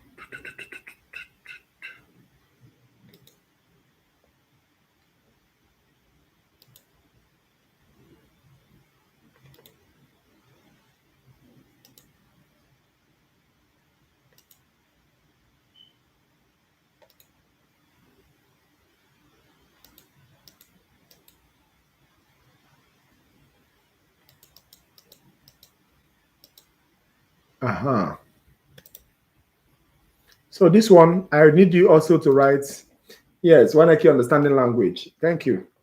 Broker speech, yes. If you can remember it that way, perfect. So for this one now, I need you guys to write the 5 of them for me. You write the names of each of them, all right?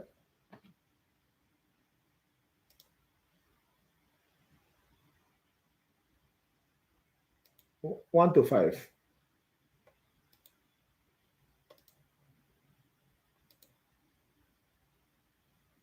Let me expand the picture so that you can see very well.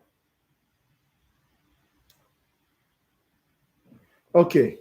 So 1 to 5, write it on a straight line, please. Don't write it 1, 1. If you write it 1, 1, it will mix. Write it on a straight line for me. So this person say astrocyte, epididymal, neuron, oligodendrocyte, microglia. Okay. So number 1, astrocytes.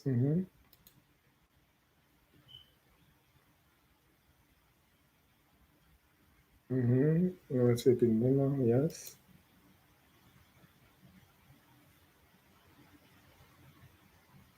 Yes. Neuron, yes. Oligodendrocyte, yes. More. I need more people to make comments on this. Yes, everybody. Did they run away?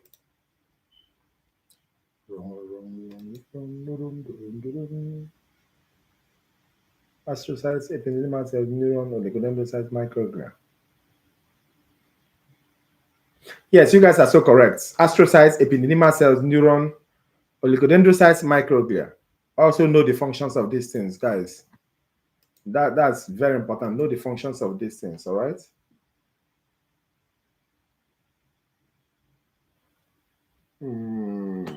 Let's see. So look at this. I want you to identify 1, 2, 3. Quickly, guys. Identify 1, 2, 3.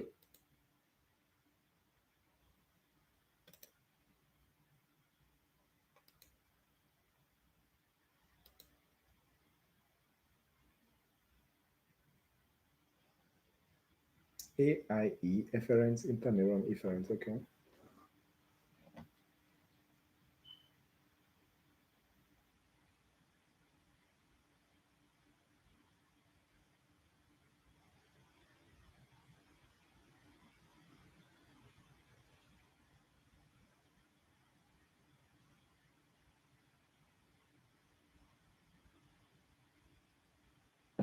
Yes, you guys are so correct.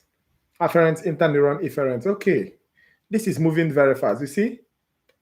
It's moving fast because you guys are responding. If you don't respond, it's difficult for me to move. So I need you to write 1 to 5, all right? On one line. Please write it on one line so that I'll be able to follow it. 1 to 5. Quickly, please.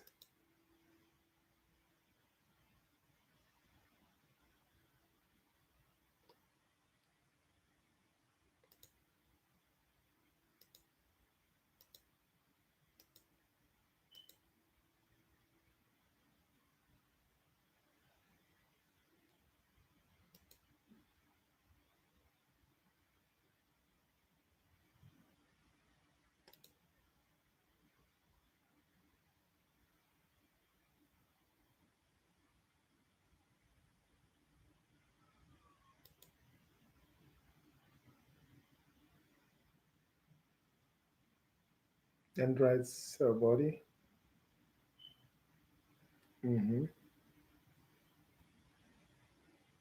Notes.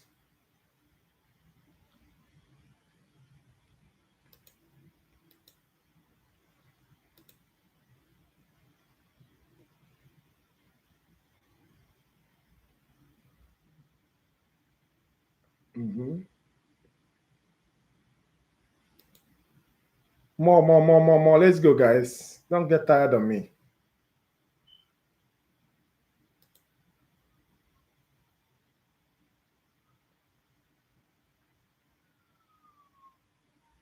Yes, you guys are so right.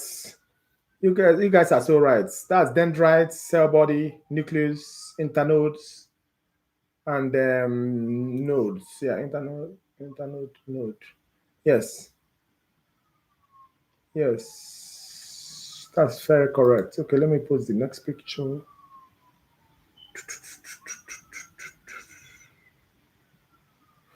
Hold on. Did you say no? Let me see. Number four. Number four is not internode though. Number four is node of Ranvier. Right? Let me look at that picture. Number four is a node of Ranvier. Number five is internode. Please, number five is number five is internode. You understand? Those space is the nodes. Don't mistake it. Please don't mistake it because some people, people that are not here will definitely mistake this thing now. Those spaces, that number four is the node of Ranvier. All right, nodes of Ranvier, those number four. You understand? So that sheet is actually in between two nodes. That's why it's called what? Internode, in between nodes. So number five is internodes. Number four is what? Node of Ranvier. Because I see a lot of people failing it here. I'm actually seeing a lot of people. Only the second person here got it. Dendrite soma, nucleus, node of Ranvier. Exactly, an internode. So if your internode is not the last one, then you are wrong. Internode has to be number five. Okay. Okay. So let me see. Now this.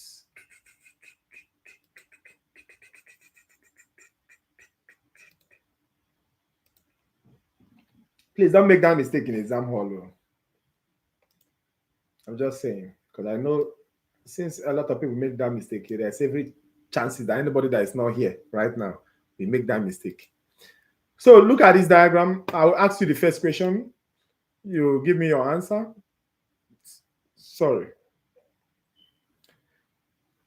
The first question says, let me post it in the group. This is the question. Let me give you the options.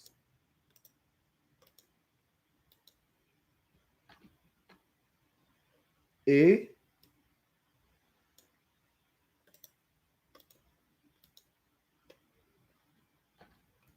B,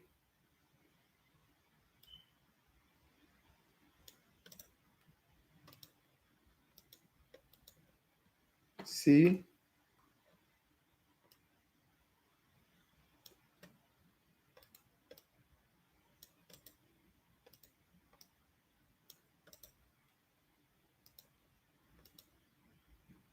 and D. Answer. Identify the first stage of the action potential.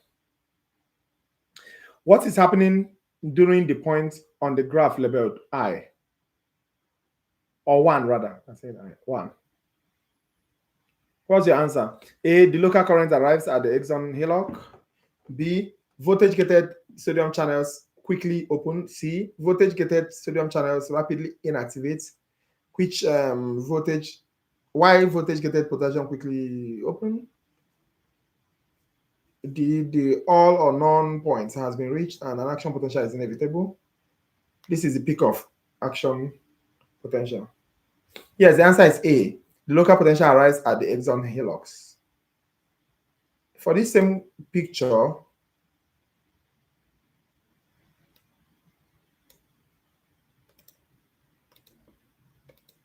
yes, you guys are so correct. The answer is A. Look at this one. I will give you the options for this same picture. This is A.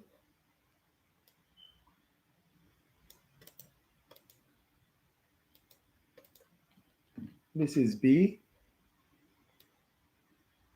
You have to please make sure you read your questions well, understand it, then pick your answer. This is C.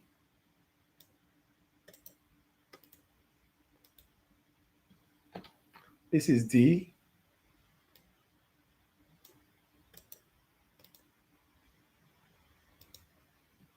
And this is E. Okay. So why is the membrane hyperpolarized at the point on the graph labeled 6? A. Voltage-gated potassium channels are open, so the membrane is more permeable to potassium than at rest. B. Voltage-gated sodium channels are open, so the membrane is more permeable to sodium than at rest. C. All voltage-gated channels, both sodium and potassium, are inactivated at this point. D. All voltage-gated channels, both sodium and potassium, are fully open at this point. E. The potassium leak channels are temporarily closed. They're just asking you what causes hyperpolarization, which you already know. Think about it. What causes hyperpolarization? Potassium leaking out, chlorine entering inside. Just look for it in the option. The A says voltage gated potassium channels are open. Oh, okay, it's open. So because it's open, the membrane is more permeable to potassium than at rest, meaning that instead of it at rest, instead of it the membrane closing the channels, it leaves it open. And if it leaves it open, what will happen? More potassium will go out, and if more potassium goes out, it leads to more negativity because potassium is a positive channel, positive ion. That's a cation. It leads to more negativity, and when it's more negative, it becomes hyperpolarized. Simple. You're good to go. All right. Hmm. Let me see if there is.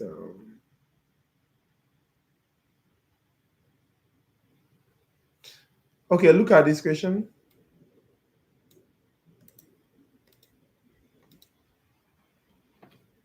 Look at this question, guys. Options. A. Yes, everybody. I hope you guys are here. I know this thing is lagging a little. I think it's because I shared that stuff. Some people want to be seeing only my face. Sorry.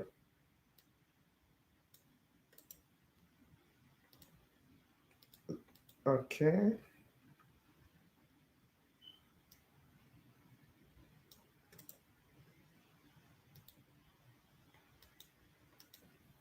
Okay, so that's it.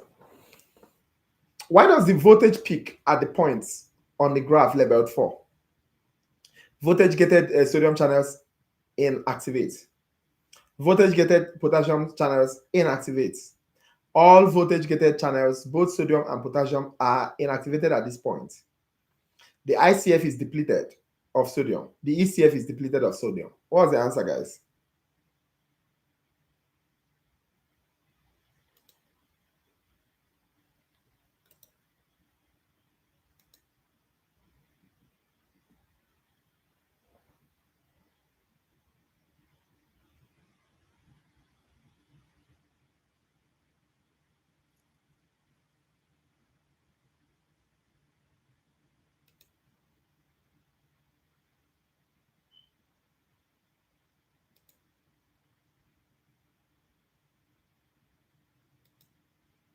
Come on, guys. What's happening? Are we tired? I'm almost done. For this part, this is my last question for this part, for this particular diagram. Okay, yes, the answer is A. Voltage gated sodium channels inactivate. They say it gets to the peak. That's where does it stop? Immediately sodium channel open up, sodium rushes it, leading to what? Depolarization. Pew! It goes up, right? Then depolarization, that's number 3. Once it gets to that number 3, the highest, that's number 4, it stops. All right, immediately it stops. That point of it stopping is where sodium channel what closes up. So there's no more sodium entering inside. So it's no longer going up. Right. And from there, the potassium now opens up and it starts going down, hyperpolarization. I hope it makes sense. So I hope you guys know the answer to that. Look at this question. Please, I want you guys to give me 1 to 5 of this question. Please put it in one line. Identify.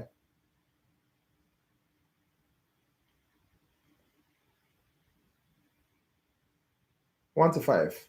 Identify.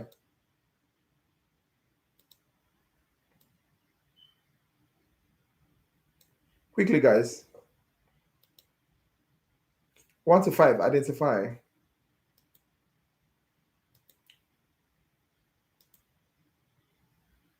1 to 5. You see the diagram? I said 1, 2, 3, 4, 5. Identify it. If you can put it on one line, better.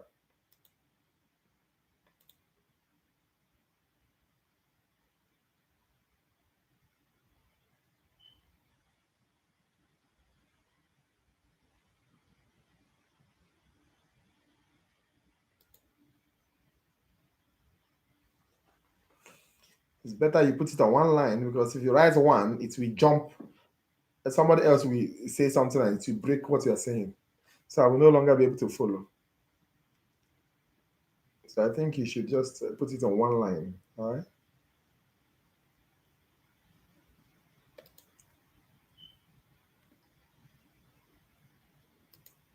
Hurry up, guys, please. No. I mean 1, 2, 3, 4, 5. That's what I mean. Please hurry up, hurry up, hurry up, hurry up.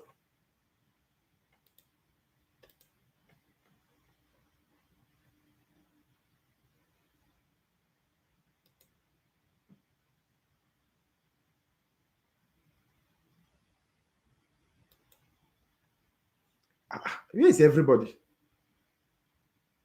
If you don't hurry up, I will leave it and jump to the next one. Oh.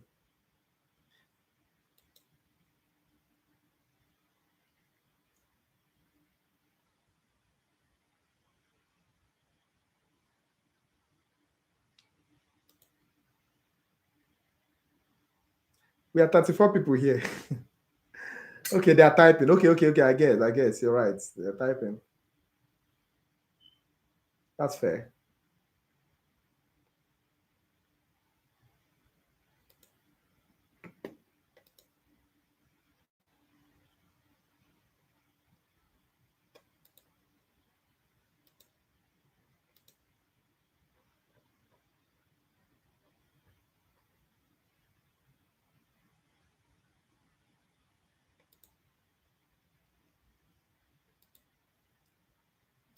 Yeah, the others now. Are they done?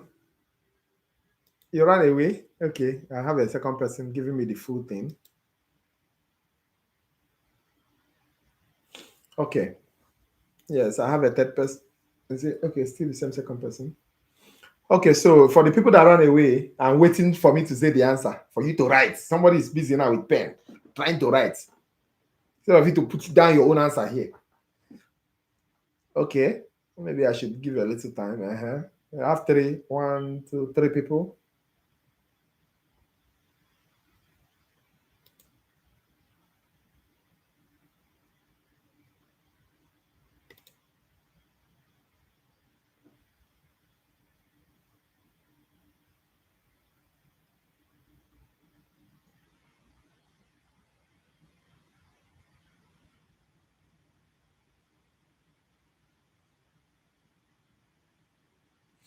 Okay, guys.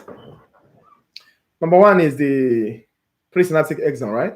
Number 2 is the vesicle. Number 3 is the receptor, right? Number 4 is the knob. Knob is the expanded end of the stuff, all right? Number 5 is the cleft. Remember that. Number 6 is talking about the postsynaptic area, all right? So it's that straightforward. Thank you. So let's go to the spinal cord and look at a few pictures there, and we'll call it a day. All right.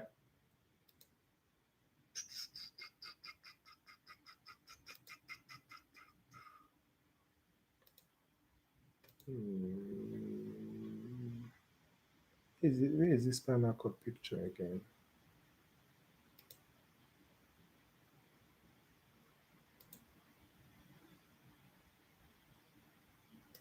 Hold on. Number 4 is the knob. Knob is the ending part of the axon, right? Like the swollen part where that contains both the vesicle and everything, like KNOB.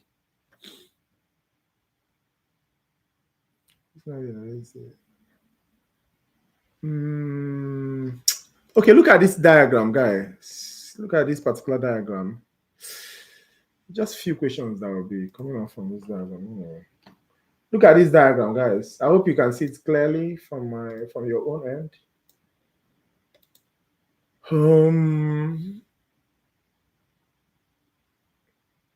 Where do the nerves that innervate the lower limb go in and out from?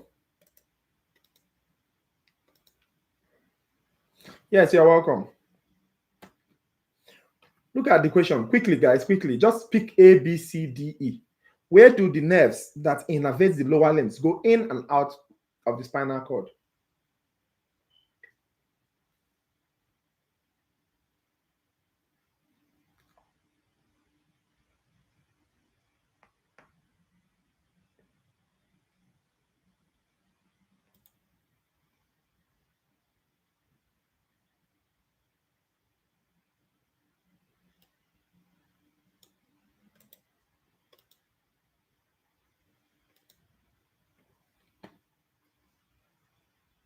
Yes, you guys are so correct. The answer is C.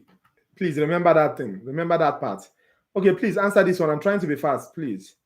I'm supposed to be explaining, but I'm not going to explain now because we're already against time. What is the name of the structure D? What's the name of the structure D, guys? Quickly. Those are the most important things in here. What's the name of the structure D? Quickly, quickly, quickly. Quickly, guys. Quickly, quickly, quickly. Don't slow down. Don't slow down.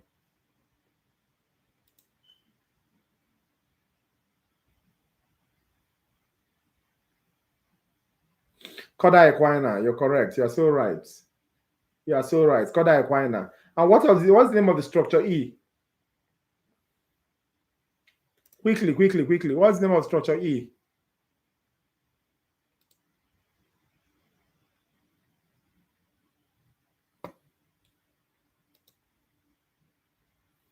Yes. E is what?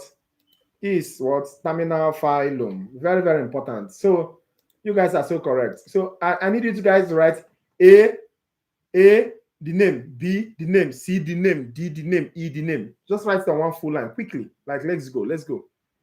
Quickly, one straight line. Write everything in one straight line so that it won't. A, this, B, this, C, this, D, this, E, this. Yes, terminal phylum. Look at this question, guys. Identify.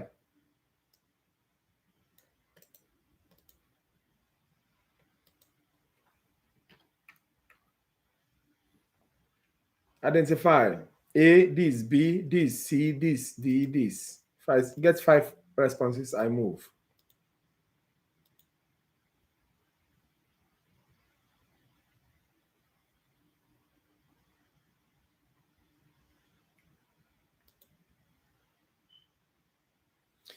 And prominently, you need to know where the epidural injection is administered. That's also a very important question there. Where epidural and where we do spinal tap. Where epidural space is administered and where we do spinal tap.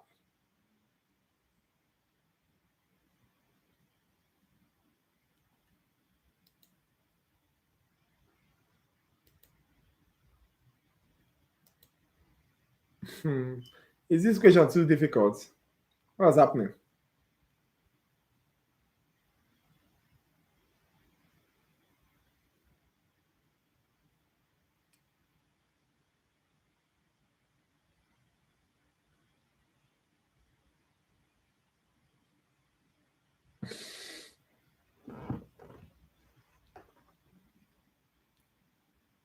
Let's go, guys.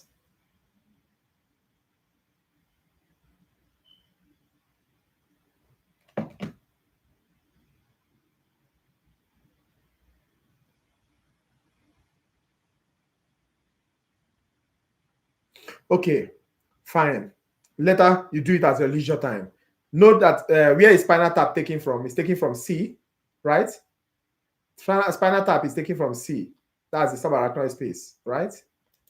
And where is epidural injection given? A. That's epidural space. So go and find the names of the other components, all right? It's an assignment for you. It's an assignment for you.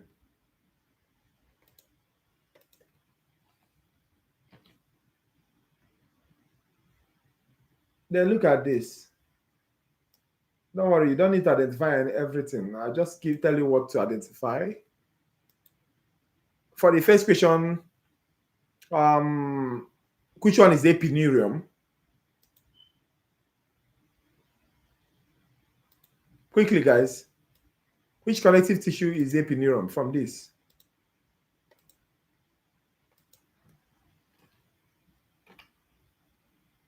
Hurry up, hurry up, hurry up. We are running out of gas already.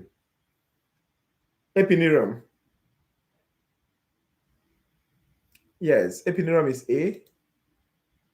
Perfect. Which other question do I have here?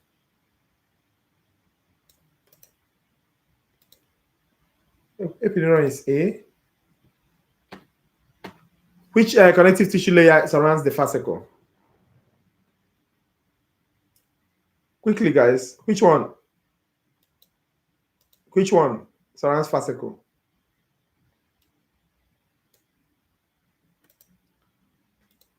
Yes, that's B.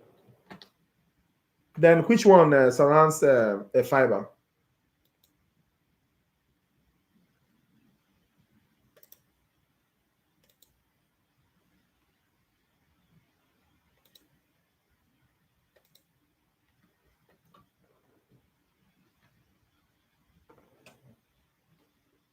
Which one surrounds a fiber? That's D. You guys are so correct. Then look at the second picture down there. That second picture down there, I want to ask you a few questions on it.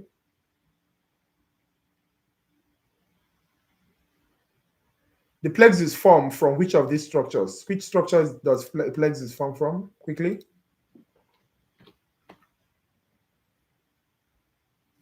Which one does plexus form from?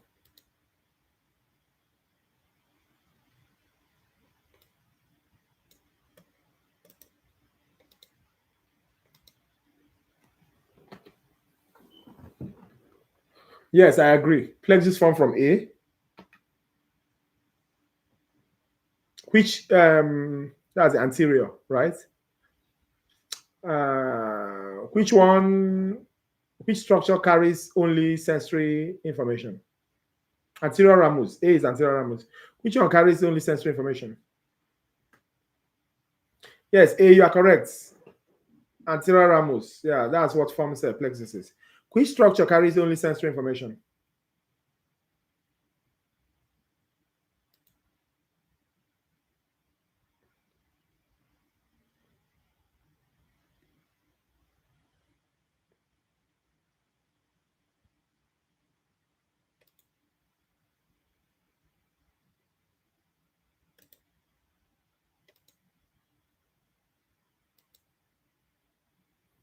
Yes, I believe you guys are answering the one on plexus. Yes, the answer is A.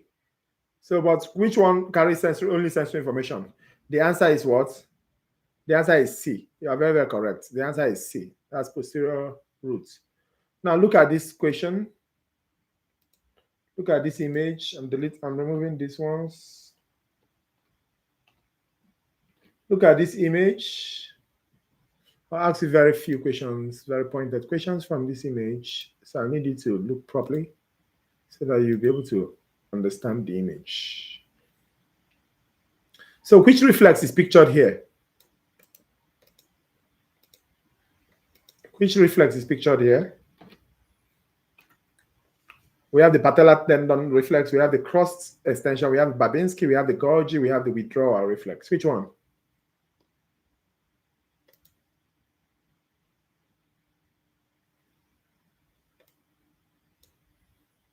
Only two people. What's happening? Where is my people? We're almost 40 here. What's happening?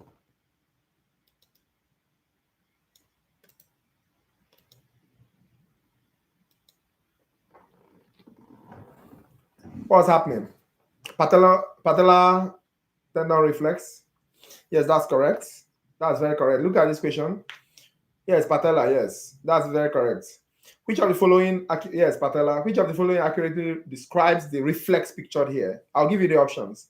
We have polysynaptic, we have the contralateral, we have autonomic, we have the acquired, we have the cranial.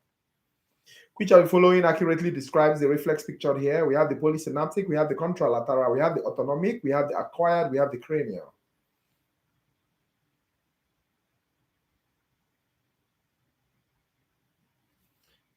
So it's a polysynaptic, right? Yes. So the answer is polysynaptic.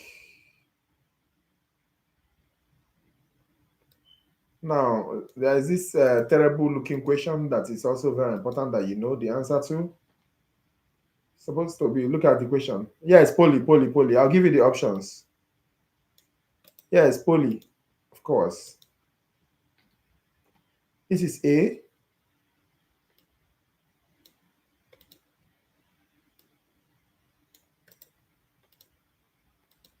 This is B. But why is New York so cold to even start with? I don't understand it. Why is New York so cold? It's as if I'm in Canada. Please, my Canada friends, don't take, don't take, don't take this thing to heart. But Canada is cold. My friend that stays in the basement, his place is always too cold. Anytime I come there, I'll be like, why are you in Ontario? So looking at the muscles at B and G, which are being stimulated to contract and which are being inhibited from contracting. We have the muscles at B are being stimulated to contract, the muscles at G are being inhibited from contracting. That's A. B, the muscles at G are being stimulated to contract, the muscles at B are being inhibited from contracting. C, the muscles at both B and G are being stimulated to contract. D, the muscles at both B and G are being inhibited from contracting. And the muscles at B and are being stimulated to contract. The muscles at G are not being stimulated at all. What's the answer?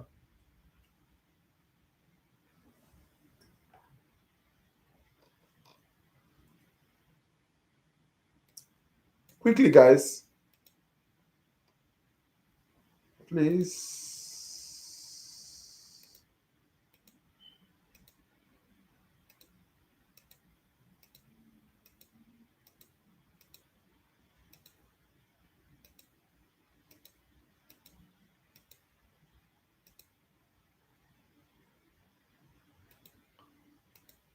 I'm getting tired. Yeah. Well, maybe.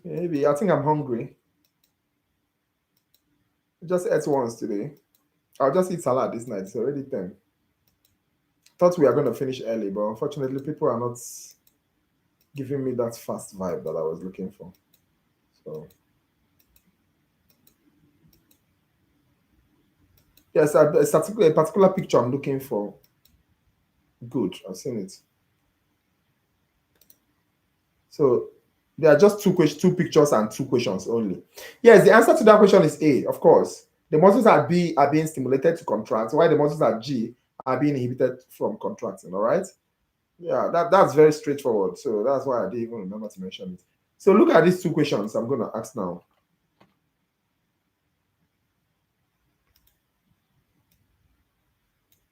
Look at this. Which spinal nerve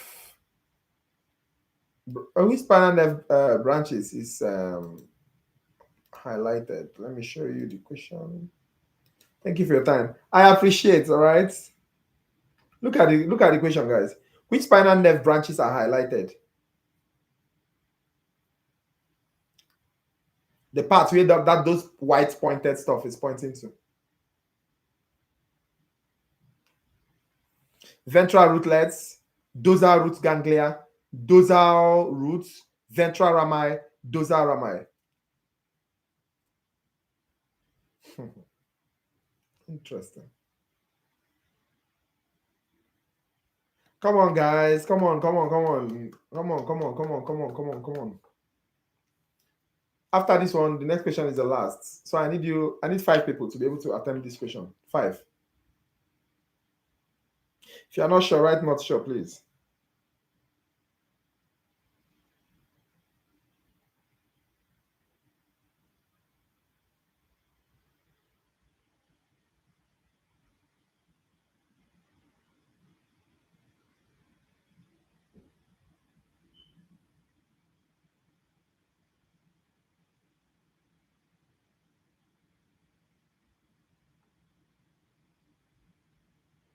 So the answer is dorsal, not ventral. That's what I wanted to point out. The answer is dorsal, not ventral. It goes up. You understand? You can't miss it out. Yeah, no, not ventral. That answer is dorsal, not ventral. Look at it. That is the one that is going up. That's what they are pointing at. Look at this one. So what's the answer to this one, guys? This is the last question. Did you notice the difference between this image and the other image?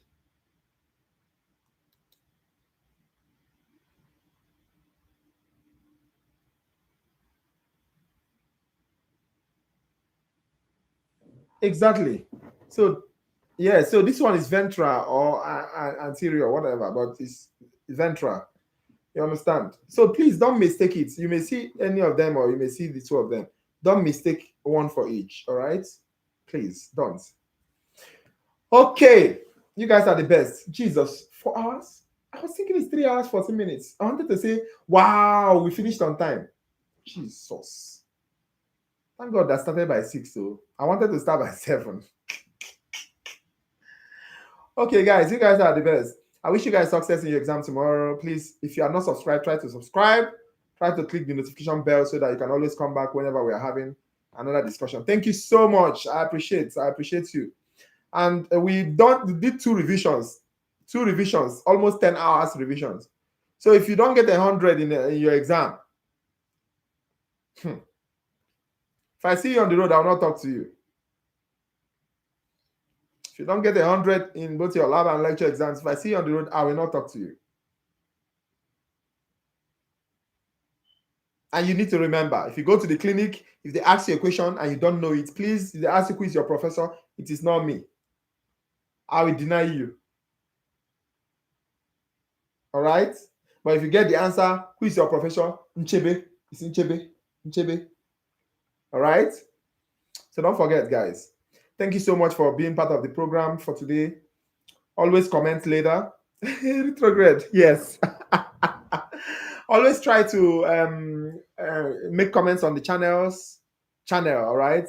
Look at the videos. Anytime you watch the videos, just type red at the end of it. Even if you don't have any question, just type red. Any of the videos you watch, type red, all right? So that I know that, okay, you saw this video. All right, those comments are very important to me. It shows that people are actually, following up, not just views. Views is important, but the comments are more important because somebody can just look and move. It's counted as view, but when somebody make a comment, it means that the person took time to watch those videos. All right, it encourages me to produce more videos for you guys and also for the people that are coming after you. So thank you very much. Have a nice night. Now that we're about to end, we have almost 40 people here, but before there was 20-something people. Ha! What is happening? What is happening? If you have not clicked this button, click it. All right, this button. I'm seeing 20. Make it 50. You have not clicked it. Click it. All right. Thank you so much. Thank you. I hope you guys are now more confident for your exam. So take your time, study. All right. Whenever your exam is, take your time to look at it. Come back to the channel to watch the video again and again. The more you look at it, the more you consolidate. If you notice you did better today than on Sunday last week, all right? Because you paid attention, to everything we did on Sunday last week. That's why you're able to reproduce it now. It's the same thing. Neuro is the same thing everywhere. No matter the country you are in, no matter the school, neuro is the same thing. Trust me. Neuro is the same thing.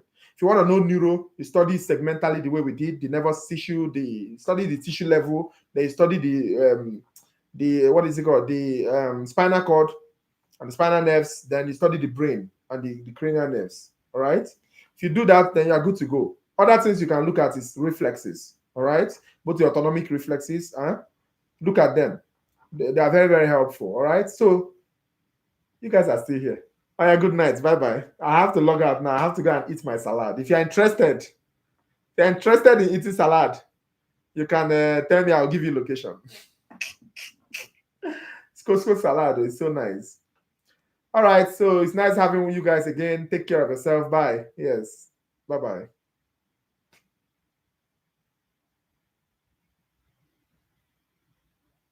I trust that you won't disappoint me. I believe you with all my heart. All my heart. All right. Take care of yourself. Bye bye.